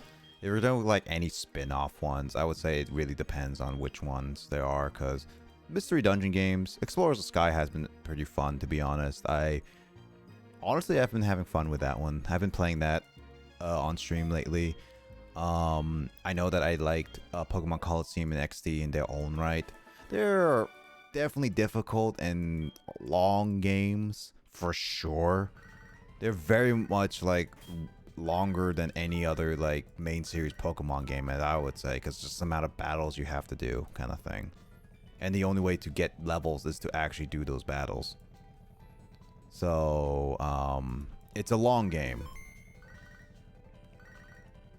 Oh god, I don't want to pick up my mother. My mother is probably going to give me more berries than anything. Your mom in this game in Soul Silver is like Grace's mom. Just never stops calling. I love HeartGold simply how long it is. Yeah, HeartGold Soul Silver is like, the way it is just, I like the post-game content. So far, Oh shit, why is Pidgeot out first? Whoops. I'm in Lieutenant Surge's gym and I still have Pidgeot on my first slot. That's funny. Stupid. I think I mentioned before how Lieutenant Surge's episode of the anime is just as funny in Japanese because he speaks like really weird like Japanglish. Where it'd be like, "Omae wa big baby da ne, ore wa winner da," and like things like that. Mm-hmm. Yeah, that's funny. But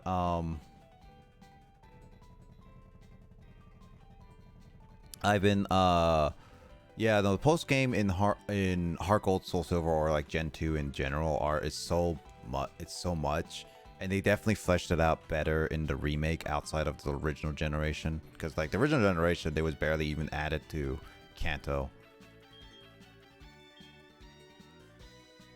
I mean, the Kanto in the original game is more there as like it's like the nostalgia of Kanto. It's not meant to be like a fully fleshed out Kanto version so much as you just get to fight more gym battles and also kind of explore the Kanto region, like,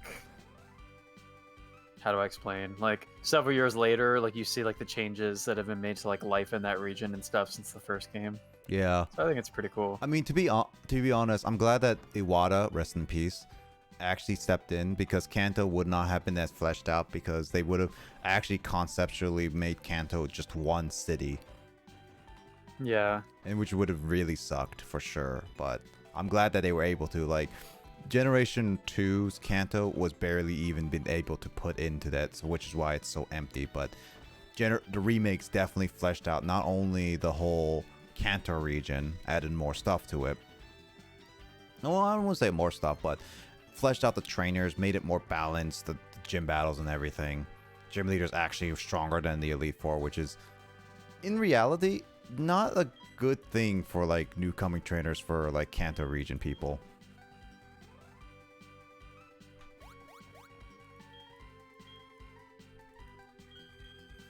And yeah, it was definitely a fun thing that they added all that stuff, and they added like the Safari Zone back in. So like it was just all around such a good game.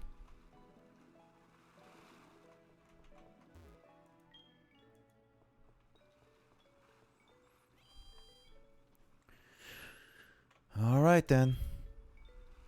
Now in Vermilion City. Vermilion City. I'm on the road. The way you sing that sounded like Hakuna Matata.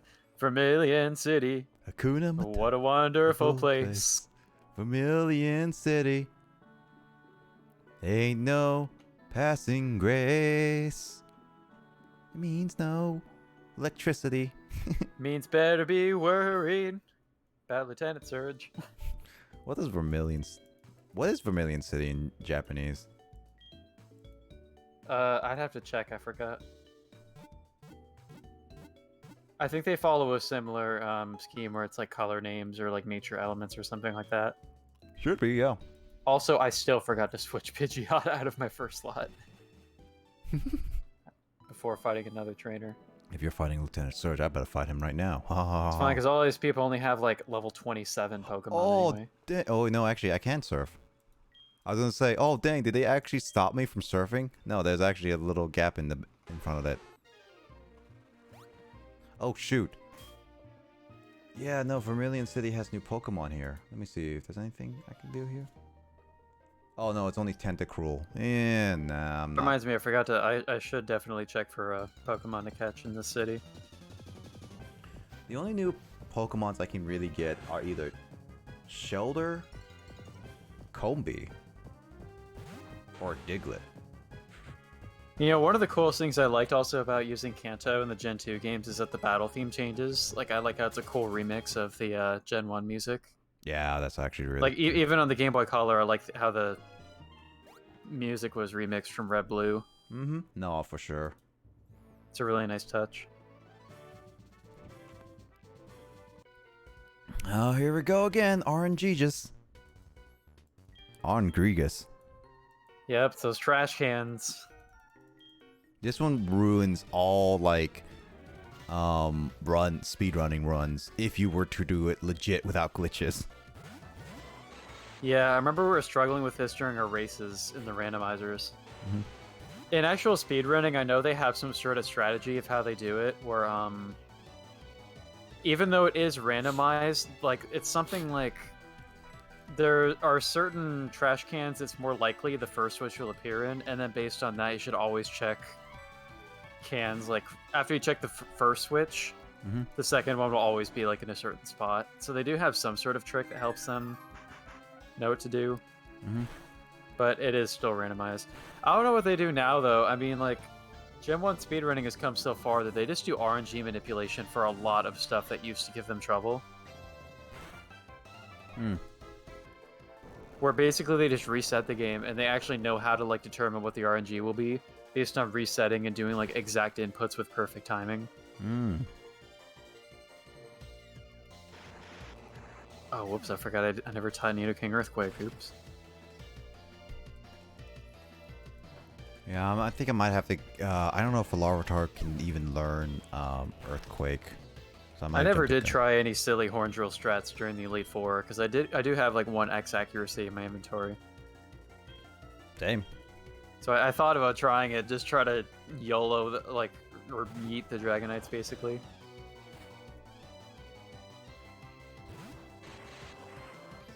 I wonder, does Earth Power hit everyone? No, it doesn't. Cool. Should probably heal Umbreon at the very least.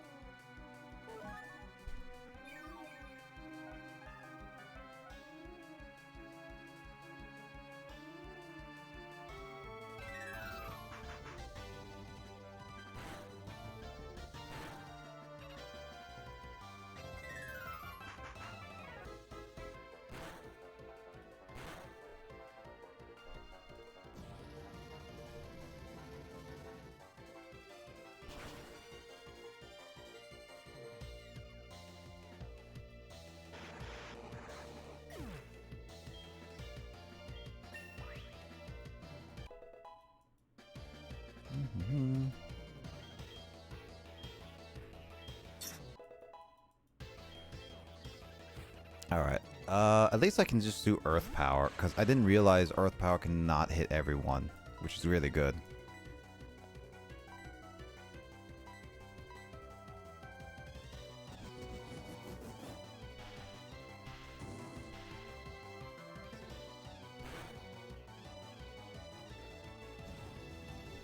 Have you gotten Lieutenant? You got into Lieutenant Surge yet, right?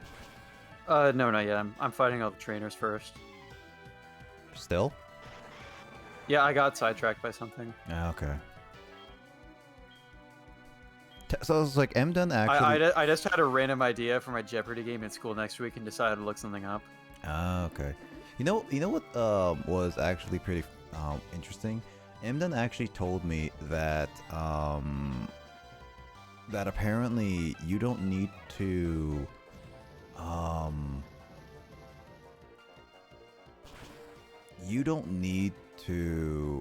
beat all the gym leaders to progress with the Kanto region. Or Can you just get to red without fighting all the gyms? No, not get beat all the gyms to progress. You don't have to go through Kanto specifically, not the not to red, but before red. You don't have to fight the gym leaders, basically. So you can kind of like. You know what? They changed your gym in the remake from the original game. You don't even have to do trash cans in this gym. I mean, as I mentioned, like the Kanto is a bare bones because they had to get. It's a pushover for sure. Yeah. Yeah, I was confused because I decided to fight the trainers first anyway, but the coach at the start of the gym was saying, normally you'd have to solve a puzzle here, but all of the switches are currently broken, so go ahead and go fight Surge. And I'm like, all right. I was actually watching a video about how a person was like ranking the Oh my god, Surge. I'm gonna read his dialogue real quick. Hey, poor little boy. ミーに戦いを挑むなんて you は身の程知らず. So he uses English pronouns. He says me and you. He says if you came to fight me, you will lose. I wonder if Me no electric Pokemon #1 ね. Oh man, they're using Johto Pokemon here. That's illegal. 戦場じゃ負けたことありません. You も敵のソルジャーみたくビリビリしびれさせてあげるよ. Yeah, it basically says you're gonna fight me. I'm gonna paralyze all your Pokemon. Electrike? That doesn't make any sense. That's a Hoenn Pokemon. Why would you have? He said electric. No, he said Electric right here. Electric Pokemon #1. Oh, I'm fighting Electric right now, is what I'm saying. Oh, I thought you were referring to what I said. Nah. Actually, I'll pay attention to that. Do they only use Kanto Pokemon in these gyms? I feel like they should. When I was in the Pokemon Center earlier, there's a kid who says, like, you have gym badges that I've never seen before. Oh, you're from Johto, I see. What is that supposed to mean? Are you a Johtoist? It means that I'm a Gaijin in this game now. What does that mean? So I went to another region. A foreigner. You are? No, that means that you're literally like how you are in Japan. You are a foreigner. I mean, I feel like Japan is such a regionalized society that, like, I don't know, it's pretty fun. Like, my like boomer coworkers who've lived in the countryside for all their life do basically look down upon city folk, like, in the same way that, like, you know, people in the rural South might frown upon, like, New Yorkers or something. Mm-hmm. Oh, the two trash cans were right next to each other. Oh yeah, speaking of, like, I was actually looking at continuing on, like, the video I was watching, like, most dangerous gyms in a realistic setting kind of thing. And they put Lieutenant Surge and, like, the Mauville's gym leader, Watson, as, like, one of the more dangerous ones. Safety hazards. Yeah, because it's like they actually have straight up electricity through these. These are children going into these gyms. That's pretty dangerous. Yeah, it's like, even if you have, like, cautions or tell them not to do something, it's like, there's a good chance for them to touch it.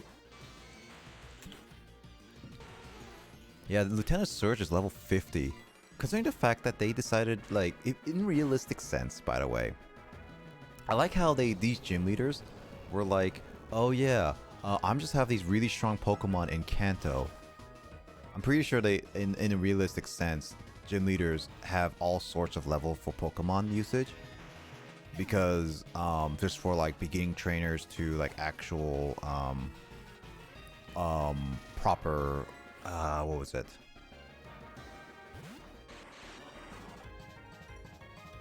Okay, orange baji yaru yo.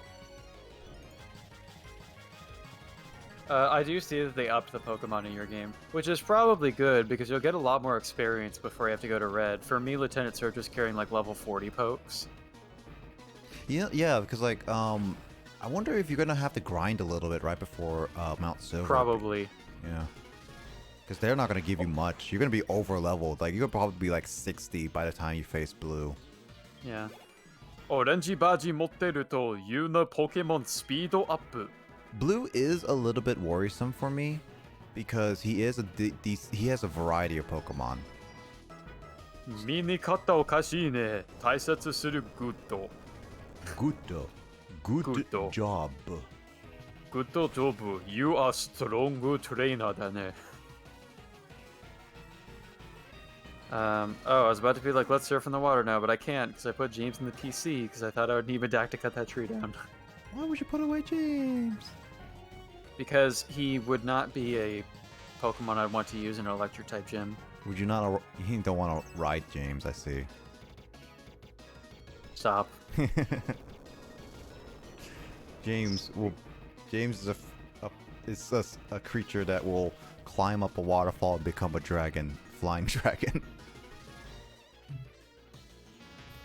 The choice to make Gyarados a part flying type Pokemon still really confuses me. It almost seems like it was a mistake.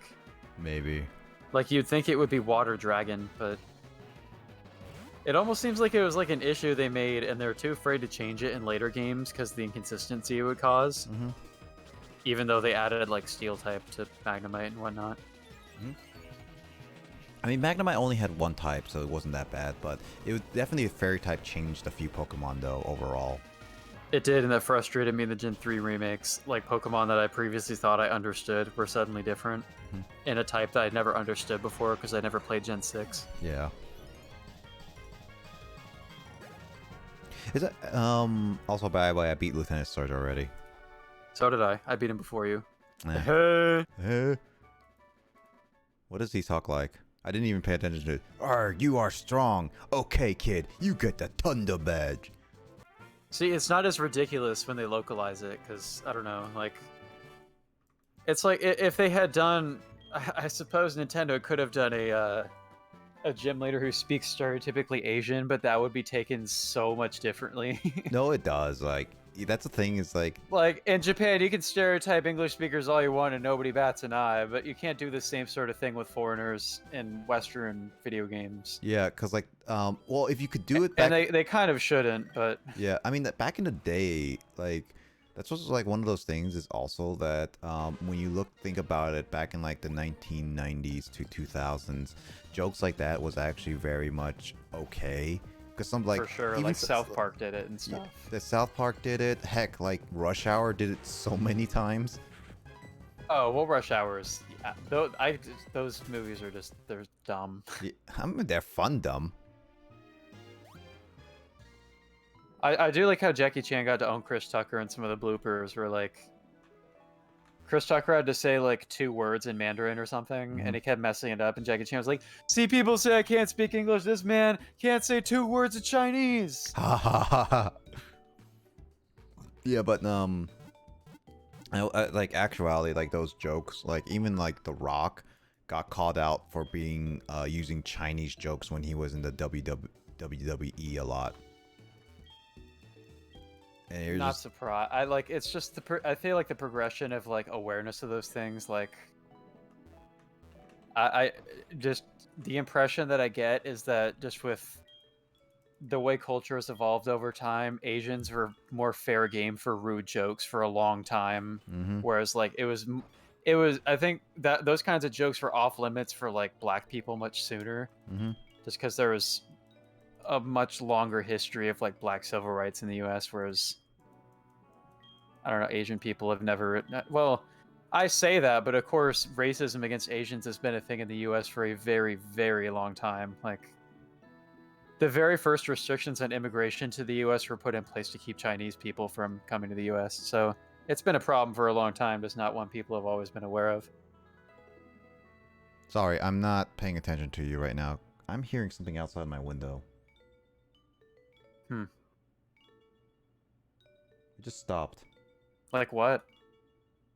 I could not tell. It was decently far. It was not right outside, but it sounded like speed bumps. But that's like really loud speed bumps, because like it was like doom, doom, doom. So the sound of like a car driving by. I guess, but at the same time, that doesn't make any sense because where I'm at is a neighborhood and I'm in the cul-de-sac. So, I mean, I did mention a couple times that, I don't know if I mentioned it on stream, but there was a time where I was like sleeping and I woke up and I'm fairly confident I heard actual shooting. Not too close, but it was like relatively nearby. Yeah. I heard actual shooting, I'm pretty sure, at 4 a.m. in the morning. Yeah. Oh, this is a thick Snorlax that's in the way. Oh yeah, you need to get the oh, wait. I don't know if you have to get it. I think I have to get it. Maybe I should just go catch that Snorlax. I could consider that to be a Pokemon of Vermilion City. Yeah, I would say that's a good idea, but Which reminds me, I should probably buy Pokeballs because I don't have them right now, and I don't want to be caught in an awkward situation later. also I don't think we may be a little struggle to get that Snorlax because I know you have to get the radio, but I think in the remake I have to get a certain radio frequency, but in the original I don't know if you can. If they're the same or not.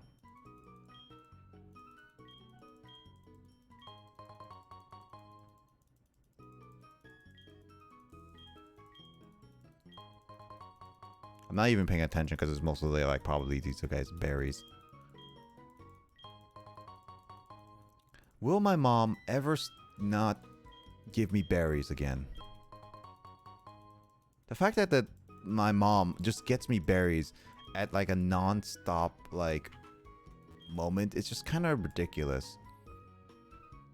I mean, yeah, they're trying to make it a little more fair, not give you like overpowered held items, yes, but you know what? I do like from time to time getting some held items that isn't just berries that's supposed to protect me from like certain statuses and strong moves, because I feel like getting me other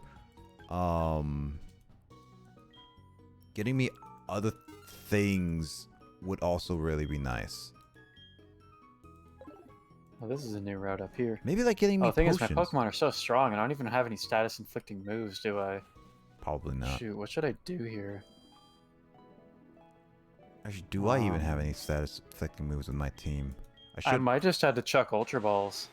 The Pokemon here might be too weak to like touch them. Didn't think about that. Oh, the only one I don't have any status moves because all my status Pokemon are kind of dead right now. I guess let's see what I find here. I bought a bunch of Ultra Balls, so. Oh, Meowth! I already have a Meowth. It's only level 14. Are you kidding me? Ridiculous.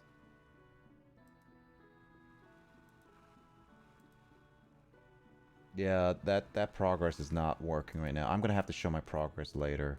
I'm gonna have to edit that later. Because my progress, I thought I was gonna, I forgot that it's not in not in current order for Kanto. It's straight up only in like Alright, well I got a second Meowth. Yeah. Oh wow, there are like no trainers out here. What happened to you, Kanto?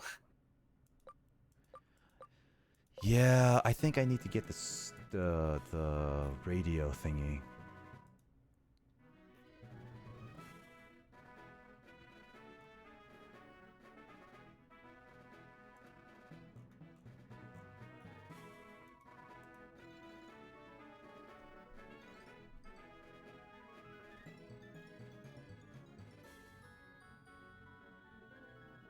I can continue getting the Suicune if I really wanted to.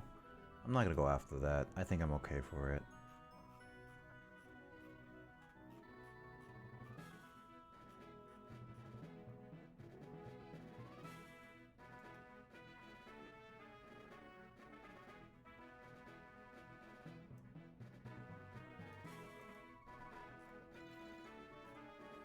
was the Pokeflute station?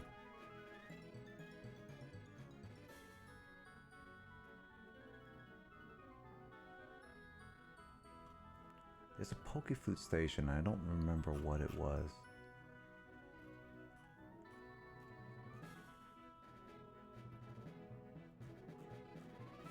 Where was that station?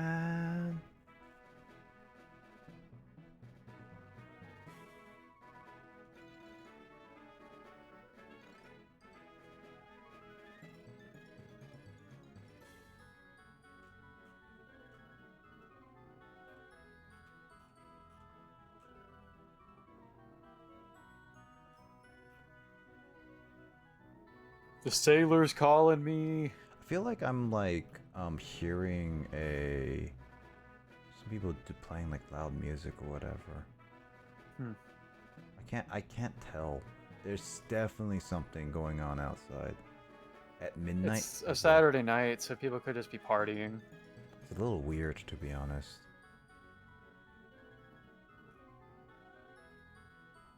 I am not in a safe location for most things, so those who may be ever seeing this and may be worried, currently I'm living in a location that isn't, as you could say, great and strictly safe outside at night especially, but I can't really do much about it, to be honest.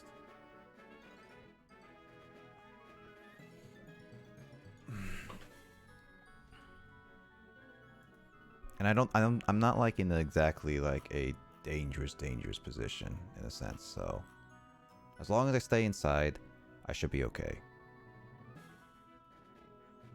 Just emphasis on that.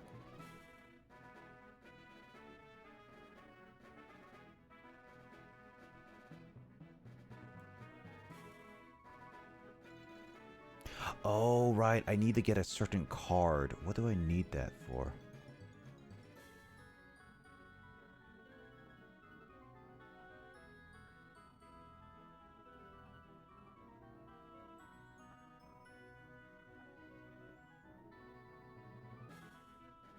Right, okay, so that's why I can't do the Snorlax yet. I used to be able to. Yeah, no, Kyle, you can do the radio better than I can, I think. Or was it? Don't I need to get a new radio card from somewhere? Oh, actually, yeah, no, you too also have to do it. So you and I have to get an expansion card, which is only at the Kanto radio station, which I think it's saying it's in Saffron City. No! Confused about certain city names. Which? No, it's in Lavender Town. That's wherever it is. Remember? That's... Oh, right. That's right. They turned the graveyard into a radio tower. It's honestly very sad to say that. That's strange. Like, you know, like all those movies where it's like an ominous thing to like build a new building over grave sites. Like, yeah, that's pretty sketchy. That's really sketchy, right? It's like when I first heard of that, that's actually like. I was actually genuinely concerned in that regard. But yeah, Saffron City is the Psychic Gym leader. It's right above. You just go north. Oh, I'm literally in that Psychic Gym right now, so... Oh wow, you're going fast. Yeesh. Did you just skip the trainers? What trainers? At the... Oh, do you not have them route on the route? I don't have trainers on that route. There's nobody there. I was just like... Did you skip Kanto Gen 2, baby? Yeah, that was just like, I was looking at... Yeah, I made a comment about that earlier when you were, like, zoned out, but I was like, oh, there's no trainers up here. Huh.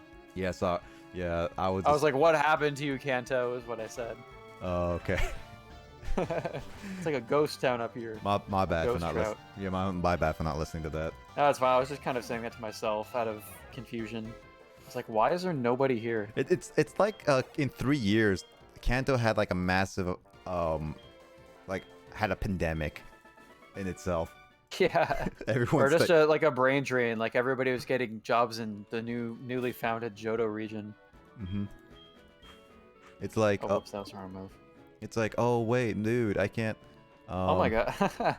Espeon's psychic attack is so strong that I accidentally used it against a Kadabra and almost one-hit killed it. You know what's kind of funny? is that I think the gym leaders. Yeah, the gym leaders are the only ones. May not use like any other generation, but I'm seeing people in this generation right now. Like I see trainers use like generation 3 and 4 Pokemon. It's like that does not make any sense. Kanto, what happened to you? Actually, what does Sabrina use right now? Or I'm whenever not fighting her yet. I'm still in her gym. what did Lieutenant Surge use actually? Do you remember?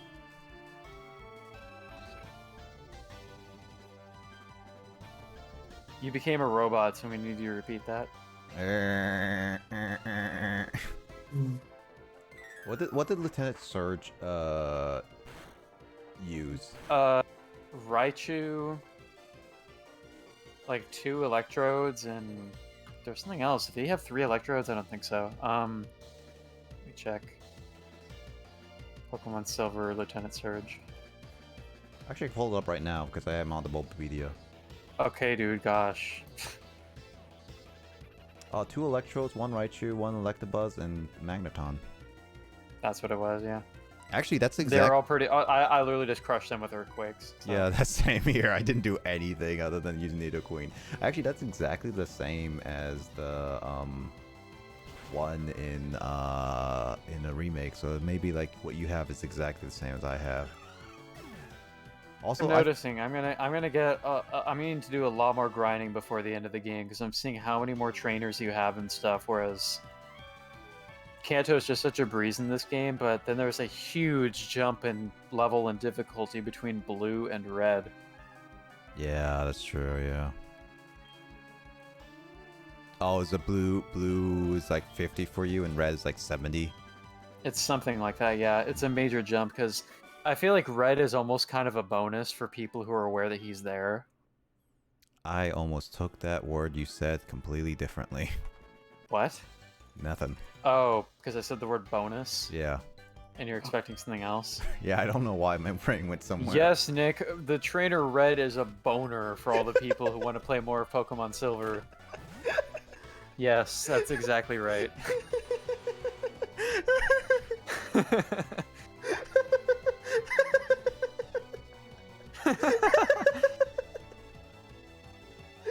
about it. It kind of sounds like someone's trying to say it with accent. They're a bunch of bones. Yeah, you bunch of bones. Well, in the meantime, I found Tyler. James, you can quote Kyle like that out of context. Also, by the way, looking at Lieutenant Surge, I forgot in Pokemon Yellow, because I barely played Pokemon Yellow, and I didn't realize Lieutenant Surge only uses one Pokemon in Pokemon Yellow. But then again, they did make the Yellow based off the anime specifically, so that makes a lot more sense.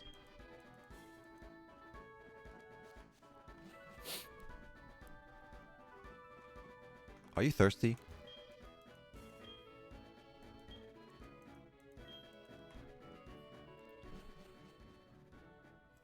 Oh, by the way, Kyle.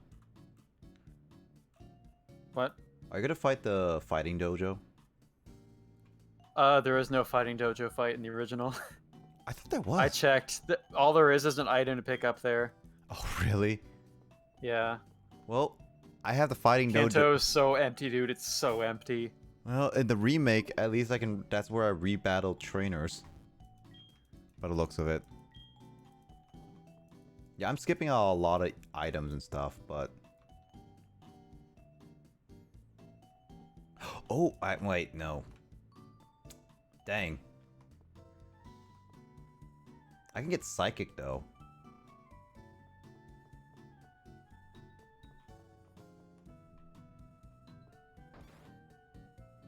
I saw upgrade and it was like, oh dude, can I get a Porygon 2 and Porygon Z?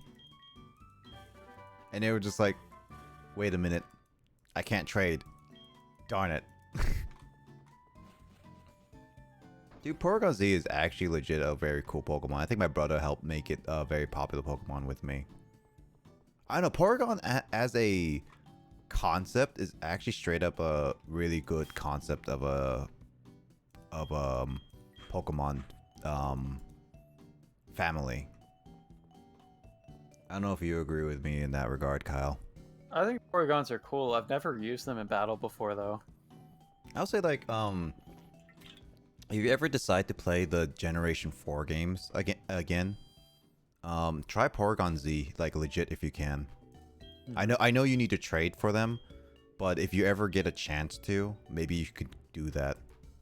I'll ask some millennial who still has a copy of Pokemon Diamond lying around. I do. To trade with me. I do. That's true, you do. And you're gonna be moving to like back to where we are, so I can lend you my copies too.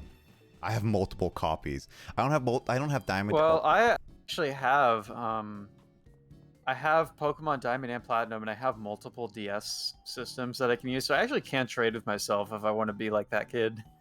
Maybe you could do that as one of your next Nuzlocke. Just try it, honestly.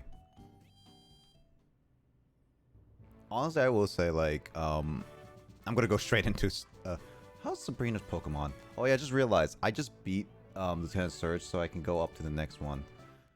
Oh. Sabrina talks a lot less mysteriously than I would have imagined her to. Oh boy, should I... Like, Sabrina's all mysterious in English at least, but in this game, like, at least in this game, she's talking kind of just normal, like, lively, feminine woman. Actually,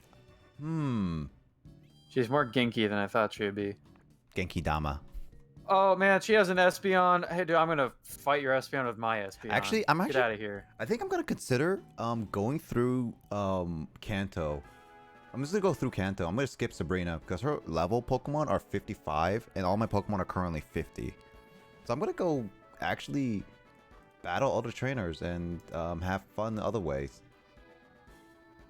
So I'm gonna go to get the... I'm gonna try to get that Snorlax. Snorlax is gonna be a good Pokemon to have.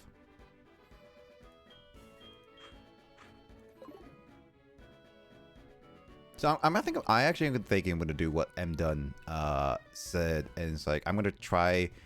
Yes, I did Lieutenant Surge, but I think beating Lieutenant Surge helped a little bit because that at least increased my level cap to 55. So at least in that regard, I can focus on getting the other stuff without feeling like I'm gonna over level. Also, Kyle, how much longer you want to go on? We can go for like till 1 more hour if you want. That's fine. Yep. I just wanted to double check with you. Also, yeah, Kanto is super empty. There's not many items around here. What happened to you, Kanto? Ooh, that Alakazam's psychic is pretty strong. What the heck happened? Thankfully, Gyarados' Thrash kills in 1 hit, baby. What happened to Grace's stream? Oh, I mean, Corey rated her. Never mind. That's why. yeah, yes. Oh, are you talking about her view count? Yeah, I was just like, Yeah, Corey had like 200 viewers.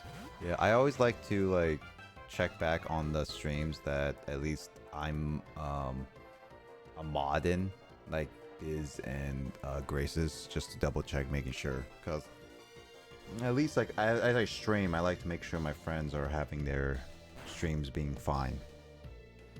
Yeah.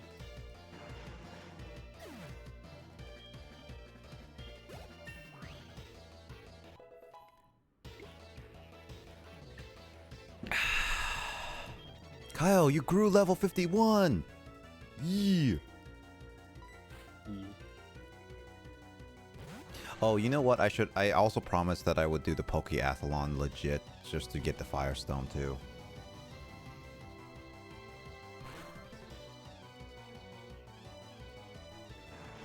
So while I go through and do all the stuff, I'm gonna go back to Pokeathlon.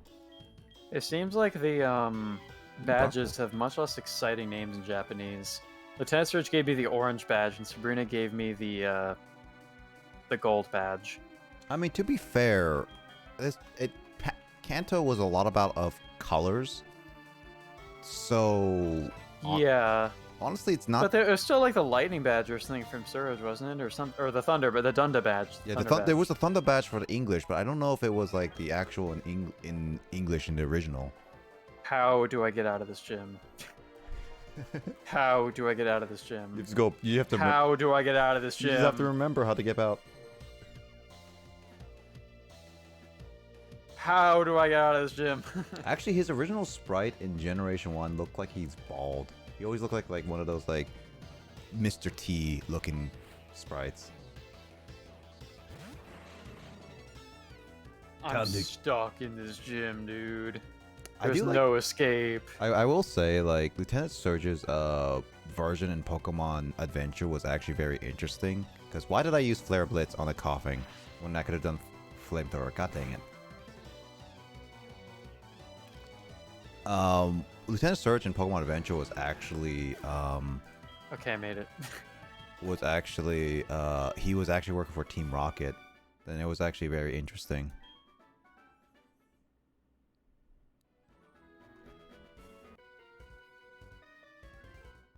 Actually, I'm looking at the Japanese names for the original badges. You're right, Kyle. They are just colors. So They're really boring, yeah. I mean, the only badge that has the exact same name as the English one is the Rainbow badge. Yeah, but there are like element-based badges in Gen 1 in English, like Boulder badge, Thunder badge. Cascade badge. Yeah, those I Yeah. like. Actually, those are They sound better in localization.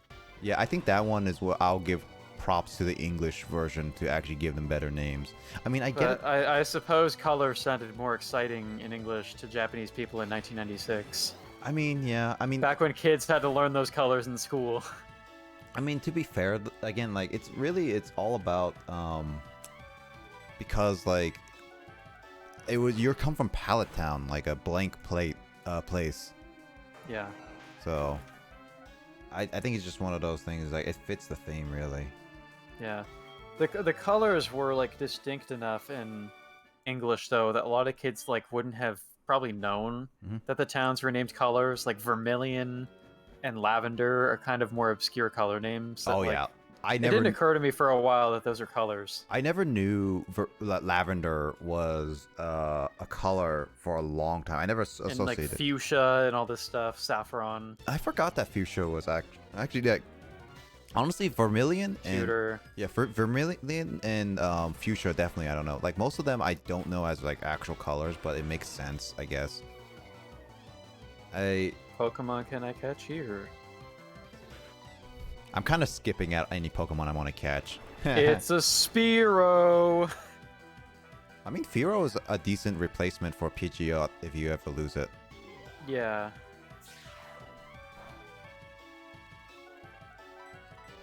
I feel like I have a solid lineup of Pokemon at this point, to be honest. I don't think I have any concerns about losing Pokemon aside from possibly during Red.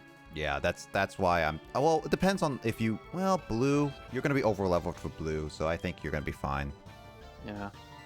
It's me who I would be worried about for like over level, like not being ready for Blue and stuff. But I think I'll be okay for the most part. It's Red definitely gonna be worried.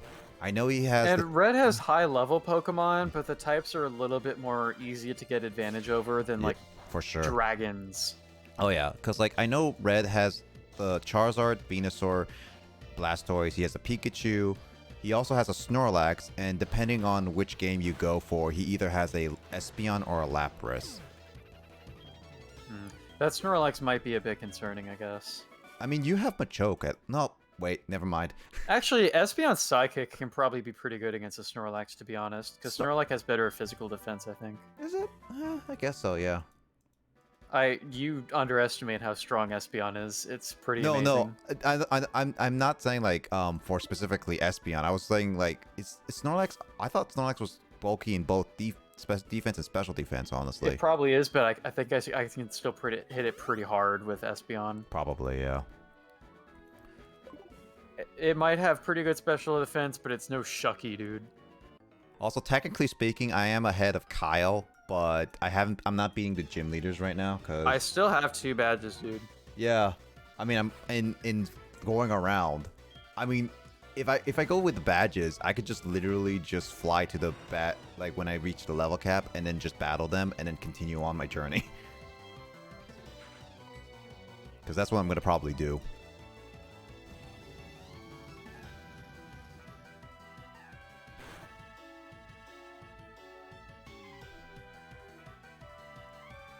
You know I can that still get a Porygon for Game Corner coins. And an Eevee! You can get another Eevee here!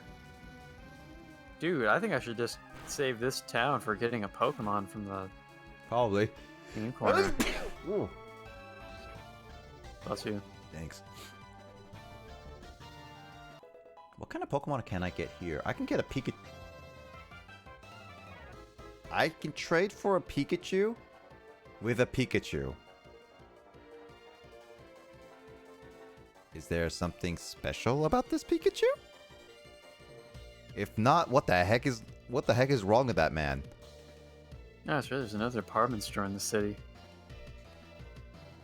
There I like how this kid just told me there's a great secret, that there's a secret door into the Pokemon Mansion, but they made it very obvious in Gen 2. Really? It was a better hidden door in the original game. Oh, man.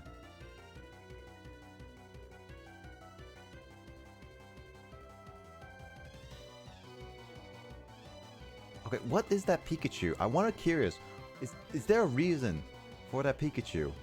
It says I can trade it.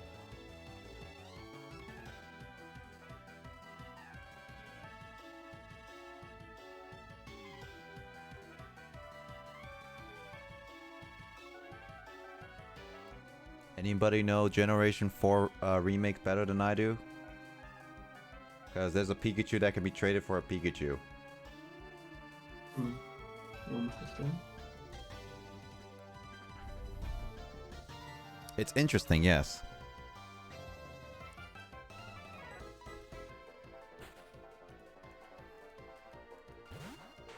I think I'm gonna raid, as long as Biz is still going, which I think he is.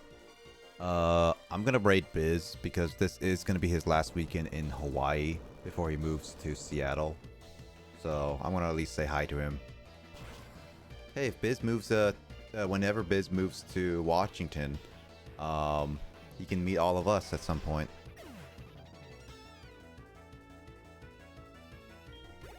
It's definitely gonna be an interesting time. I want to hang out with Biz as much as I can within the year. Because I can't guarantee myself seeing him in Hawaii right away soon after he moves back.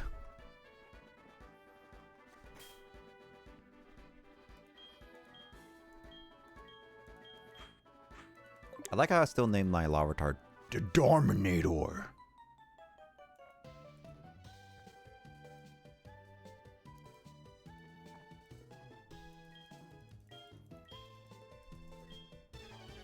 I feel like Kanto is not gonna take too long, Kyle, because you already have 2 badges.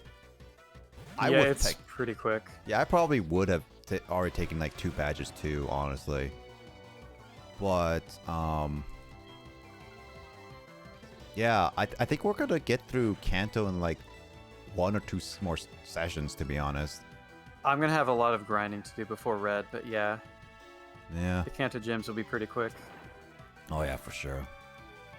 I know you're gonna have a lot more grinding. I'm in the meantime, while you grind though, I'm gonna do also prepping. I did over prep probably for the Elite Four. And that's mainly because like I was just really worried about the Elite Four, me losing a Pokemon, which I did end up. But I guess the good part is that I ended up staying with 5 of my Pokemon at the very least. Yeah, and the Giraffe Rig honestly wasn't... For the Elite Four, it was annoying to lose it, but for the rest of the game, it's not the hugest loss ever. Oh yeah, no. The rest of the game is not. I mean, I'm still kind of bummed that, yes, I can still get Thunderbolt, but I worked so long to get that, technically. And then there's also the fact that I lost my Shadow Ball TM now. So it's just like, it was just annoying with the Elite Four, yeah, because like I lost it right before Karen, which really was a struggle to beat some of her Pokemon. And then especially with like Lance's Gyarados, that was just so annoying. And then like Aerodactyl too. So yeah, it was just really annoying in the Indigo League. But now that it's all done, I can now just focus strictly on just beating up the gym leaders. And that's what I'm going to be doing, is going through this Kanto region, doing like the little bits of stuff I'm going to be doing, training up each of my Pokemon, because at this point I think I'm going to be sticking with this team for the most part. I am still going to be trying to train up my Dratini and my Larvitar, so that I can have those as backups too. Through the time. So yeah, it's gonna be a thing.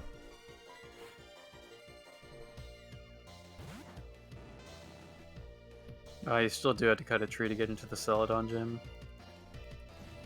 Are you at the Celadon right now? Erica, yeah. Wow, how did you get this? Oh, I guess you went the opposite way. You went left. I went right. Yes. Gotta whip out my deck again. I mean, you could just teach one of your Pokemon cut. What if I don't want to, dude? Man, I mean, that's your loss, dude. Oh, so I got a moose in these Pokemon over. They shouldn't be in this box. Yeah, I feel like you're gonna, by the end of this session, Kyle, you're gonna have like 5 badges. We'll see. I might take a break to make food too.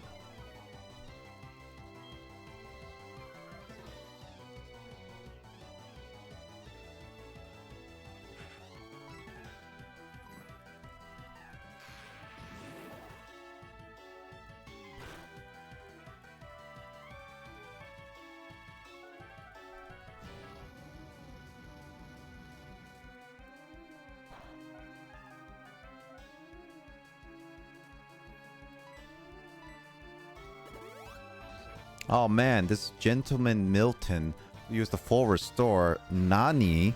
That ruins my entire plan of killing you in 2 turns. Now I have to kill you in 3 turns. I joke around, but you guys know it's true.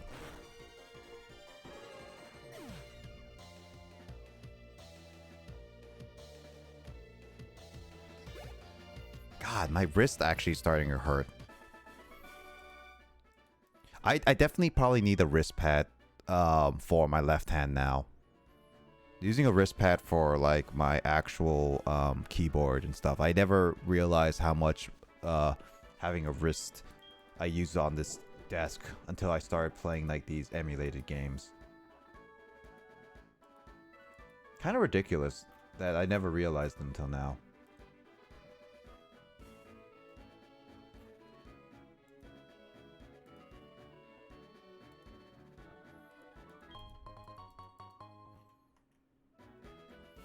Dude, Kyle, I'm about to go to Lavender Town. Booked.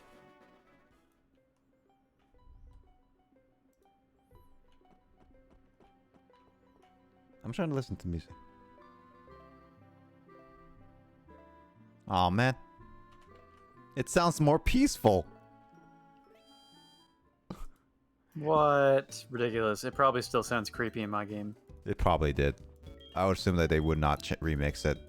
This one was like... Well, then again, the graveyard isn't there anymore. It's just a radio tower now, so the town itself is kind of less creepy. I mean, true, but at the same time, it's the music that spawns so many countless rumors. How, like, the music was supposed to be, like, such a cryptic message that it caused kids to actually go hallucinations or cause death or something like that. It was some creepypasta. Only in the 90s could such things be spread. Yeah, no, it sounds like a creepypasta, which probably some of them are, but I legit would believe that some people actually believed in some of those rumors as not creepypastas, and they actually 90s, baby. Yeah. Again, it makes me feel like it's like that kind of stuff, and like the stories of Blair Witch Project and all that stuff, you know?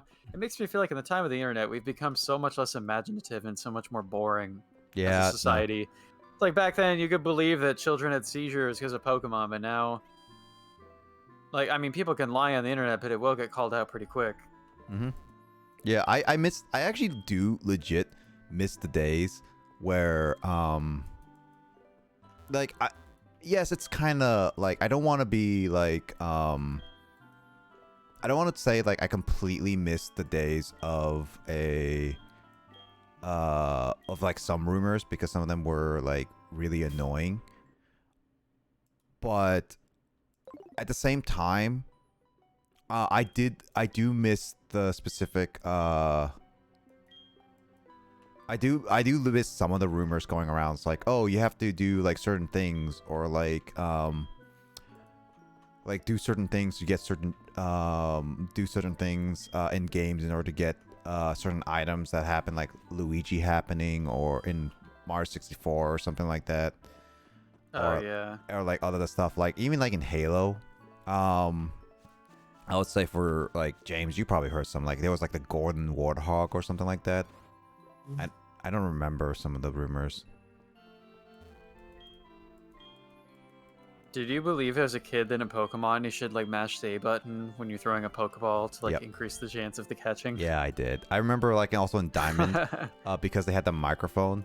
I remember like, you have to press the middle of the ball when it activates, and then keep spinning in order to increase the chances. And you also have to yell "Gotcha" into the microphone. The louder you do, the better. I didn't hear that one. Oh no, it was straight up like, I remember my brother and I kept doing it over and over. Like it was just, it's also one of those fun things, like those kind of experiences we cannot experience anymore because those get immediately debunked right when a game comes out. Yeah, now people just be like, I ROM dumped the code and inspected it, and I know that what you're telling me is false. And I'm like, geez, man. It's like, why can't we just have a little bit of fun? Like, don't ROM dump an entire game. Like, I'm all for game preservation. Like, I am game preservation. But you don't have to do it like right the second the game comes out. You can just wait a little bit, you know? Like, just have some fun. I don't know, it's just one of those things. I kind of miss some of the rumors a little bit. I kind of miss the experiencing of that, and it sucks that now that like today's generations and onward will never ever get to really experience something like that ever again. Yeah. It's something similar to like how like I've seen like in terms of like anime and stuff like that, how people talk about like the big three over and over again. Of that being a thing, and the big three of anime. Yeah. Do you not remember hearing about how Bleach, Naruto, and One Piece were like the big anime stuff when we were younger? I never heard that, but those are the three anime I thought of when you said that term. Oh yeah, no, those were always considered the big three in the. And I don't think I remember hearing the concept in that sense. That's like when my Japanese teacher in high school, who was like an American guy, he was like, "So guys, why are you taking this class? Is Bleach still the big thing or what?" Yeah.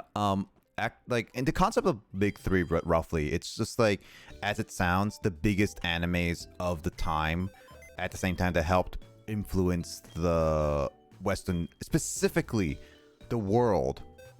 More so the Western, I would say, but really the world of what anime is. Because if you really think about it, the only animes you really ever heard were like Dragon Ball, Yu-Gi-Oh, Pokemon, Digimon.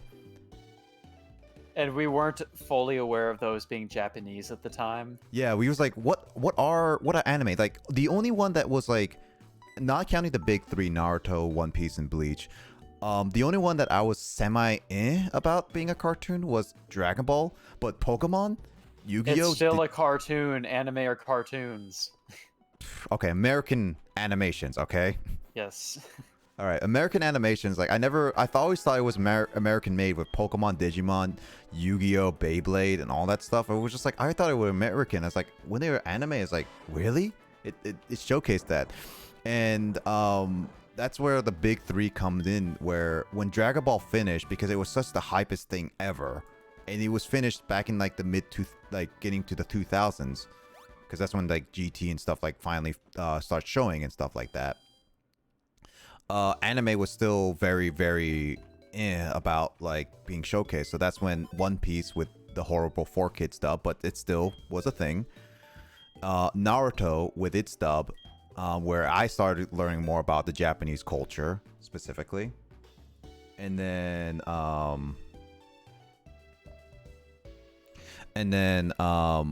Bleach, which also became into the Japanese culture. But the only problem with Bleach, which is a little bit weird in my opinion, because Naruto and Dragon Ball, I saw blood. I saw a little bit of violence. They still didn't really censor that. But in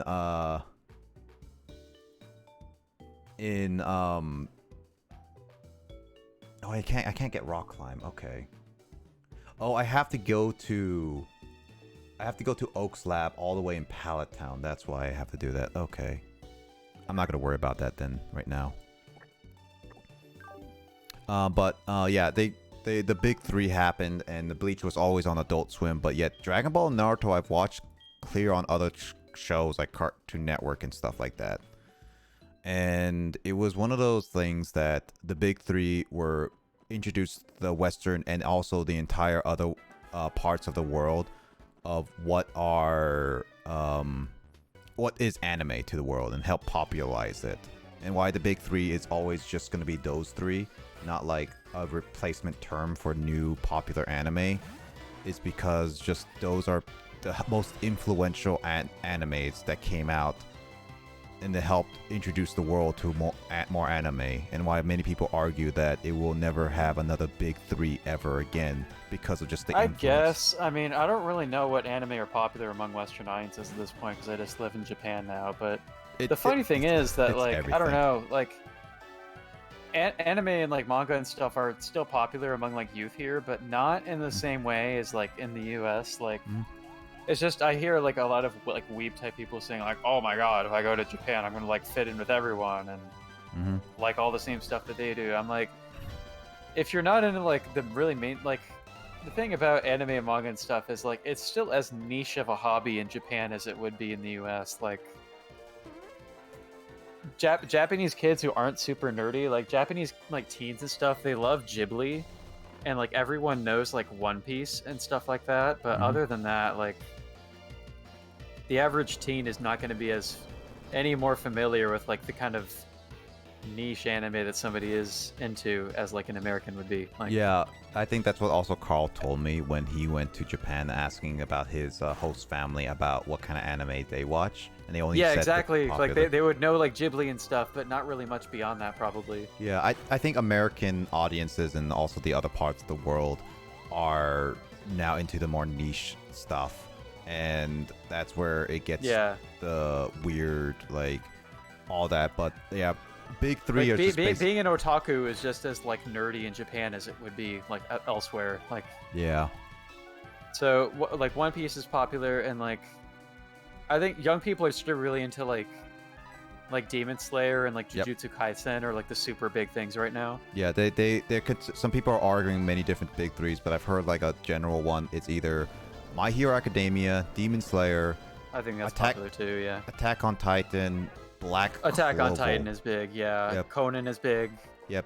Conan's never considered as a big three because it's not big compared to people's eyes, which in Japan though, like you see its likeness on like a lot of advertising and stuff here. There's like a Conan movie like all the time. Yeah, I don't deny that for sure. Like if you want to or the other thing is that like Doraemon and Anpanman are the things that kids grew up on, you know. Like Western people would not be watching those cartoons, but those are the ones that every Japanese kid knows because those are the equivalent of like Charlie Brown. Yeah. Being in the US. Yeah, it's like one of those things that they only go for like really, really big, popular shonen ones. And it's like, if you consider like the biggest animes, it's like, then why don't you argue with like other stuff like the Pokemon anime? It still has a movie coming out almost every year. A new movie of Pokemon coming almost out every year. And like even Japan, Japanese kids all know Pokemon as well, for sure. Pokemon is popular. Yeah, it's just one of those things. It's such a bad like definition, which I get that with people, and but yeah, I do agree with the big three being its own thing. Now that I fully understand what people are talking about with it, that big three is definitely a series of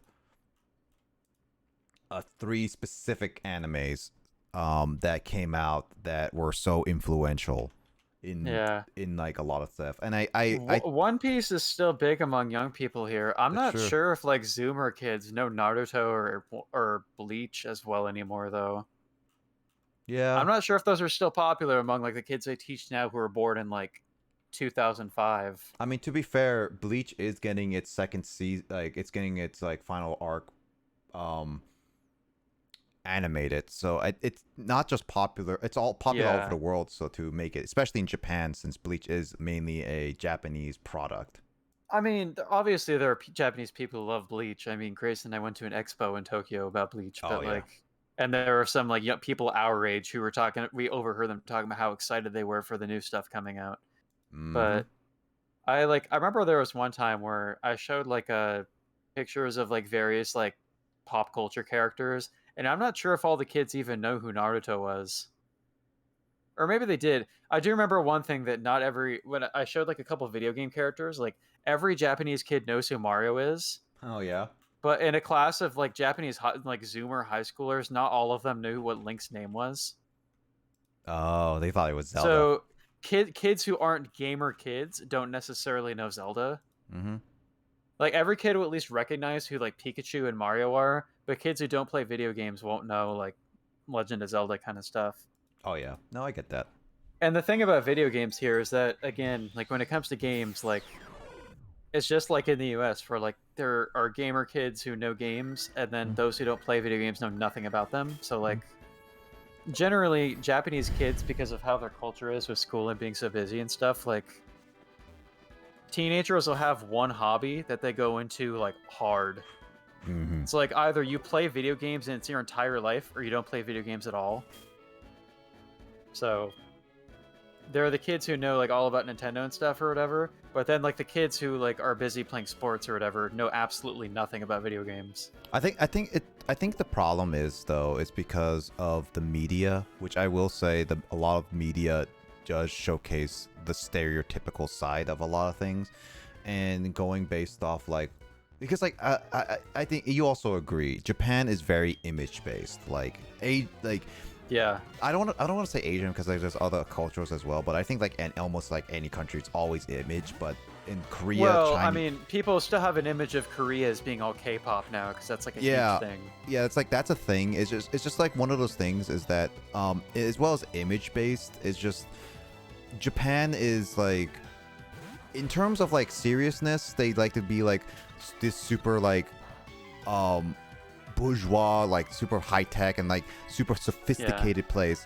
Oh And- boy, the things I've had to disprove to people, including my parents, about Japan being a tech-savvy nation. Yeah, and It then is there, not. yeah, and then there was like also the fact that if you really think about it, like in the animes, because those are like one of the biggest things, like J-pop and stuff like that, like specifically anime, since that's the biggest part of Japan, they showcase like a lot of otakus being like, oh, you know this game? Oh, I love this game. I was like, all the main characters and whatnot. It's like, oh, I am such a big fan of this and blah, blah, blah. And like, I am literally in my own room and blah, blah, blah. It's like assuming that because that's their really biggest media towards like Japanese people. It's just, a lot of people stereotypically do that, which I guess in the turn of the Americans, it's like same thing with like how everyone how we're treated as well. Japan has become so well known to like millennials and stuff is because of, you know, all the media stuff of promoting like games and shows and manga and whatever. It's boosted Japan's cred through both attracting tourists and also just selling Japanese media abroad. Yeah, I mean, it gives a more economic sense. So in a sense, it's not something I'm gonna argue. It's better, but it does unfortunately do a lot of not helping with some of the people being like, oh, you're from Japan? Oh, do you know this anime? Oh, Right, Nihongo. sure. The assumption that all Asian people will be nerds or something. Yeah, like that. And it's like, I don't like that stereotype. Right. It's same thing with like being a Korean. It's like, oh, you're Asian? Well, that means you must have straight A's, right? Oh, yeah. And it's like, no. Even if I had straight A's, that's still a bad stereotype in many ways. Yeah. Like, one thing about the My Korean... dad is like that for sure. My dad assumes that all Asians are like super smart, and then like call him out. I'm like, you're really like labeling people, and he'll like give that thing of like, no, I'm saying they're smart. That must be a good thing, and I'm like, no, just stop. Yeah, because like the thing about it is that not only you're saying that every single Asian is smart, which is not true. There's also the fact that you're also assuming that we're smart as a natural gifted person without any struggles, which is also very much not true because Right, yeah, like Asian students are pushed extremely hard, like more so than white kids are into like academics. It's the only thing is like America, I will say at the very least, doesn't push me that much. So like having like even with Korea and like Japan and Chinese people, like the schools are meant to be so strict. Like they have like the highest grades than ever, like one of the highest grades in the world.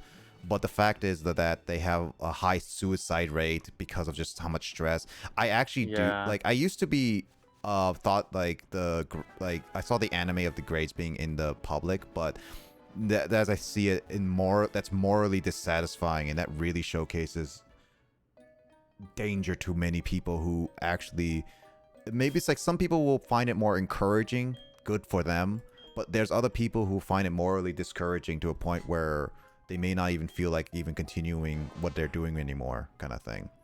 Like it's straight up like a terrible thing to generalize people with. So yeah, it's like there's a lot of things about the like Asian cultures that we don't understand, and we take it for granted, basically. And I'm definitely a person that says you should never generalize people like that. Humans are humans. Yeah, you can ask. I don't think it hurts to ask, but you can't just assume that because they're a certain type, you can't. They are supposed to be like this. Yeah. Yeah, it is fun. Like when it comes to like Jet and stuff, because you know, like Jet attracts a certain crowd, and like it's just like with the experiences I've had here of like working with you know, students have quite a variety of interests and personalities and stuff. Like it's funny to think of people like, for example, the student that we knew in Fairhaven who is the reason I learned of the meaning of weeaboo. Like, oh yeah, that he had this idea he'd fit in so hard in Japan. Like, no, if you're like a nerd in the US, you'll be a nerd in Japan too. Like, if you start talking about like all the crazy anime you're into, like Japanese teens will think you're strange.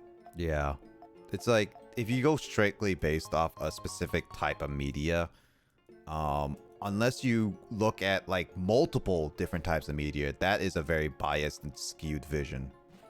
It's like narrow vision is what I think that's the proper It's term. like a lot of Japanese teens don't even have like the time on their hands to watch like all the anime you've seen or the manga you've read necessarily. Yeah, heck, like they're spending all their time at school. Like kids here, they gotta like they come to school like maybe 7 to 8 in the morning and are there until like 8 p.m. every day, and then spend their entire weekend like practicing whatever sport they play and stuff like that. So. Yeah, and then it's also like we joke about the people who like are actual otakus in their rooms and stuff like that, and married at DS. It's like in the reality though, they have to have at least still a stable life job or to even get those money and stuff like that.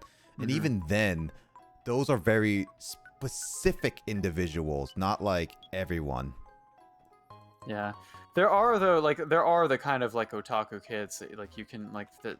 It's just I don't know. There are kids here, especially in the Inaka, where social life is just so insulated and people have their cliques. Like there are a lot of kind of nerdy seeming kids who like just cannot interact socially at all. Like it's pretty brutal. Like I don't know. School is hard for kids here. Like kids get so withdrawn by the time they reach high school age that like the thing about teaching a Japanese class is like they have this idea that you're supposed to be put into a classroom and get the kids speaking English, but like a lot of kids here by the time they're like 15 are so withdrawn that like any class you go into, as much as a third, like usually I'd say at least a third of any Japanese class is like so socially awkward that they cannot like speak in front of people at all, even in Japanese. Especially because it'll be like at least a third. It can be as much as like 2/3 of a class though that are that shy. Like it's pretty brutal here. It's consider the fact that even in America we have to like do like those go up to the front and make a speech or presentation. Those are pretty common for us. Those are hard, and like there will be like kids in any American classroom where there will be like that one kid who's like super like who just doesn't talk to anyone and is like super quiet and he just can't get to open up. That'll be like a significant portion of the students in a Japanese class. Yeah, because like it's common for us, but Japanese is like it's different. Culture is different. Like you have to understand that. Yeah. No matter what, it's like we all humans. We're all, as you can say, brothers and sisters. We live on the same planet. We breathe the same air. But with the way we're grown up is completely different from one another. Yeah. It can get kind of obnoxious how much I'm otherized, you know. They really do that in Japan of like, I mean, they pretty much bring Jets into the country to be like, this is them and we are us. Like, that's kind of just how Japanese people see things. Mhm. I'm like, dude, you guys, like, I'm just a human. Like, I like music and video games and exercising just as much as you guys do. Like, Mhm. I don't know. Yeah, no, I get that, and They really put this barrier between me and all the students, and it's like, I don't know, like, a kid will write in his test, my favorite movie is Pokemon, and I'm like, I like Pokemon too, but they would never know that. yeah, that's true. It's just sad. There was one time where I had a class where some kid was talking about how much he likes punk rock or whatever, but he was mentioning Green Day as example of punk, and I was like, dude, I want to go full on Jack Black right now. And like do that whole blackboard full of like bands you got to check out.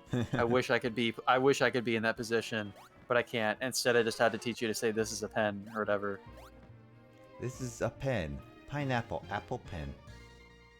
I had to do a thing. I'm making a Jeopardy game for next week. And I decided one of my categories. I learned how easy it is to just put audio files into a PowerPoint and play them.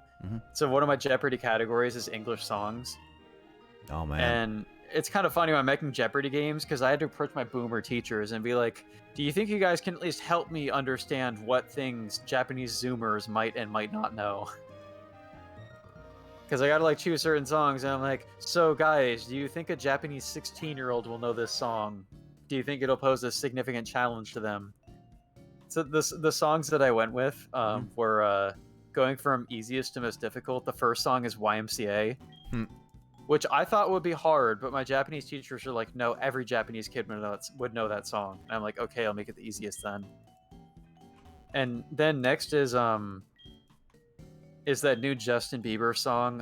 What was it called? Stay. Do you know that song? Oh yeah, no, I actually like that really, song. Yeah, that's actually a really good song, to be honest. Oh, by the way, random topic. That one's actually really good. I like the the melody's alright. I don't like auto tuning, but it's. Auto-tuning, yeah. I can deal with it more than I would have expected a song that has Justin Bieber in it. You know, it's just definitely it's a beat. I like the beats and everything. But yeah, go on with what you want to say. Yeah, but it's so I assume that Japanese kids would know it. I mean, I have noticed that Justin Bieber is popular even with Japanese teen girls now, which surprised me. But anytime Justin Bieber shows them anything, they're like, "Oh, kakkoi ikemen." So. Even like it's like when we were in high school, Justin Bieber is just becoming a big thing, but like even now with Japanese teenage girls, all of them have a crush on him, but they all think he's American. I had to teach them that he's Canadian. Oh, he is Canadian? I didn't realize that. Yeah, he is, yeah. Oh. I think he's lived in the US since he became a celebrity, but he is from Canada. I didn't realize he was actually Canadian, so that's one that I actually did not know. And I also did not realize that the other kid who sings in that new Justin Bieber song, I mean, that song features Justin Bieber. It was written by another dude. Charlie Puth, but But that dude's an 18-year-old from Australia. He's super young and he's Australian. Yeah, he was mainly a writer. He didn't get his big break until Fast and Furious 7 when he did See You Again. And even then, See You Again, I much prefer the actual piano version that he made, because that one was actually straight up something that he made personally for a friend of his that passed away as well. Mm-hmm. Like it's a really good song. And now that song is now used in every possible major celebrity death. It's funny, because like, well, I mean, because if you don't know, Fast and Furious 7, the actor Paul Walker died in a tragic car crash right before the movie was finished filming. Oh. And his brother stepped in, and they basically did the movie with the brothers not only helping to take over like some of the stuff that Paul couldn't finish, but they just finalized like a lot of that stuff, and that song ended up being a proper goodbye to him as a person and his character. And so that song was like also was, I think because like at the time it was the only song. It was at the only time the only thing that was like reached 1 billion and like was the most popular video was. Do I have a main key? Sorry, I got sidetracked. Monkey mind. No, I don't have a main key. Well, I guess this is my catch of this route then. I was intending it, but okay.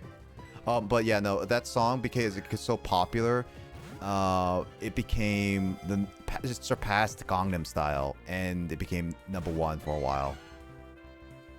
Huh. Yeah, I know. I was intrigued to find out that I don't know if it still is, but with Despacito being the #1 viewed video on YouTube with like billions of views, like pretty impressive. It's just I didn't expect a Spanish language song to be the #1 on YouTube. You know what I mean? Yeah. I mean, by musicians from Puerto Rico, like it's kind of surprising. Oh yeah, but then again, K-pop randomly got popular out of nowhere too. Yeah. But yeah, let me think. What was next? Oh, the next song up on the list was "Shape of You" because there are Japanese teens who are really into Ed Sheeran. Apparently, Ed Sheeran is huge in Japan. I like Ed Sheeran. He's actually a good singer. I don't know anything about him just because I don't follow like pop music, but it turns out that the song "Shape of You" is like the #2 English karaoke song in Japan.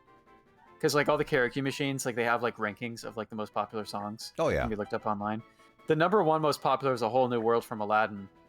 So like the #1 like original English song is Ed Sheeran. But it was funny talking about it with my boomer teachers because they don't know who Ed Sheeran is. And I'm like, they're like, it's not popular. Nobody, the students, they don't know. And I'm like, no, you don't know because you're old. The kids probably do. I didn't say that, but I did say the kids probably know because they're young and a lot like I've explicitly had like when I had like new students this year when they like are filling out their self-introduction papers. Like, I've had some ask how to spell Ed Sheeran's name in English because they want to mention that they like his songs. Like, so there are teens who enjoy that artist quite a lot, and the challenge is to like be able to name a song. So that actually is kind of funny, to be honest. Yeah. The next up that I had is "We're the Champions," so going more like classic rock. But Queen is known in Japan, especially because like with the Bohemian Rhapsody movie, like a lot of teens know Queen as well. Oh yeah. So I'm sure all of them know "We're the Champions" when you get to the chorus, but it's a challenge of how fast they can identify the song from hearing it from the beginning. And then the #1 I had was Michael Jackson "Thriller" because I'm curious how well kids would know that song, particularly by the title. I think a lot of them would recognize it as being Michael Jackson, but I'm not sure how many would know the word "thriller" in English. I would not. I would say that's kind of like ambiguous, yeah. Yeah, so those are the 5 Jeopardy songs that I chose. I was like, I gotta think, like, what songs would pose a challenge but still be identifiable by Japanese teens? Yeah, because, like, what we think is popular could be, like, very obscure to, like, other people foreign. Yeah, and, like, one of my boomer teachers, like, the students don't care about Western music. And I'm like, I think they like it more than you would expect. Like, you can actually look up on Spotify. You can look up the Japanese charts, and Japanese teens listen to Spotify. The boomers don't, but Zoomer kids do. And like, "Stay" is still like, there are a lot of like the most like the top 10 songs on Spotify in Japan are Japanese artists, but "Stay" is like the #1 song by a foreign artist right now.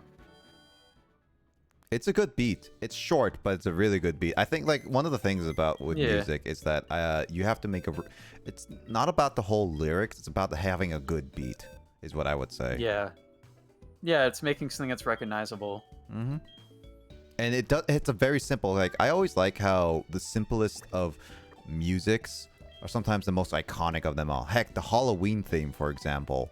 It isn't 5/4 though.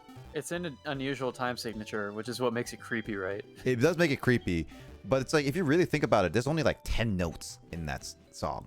There's nothing more, but it's only 10 notes. And that's the genius of John Carpenter. Like, the most eerie music in that entire movie is like also parts just like da da dun, dun, just like 4 notes going back and forth. Yeah, and it's like that's the. But it's like super eerie because it's like it's supposed to be like the sound of somebody's footsteps, basically. Mm-hmm.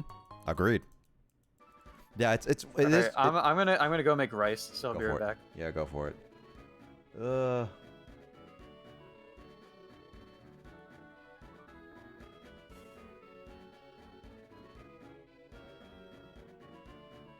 I already got that one. Oh, okay, I got that. Okay. All right, James, how you doing? Alright. That's good. I hope you are doing overall well. What are you doing right now, anyway? Curse of the Dead Gods. Curse of the Dead Gods?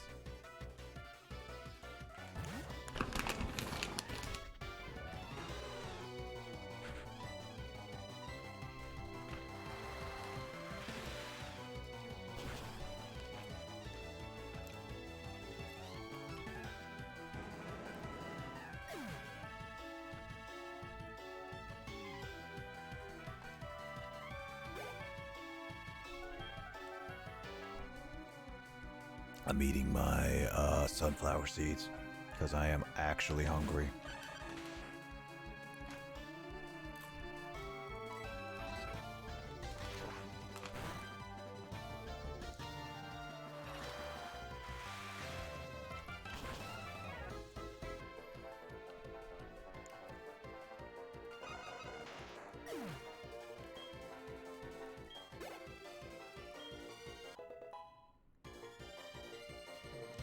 I am straight up hungry.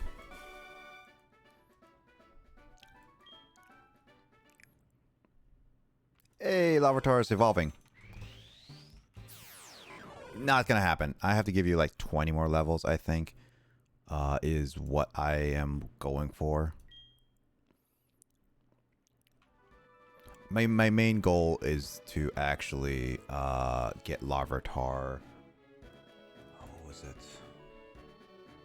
There's nothing hidden. Main goal is to get Larvitar getting to learn Hyper Beam by 50, because like it will help speed up some of the learning of stuff. I mean, yeah, Hyper Beam is like not the best, and I think Tyranitar can learn. No. It learns everything, so it's like, yeah, it's just one of those, like, helps early on, is all. Man. Sunflower seeds, am I right, boys? I forgot to switch. God dang it.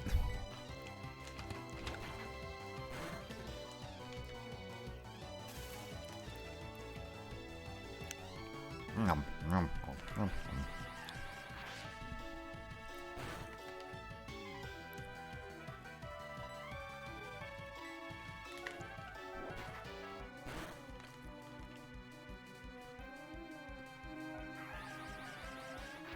Actually, I was looking at the Cerulean Gym. What's the highest Pokemon's 54? I can face Sabrina now, which means that I'll consider that as my level cap, which means Cerulean Gym is weaker than Saffron.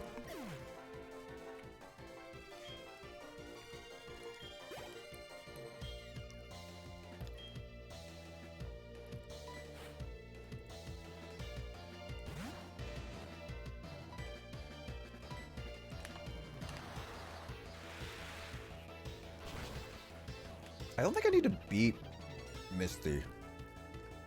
Do I?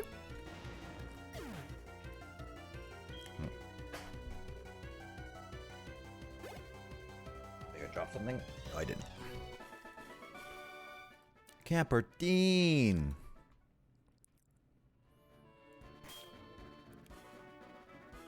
Would you like some cheese? I got some Gorgonzola. I miss Wallace and Gromit. Dun, dun, dun, dun, dun, dun, dun. Dun, dun, dun, dun, dun, dun, dun. Dun, dun, dun, dun, dun, dun, dun. Dun, dun, dun, dun, dun, dun, dun. Dun, dun, dun, Did somebody redeem karaoke? No. I was just like randomly saying like, oh, I like some good old fashioned cheese. What's wrong with gorgonzola? And like I was missing Wallace and Gromit. Oh, was that? I was about to say I'm just crackers for cheese from that movie. I've only seen the movie once, like a long time ago. I mean I watched the Were Rabbit, but I watched like other Wallace and Gromit shorts when they were out. I've only seen the Were Rabbit movie, like when it came out, so I don't really remember much of it. Yeah, no, Wallace and Gromit was my childhood when I was younger. Oh god. This almost died. The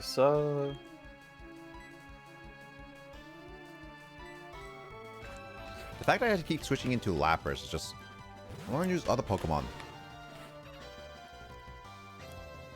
Also, I'm just realizing I don't really have any good Pokemon against Misty's Pokemon. I'm being racially profiled on Cycling Road. This dude saw me, he's like, you came from Johto, didn't you? There's no other region in existence to them.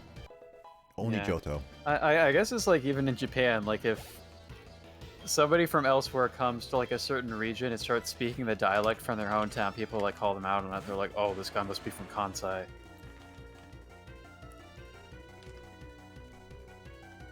I mean, to be fair, it's the same for like America.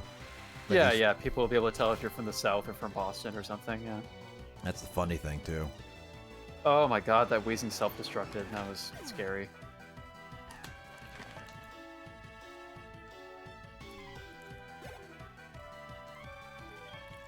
Mom.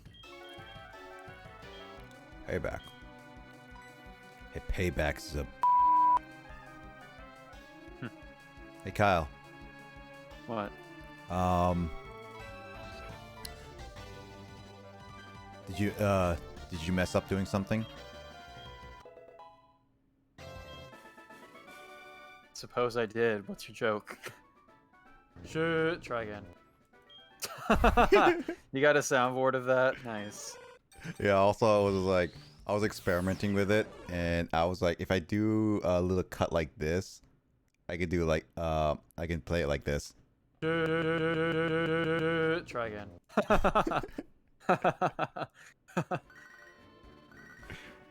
But that doesn't get the, Try again. at the beginning. Yeah.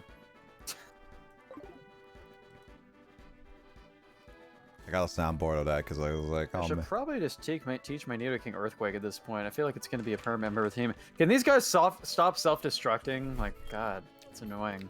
Where are you? Sweaty. Cycling Road. Oh, you beat already Erica? Yes. Yeah, that was fast.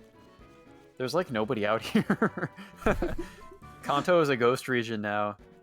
I feel like It's like rural regions of Japan. Everybody leaves to go to Tokyo, so there's like nobody in the small towns anymore. I feel like you're just seeing the pandemic of what happened to Kanto. That or Kanto is experiencing the Japanese population crisis. Except in actual Japan, it's the opposite. People are leaving other areas to go to the Kanto region, which is like the Tokyo area. That's like a big thing in Japan. Like, there are like abandoned houses and like the countryside is depopulating because most people just move to bigger cities now. You know It's why apparently in the city where I live in now, one of my like boomer teachers told me that in her childhood there were 10 elementary schools in this town and now there are only 5 Oh man, because they've had to close so many of them. it's weird to. I think it's like also like with Kanto. Is it Kanto or Kanto? In actual Japan, it's pronounced Kanto. Ah. Like in actual Kanto, I'm pretty sure it's because of Pokemon that helped popularize it a little bit. What? Like Kanto, because Kanto, they the same like names as they popularized the region. They want to see what it's like. That's not true, Nick. Is it not? That region has always been called Kanto in Japan. No, and I'm people have not always wanted saying to live in Kanto. Tokyo. I mean popularized, as in like get more attention. In real life Japan? Yeah. No. Tokyo existed before Pokemon was made, Nick. People wanted to live in Tokyo. No, I thought I was. I don't know what point you're trying to make. I'm saying You're that trying the to tell me region that- just you're got trying more to tell me the popular. countryside kids didn't care about Tokyo area until Pokemon. No, that's came not what out. I'm saying. I'm saying that the Kanto, specifically Kanto, got a little bit more popular, or at least more paid attention to people in general, whether it be in Japan or like in the world, because of Pokemon.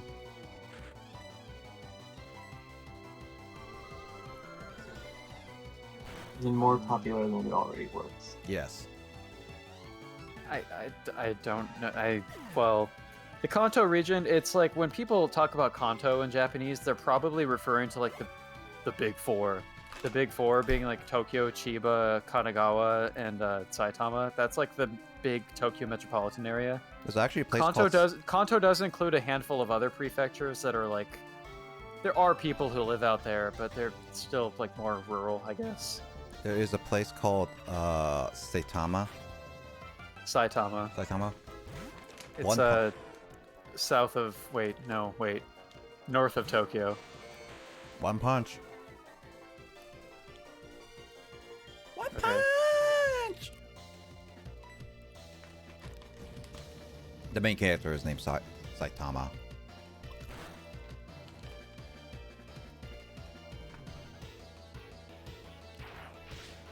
No, Kyle. Raichu has really short arms. It does. It's like a T-Rex. It's also a female because you can tell by the tip of the tail. Oh, it doesn't have the black highlight. Is it black hair at the end? I don't know. Its tail, yeah, its tail difference is what it's gender difference. I like how Game Freak gave up the gender differences after Generation 4 because it was too annoying to make. I mean, if you really think about it, it is probably really annoying to make because you technically have to make separate sprites. Is there such thing as a male Miltank in Pokemon? I'm pretty sure there is. Let me look that up.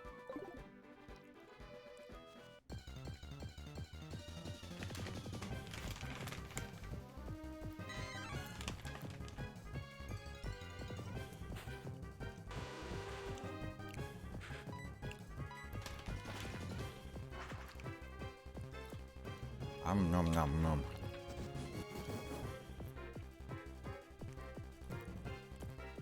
Very rarely can happen, but a male Miltank or female Tauros can occur. Oh yeah, I forgot Tauros is the opposite of Miltank. Yeah, because it's a bull. I don't know, I was just gonna make the point. I was wondering if if like there is such a thing as a male Miltank and it still has udders. Because I was gonna make the same joke like my mom told me when she saw me watching that Barnyard show, where she just walked in and she was like, "Male cows don't have udders," and then just walked out. That's true, actually. I forgot about that. That's so weird to think about. Yeah, because obviously, like male cows, aka bulls, cannot make milk. So It's so weird to think about, actually. biology.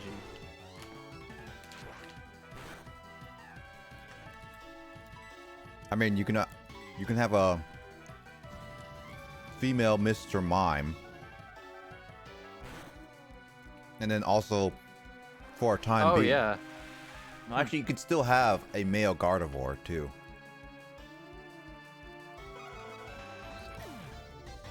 It's just weird to just really think about. They made like certain Pokemon that look like specific genders, and they have the opposite genders still, as a chance. I just find that funny, to be honest. Yeah.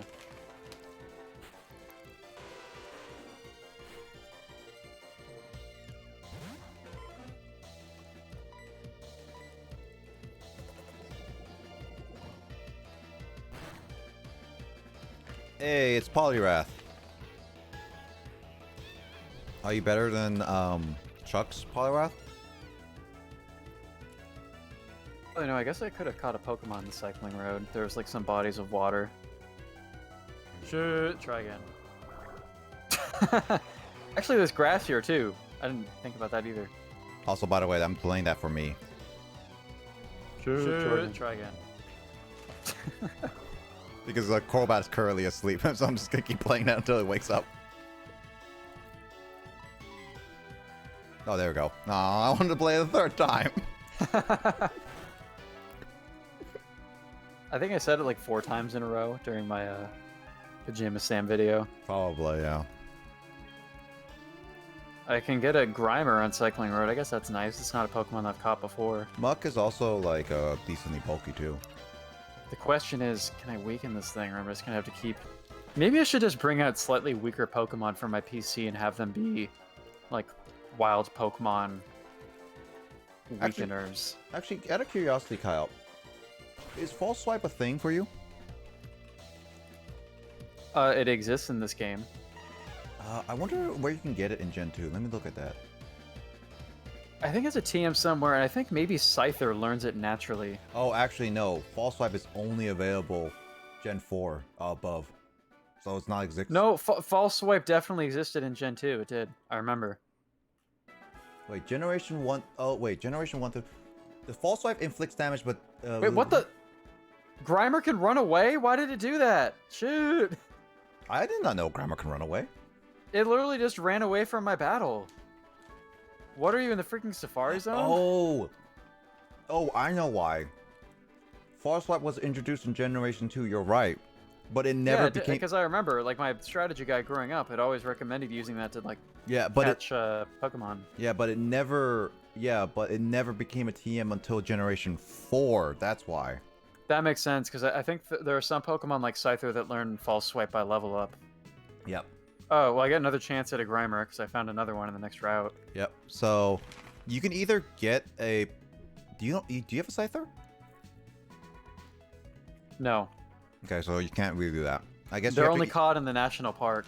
Yeah, so I guess you can either find a status Pokemon or get a weaker Pokemon. I should have kept a Dragon Rage on Gyarados, but I didn't. I taught it Dragon Breath, but I never even had to use that in the Elite Four anyway. Yeah. So I guess I'm just going to keep chucking Ultra Balls. Shoot. Try again. It's probably what you're going to say whenever you fail to catch that. Let's see. I'm going to try to catch it and shoot. Try again. How many Ultra Balls do you actually have? Why is it running? Why are Pokemon doing that? I actually don't know. I never knew that Pokemon can actually run. That's strange. Is it just Grimer that does that or something? Did it just like ooze away from me? I don't get what happened. That doesn't seem like a thing that ever happens. Well, let me look at this. Grimer? I'm missing out on being able to catch Pokemon because of this, which sucks. Yeah, it's also sucky that you can't really do much about it, because that's your first interaction.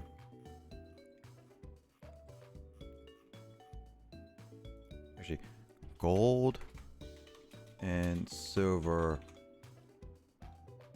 Pokemon running... Oh, Pokemon running shoes. Pokemon running away. I'm trying to picture now a Grimer wearing running shoes. Oh yeah, Pokemon Gold, Silver, and Crystal. In addition to roaming legendaries, the few species of the wild Pokemon can escape from battle. Much like roaming Pokemon, these Pokemon may attempt to flee immediately before they use their move. They will not attempt to flee when afflicted by trapping moves, or sleep, or freeze. All Pokemon that can flee were intended to be more likely to be caught in a fastball, but due to programming error, only Magnemite, Grimer, and Tangela actually are more likely to be caught in a fastball. Wait, really? Of course it's because of a programming error. No, that's only the fastball specifically. Yeah, I know, but still, of course there was a mistake. Mm-hmm. Yeah, no, Grimer... Oh god. The fact that you had the Grimer attempt to run, that's a 10% chance. Yeah, that happened to me twice. Yeah, so here's a Pokemon that you can actually run away in the wild for Gold and Silver. Magnemite, Grimer, Cubone, Tangela, Mr. Mime, Eevee, Porygon, I'm ignoring legendaries, by the way. Dratini, Dragonair. You can find a Togetic in the wild? What? No, You shouldn't be able to. no, okay, I see why. It's programmed to run away, but you can never see it in the wild. What? Why would they do that? That just sounds like they like program certain things into the Pokemon's like attributes, Mhm. and then suddenly realized they were never gonna have it be a wild Pokemon, but left that attribute on the poke, and then just it's like spaghetti code, I guess, right? It is. It's literally spaghetti code. Where That's they literally wrote something into a Pokemon's attributes, and then they were like, "Oh, well, we're not going to do that, so we'll just write something else over it, and then not delete the original code This that we is- had on it." This is why I say Pokemon is literally, if it was released nowadays, this would never be accepted by many people. Yeah. Yeah, so there's only a handful of Pokemon that can run away, and you met a Grimer, which can run away. So the next time you see a Grimer, Kyle, you're gonna have to either trap it or immediately try to sleep it. Luckily, Grimers are pretty slow, so there's that. Yeah, and going forward, I'll probably just find like a level 20s to 30s Pokemon on my PC and see if I can use it to help me catch Mm-hmm. a Pokemon. At least we know now. Yeah, I was just confused because that doesn't. I feel like that's never something I've actually had happen to me, but that Grammar just ran, and I was like, Yeah, I never "What?" had that happen to me before. I think, well, then again, I think most of the time I usually just kill them. Yeah, Grammar's never been a Pokemon I've really tried to catch before, but Nuzlocke, so. Yep. Do I have to beat Misty in order to progress the story? If I do, then we might... We're going different directions in Kanto. I'm following the guide. I'm just kind of going wherever my heart pleases. Where my heart... Oh, no. I don't even know how that song goes. My heart will go on. Yeah, I know. Yeah. That was actually a song that apparently it's a popular karaoke song in Japan. And I asked my teachers, I was like, "This is a popular song," and one of my teachers was like, Titanic. And I was like, "Sensei, these kids are like 16. They're not gonna know Titanic." Only we know Titanic because we may have seen it in the movie theater maybe once. I saw it in the movie theater when it was in 3D. My God, I had to hold my bladder for an hour and a half for that movie. Yeah, that's a long movie, isn't it? It's a 3 hours if it's, I think, uncut. Yeah, James Cameron, baby. I swear, my bladder actually felt... I feel like my bladder... I can't hold my... going to the bathroom as easy as I used to do when I was younger. I swear. Now, I have a problem, Kyle. Half of my Pokemon are weak to the Misty's gym. Oh no. Well, I mean, I have Crobat, but the problem is that it's a water-type gym. They could have ice-type moves. The only Pokemon that I can really utilize for, like, electricity was my Girafarig. This sucks. I was trying to use a Nidoking. It's my Nidoking. Ridiculous. I mean, technically speaking, Chinchou can also be a good one, but... That could be. I know Starmie would be good, so as long as I keep just Lapras and Umbreon as my main forces, it should be fine. Emphasis on should, okay?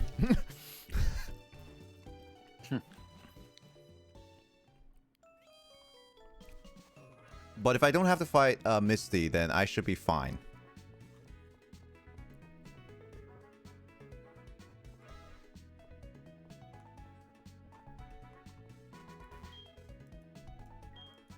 This guy is a photogenic. When you least expect it, there's a photographic genius. Say Fuzzy Pickles. He's literally like that guy in Earthbound. Yeah. I think he has you say cheese sandwich in Japanese. I think that's what it is. Really? Yeah, they changed it in the English translation. That is strange text for that bump. Bump. Just the font that it changes to, and it's like all pixelated. Can I not pick up the machine?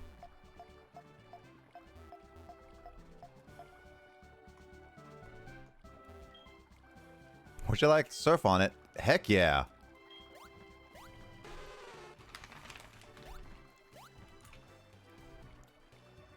Can you catch Pokemon inside that gym? I don't think so, but I could try.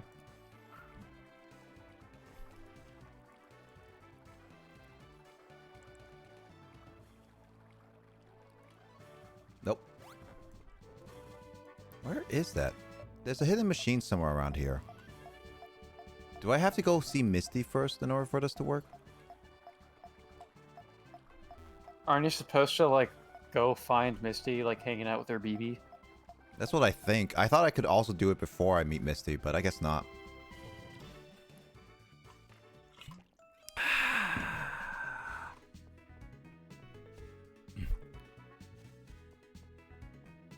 Alright, I'm gonna have to meet Misty then.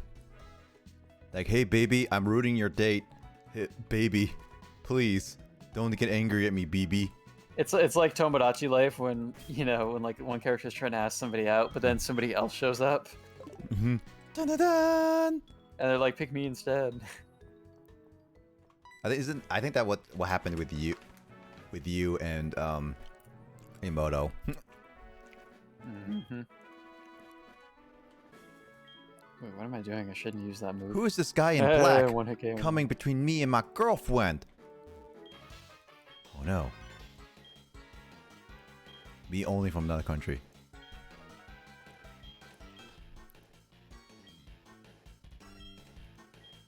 Are we battling between these two lovers? Because apparently we are. You know, I was wondering myself today, remember that one moment where a nugget in Japanese is called kinotama, which sounds like the word for testicles, and I was wondering, what is Nugget Bridge called in Japanese? Let me find out for you. Is it like kinotama no hashi, which would mean like testicle bridge almost? Because that would be pretty funny. Let me look at it. I feel like that would have been the subject matter of many jokes among Japanese children playing the game. Nugget Bridge. Bulbapedia, what do you say?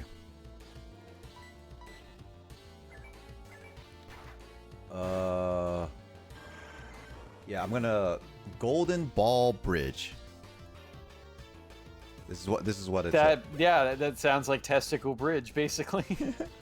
right there.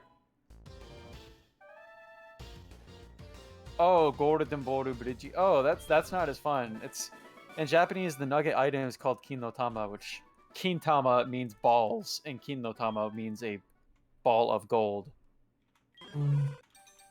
Golden balls. Golden balls. I mean that's basically what testicles are in Japanese. It's literally golden balls. I heard of blue balls. All right, so Nick, we haven't been here very long, but I already have half of the gym badges in Kanto. I'm already getting through like Cerulean.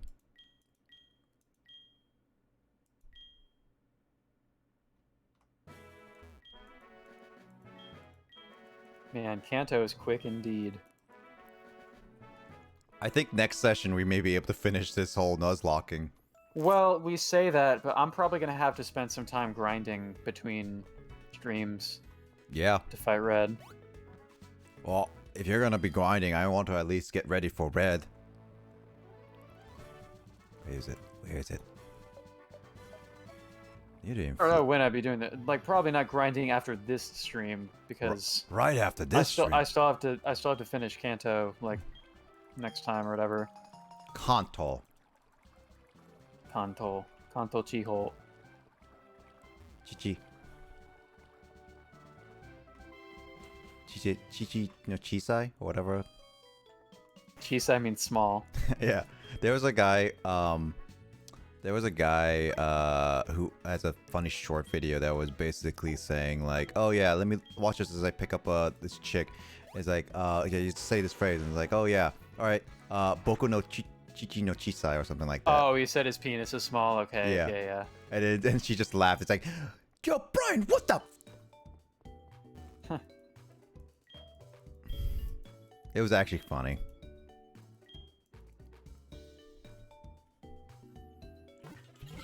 Whether that was actually staged or not, it still was pretty funny. I found another Magikarp in this city. I don't think I'm ever even gonna lose James, but I now have 3 Magikarps in the PC. One of them named Unko. I should have named this other one too. Maybe I should like give these Magikarps different names with the name raider. Probably. Safari Zone is closed, isn't it? Yeah, it is. Man, that sucks. That means there was no Safari Zone in Gen 2. Just the bug catching contest, I guess, is what took its place. Now the question is, should I go battle Misty right now?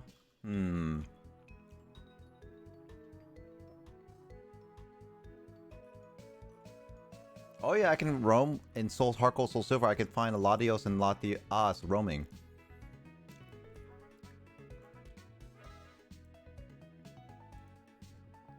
Yeah, I'll go to the power plant. The question is like, should I go for bleh.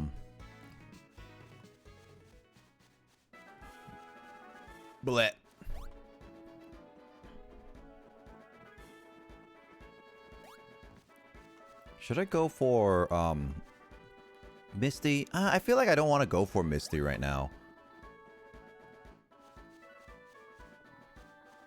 You know what? Something I should actually do is to check to see which gym leader can I actually do next. I'm actually gonna do that really quickly because I want to make sure also that I don't get over their levels. Okay, Erica is only 56, which is fine.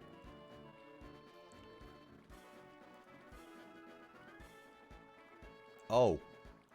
Oh, okay then. I know which gym I'm going after next now. So apparently, Kyle, Jasmine is the weakest. Jasmine is the weakest what? Weakest Pokemon at all.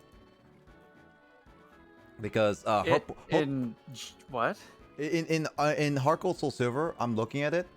Yeah, Jasmine has the weakest gym trainer Pokemon of all of them. Because Jasmine killed my starter. Not Jasmine. Is it Jasmine? Her name is Jasmine. Yeah, Jasmine. Jasmine is also future gym leader. Her name is Jasmine as well? I thought it was like something else. I'm pretty sure it's Jasmine.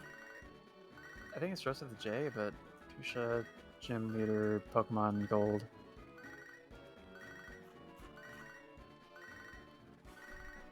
Janine. Her name is Janine. Janine. I'm not even kidding. That's what her name is. But yeah, I like literally wasn't even paying attention as I fought that gym leader. I just kept spamming Earthquake and got through it. Her name is Janine. Yeah, she's apparently the weakest because she in HeartGold she doesn't even reach 50. So I guess technically speaking, I need to go face her first. Yeah, the gyms are a little weird. I guess I should have like, because that technically level cap means I shouldn't have beaten any traders. Got to her first. Yeah, this is a little weird. Yeah, I'm not gonna battle any more trainers. Lieutenant Soldier is gonna be the only trainer I'm gonna fight. Every other gym leader I'm never gonna fight until I actually do them in a little order. So it would be Janine first, and then it would then be Brock next.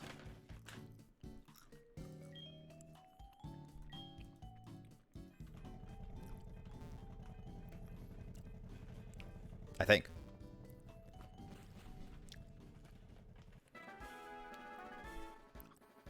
This whole thing is weird. The level caps are weird.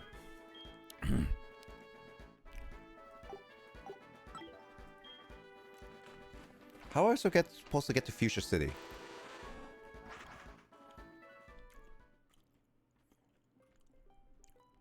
Oh, I have to go to the Cycling Road, as we were saying.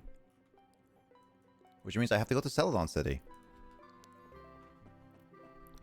So which gyms have you beaten already? Surge, Janine, Erica, and Sabrina. Which one are you going next? I actually stopped playing for now because I think I'm gonna go get food in a bit. Yep. But yeah, Kanto's been so quick, dude. Yeah, I think next After section. being so sweaty for the Elite Four, now I'm just making everyone else sweaty. Yeah, I'm going to have to go face Janine first. Because I'm already over leveled past the level cap. Which I technically made based on the guide. That. So I'm going to try to avoid every other trainer. And get to there. I'm going to keep it as still 55. But I'm going to focus on catching up with all the other ones. Because due to the fact that this whole thing is a little bit wonky, hilly-willy, and all that stuff. Actually, wait. You know what? No, I'm going to make it level 50 because that's what Janine is. That means I'm going to do what Emoto has suggested. Never use any of my Pokemon until the level cap has been met. Which I think is a more fair thing to do. Because all my Pokemon, since now I finally looked at that, so that means all my current Pokemon are currently unavailable right now. Oh, this is going to be a tough one.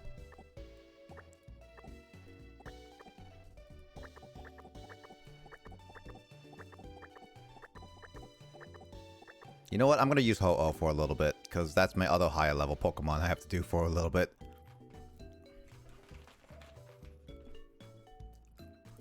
We got a problem here. Yeah, because like it would then be Brock next, which then would be 52.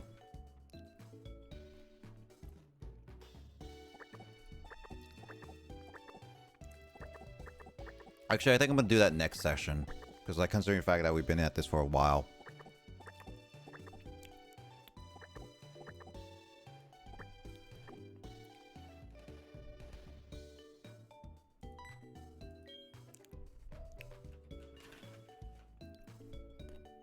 Man, do I get to use James? James, you'll be on my team now.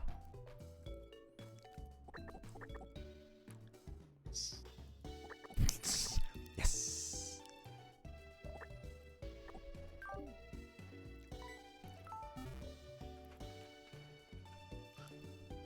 Ludicolo, Ludicolo, Ludicolo. Ludicolo, Ludicolo, Ludicolo.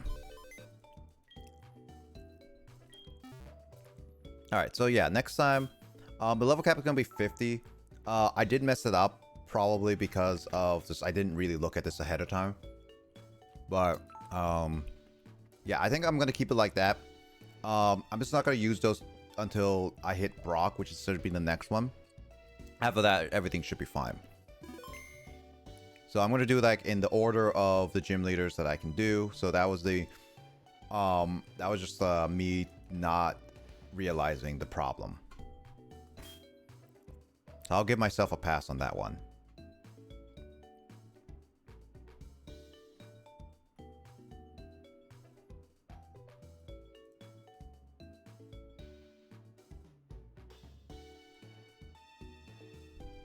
But yeah, I think I'm gonna end it off here.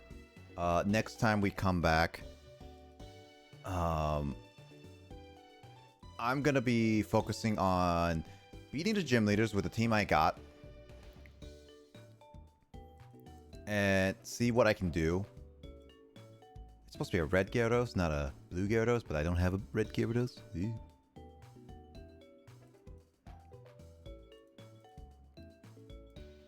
And I'm gonna go through all the gyms. I'm just going through Kanto just to get through it and see what it has to offer.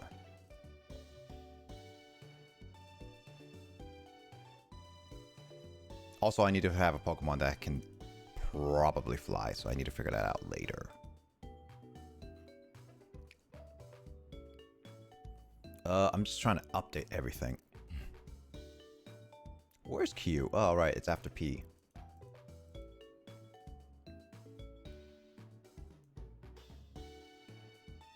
And then Umbreon, you are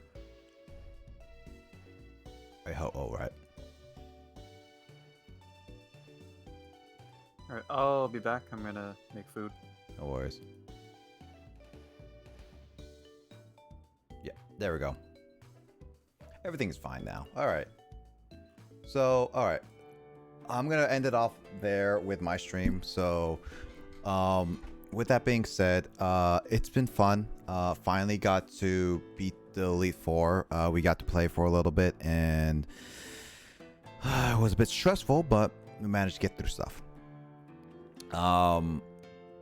As for what is going to be what's going to be the plan for here on out, I definitely going to be going for specifically, I'm going to make a list of gym leaders. I'm going to go in order from there, because I already beat Lieutenant Surge, and as much as I want to say I beat Lieutenant Surge, I want to, like, I did use the Pokemon before, and it was like 53, but I should have looked at the other Pokemon further hand, which I didn't do, so that will be definitely a note I'm going to do later. But yeah, I'm going to beat Janine, and I'm going to beat Brock, and I'm going to go into some in a specific order based on like going increasingly level caps up. So it should be fine as long as I go through the entire thing. I'm pretty sure I'm going to be beating all the Kanto gym leaders by the next session at the very least. And then I definitely going to have to grind up to get to red. I'm not going to be spending a lot of time going through the routes and getting all the Pokemon, because I think I'm fairly confident in a lot of the Pokemon I have. So I'll be using that. I'm going to be using a temporary team consisting of the ones you saw at the end, because those are the highest level Pokemon I have, and I don't want to like spend too much time on grinding on the other Pokemon for now. So I'm going to be using that.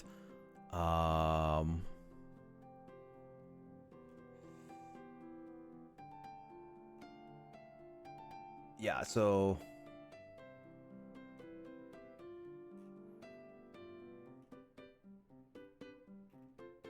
yeah, I'm gonna be doing that for a time being. And I'm gonna be doing that. We're gonna be close to beating red, so I might be able to beat it this Nuzlocke within 1 or 2 more sessions, based on how easy it is. So I don't know. It's one of those, like, it's really hard to say. So we're gonna be checking that out. Nuzlocking is going to be done very, very soon, though. So next week, maybe our last. I'm not going to guarantee anything, but we're definitely going to be seeing that.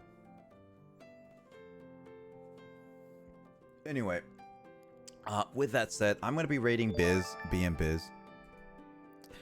Hey, Sai, dude. Why, dude, there. Thank you for the subscription. Prime sub, dude. How you been doing? I hope you've been resting well, dude. I was like ending off my stream because I was already been playing Nuzlocking for a while. Well, glad that you're around, dude. It's still messed up. I bet it is. Yeah, my sleep schedule gets messed up over the weekend due to the fact I stream pretty late too and stay up pretty late.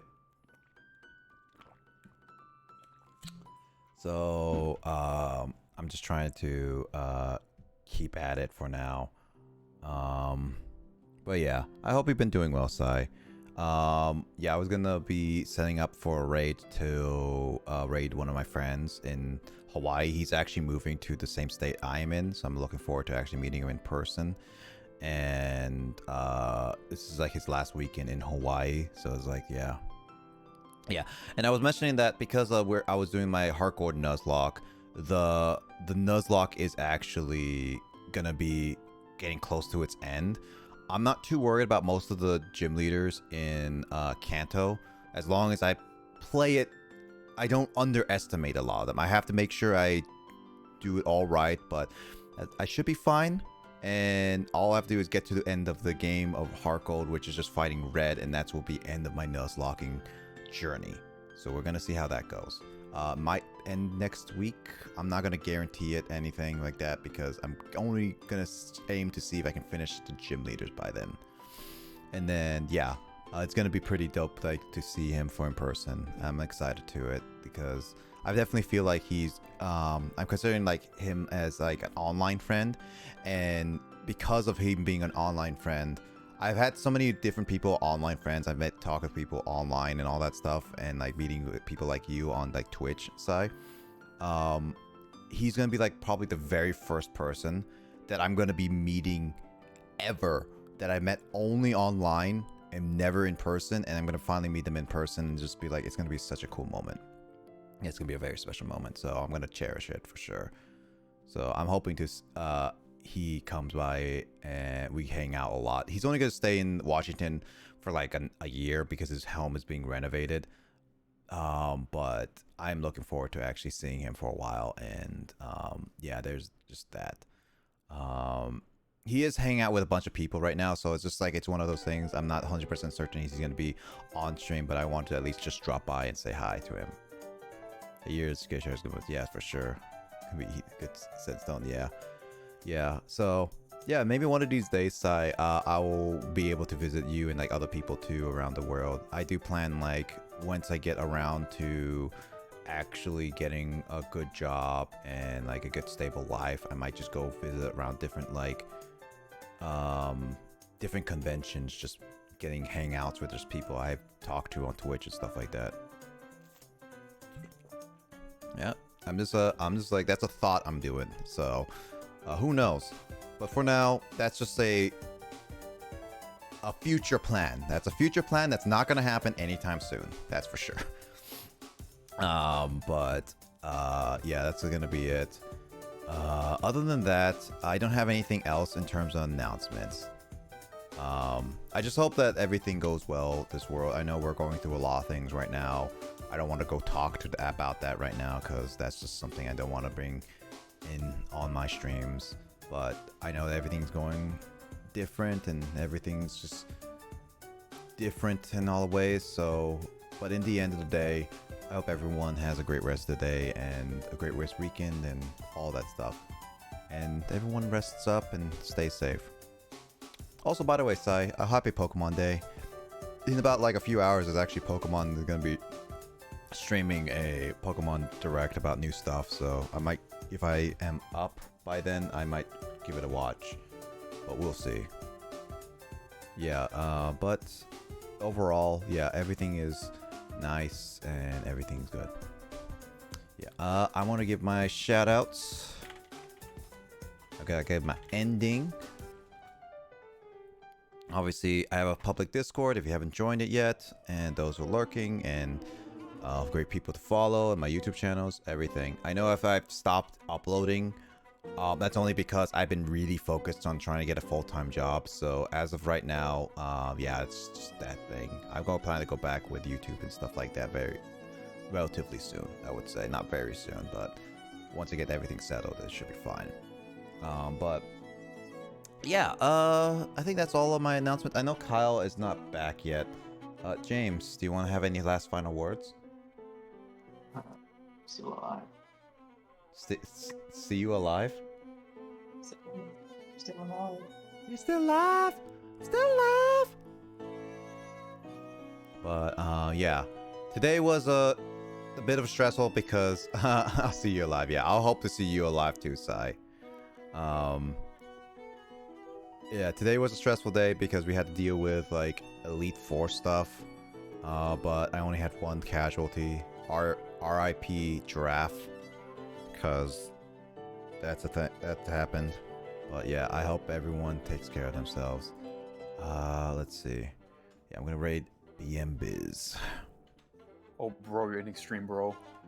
Oh yeah, I was gonna do that. Oh yeah, Kyle, since you're here, do you have any last final announcements or words you want to say?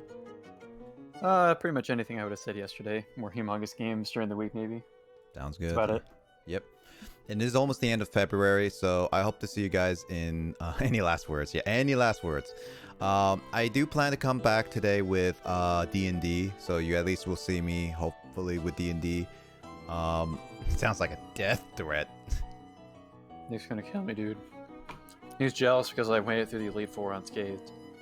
Man, I'll make him play the DLC of Aliens Colonial Marines. Don't worry. That's... Dude, I'm gonna freaking call the UN, dude. That's a violation of human rights. Amnesty International will be pissed, dude. Don't worry, if there's Alien Colonial Marines 2, I'll make you play that with me. Jealousy's better than better get again. Yep.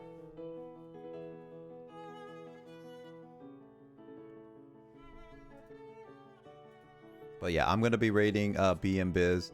I think his friends are just currently playing without Biz around. So anyway, I'm just gonna say hi, send you guys over to say hi to him and everything. But yeah, thank you, Sai, for joining. It's nice seeing you again. And thank you so much for the subbing as well. I do appreciate it for sure. And I hope you enjoyed the emotes, by the way. It's gonna be a lot of fun using that. So yeah, I hope you guys take care, and I hope you guys, everyone, stay safe. Yeah, all right, man. It's good to talk to you for a little bit. Yeah, for sure, dude. I hope to catch you in my next stream, whether it be on D&D or someone else's. But I will definitely see you guys at least in March. All right. Take care. Have a good night, and stay safe, bros and girls. All right. Night. What's the re-message? Yeah. Oh, I don't have a raid message.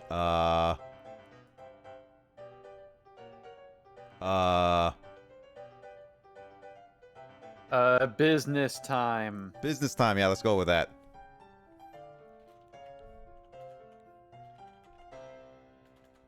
Yeah, let's go with that. All right. Anyway, that's a raid message. Anyway, take care, guys. Have a good night. See ya.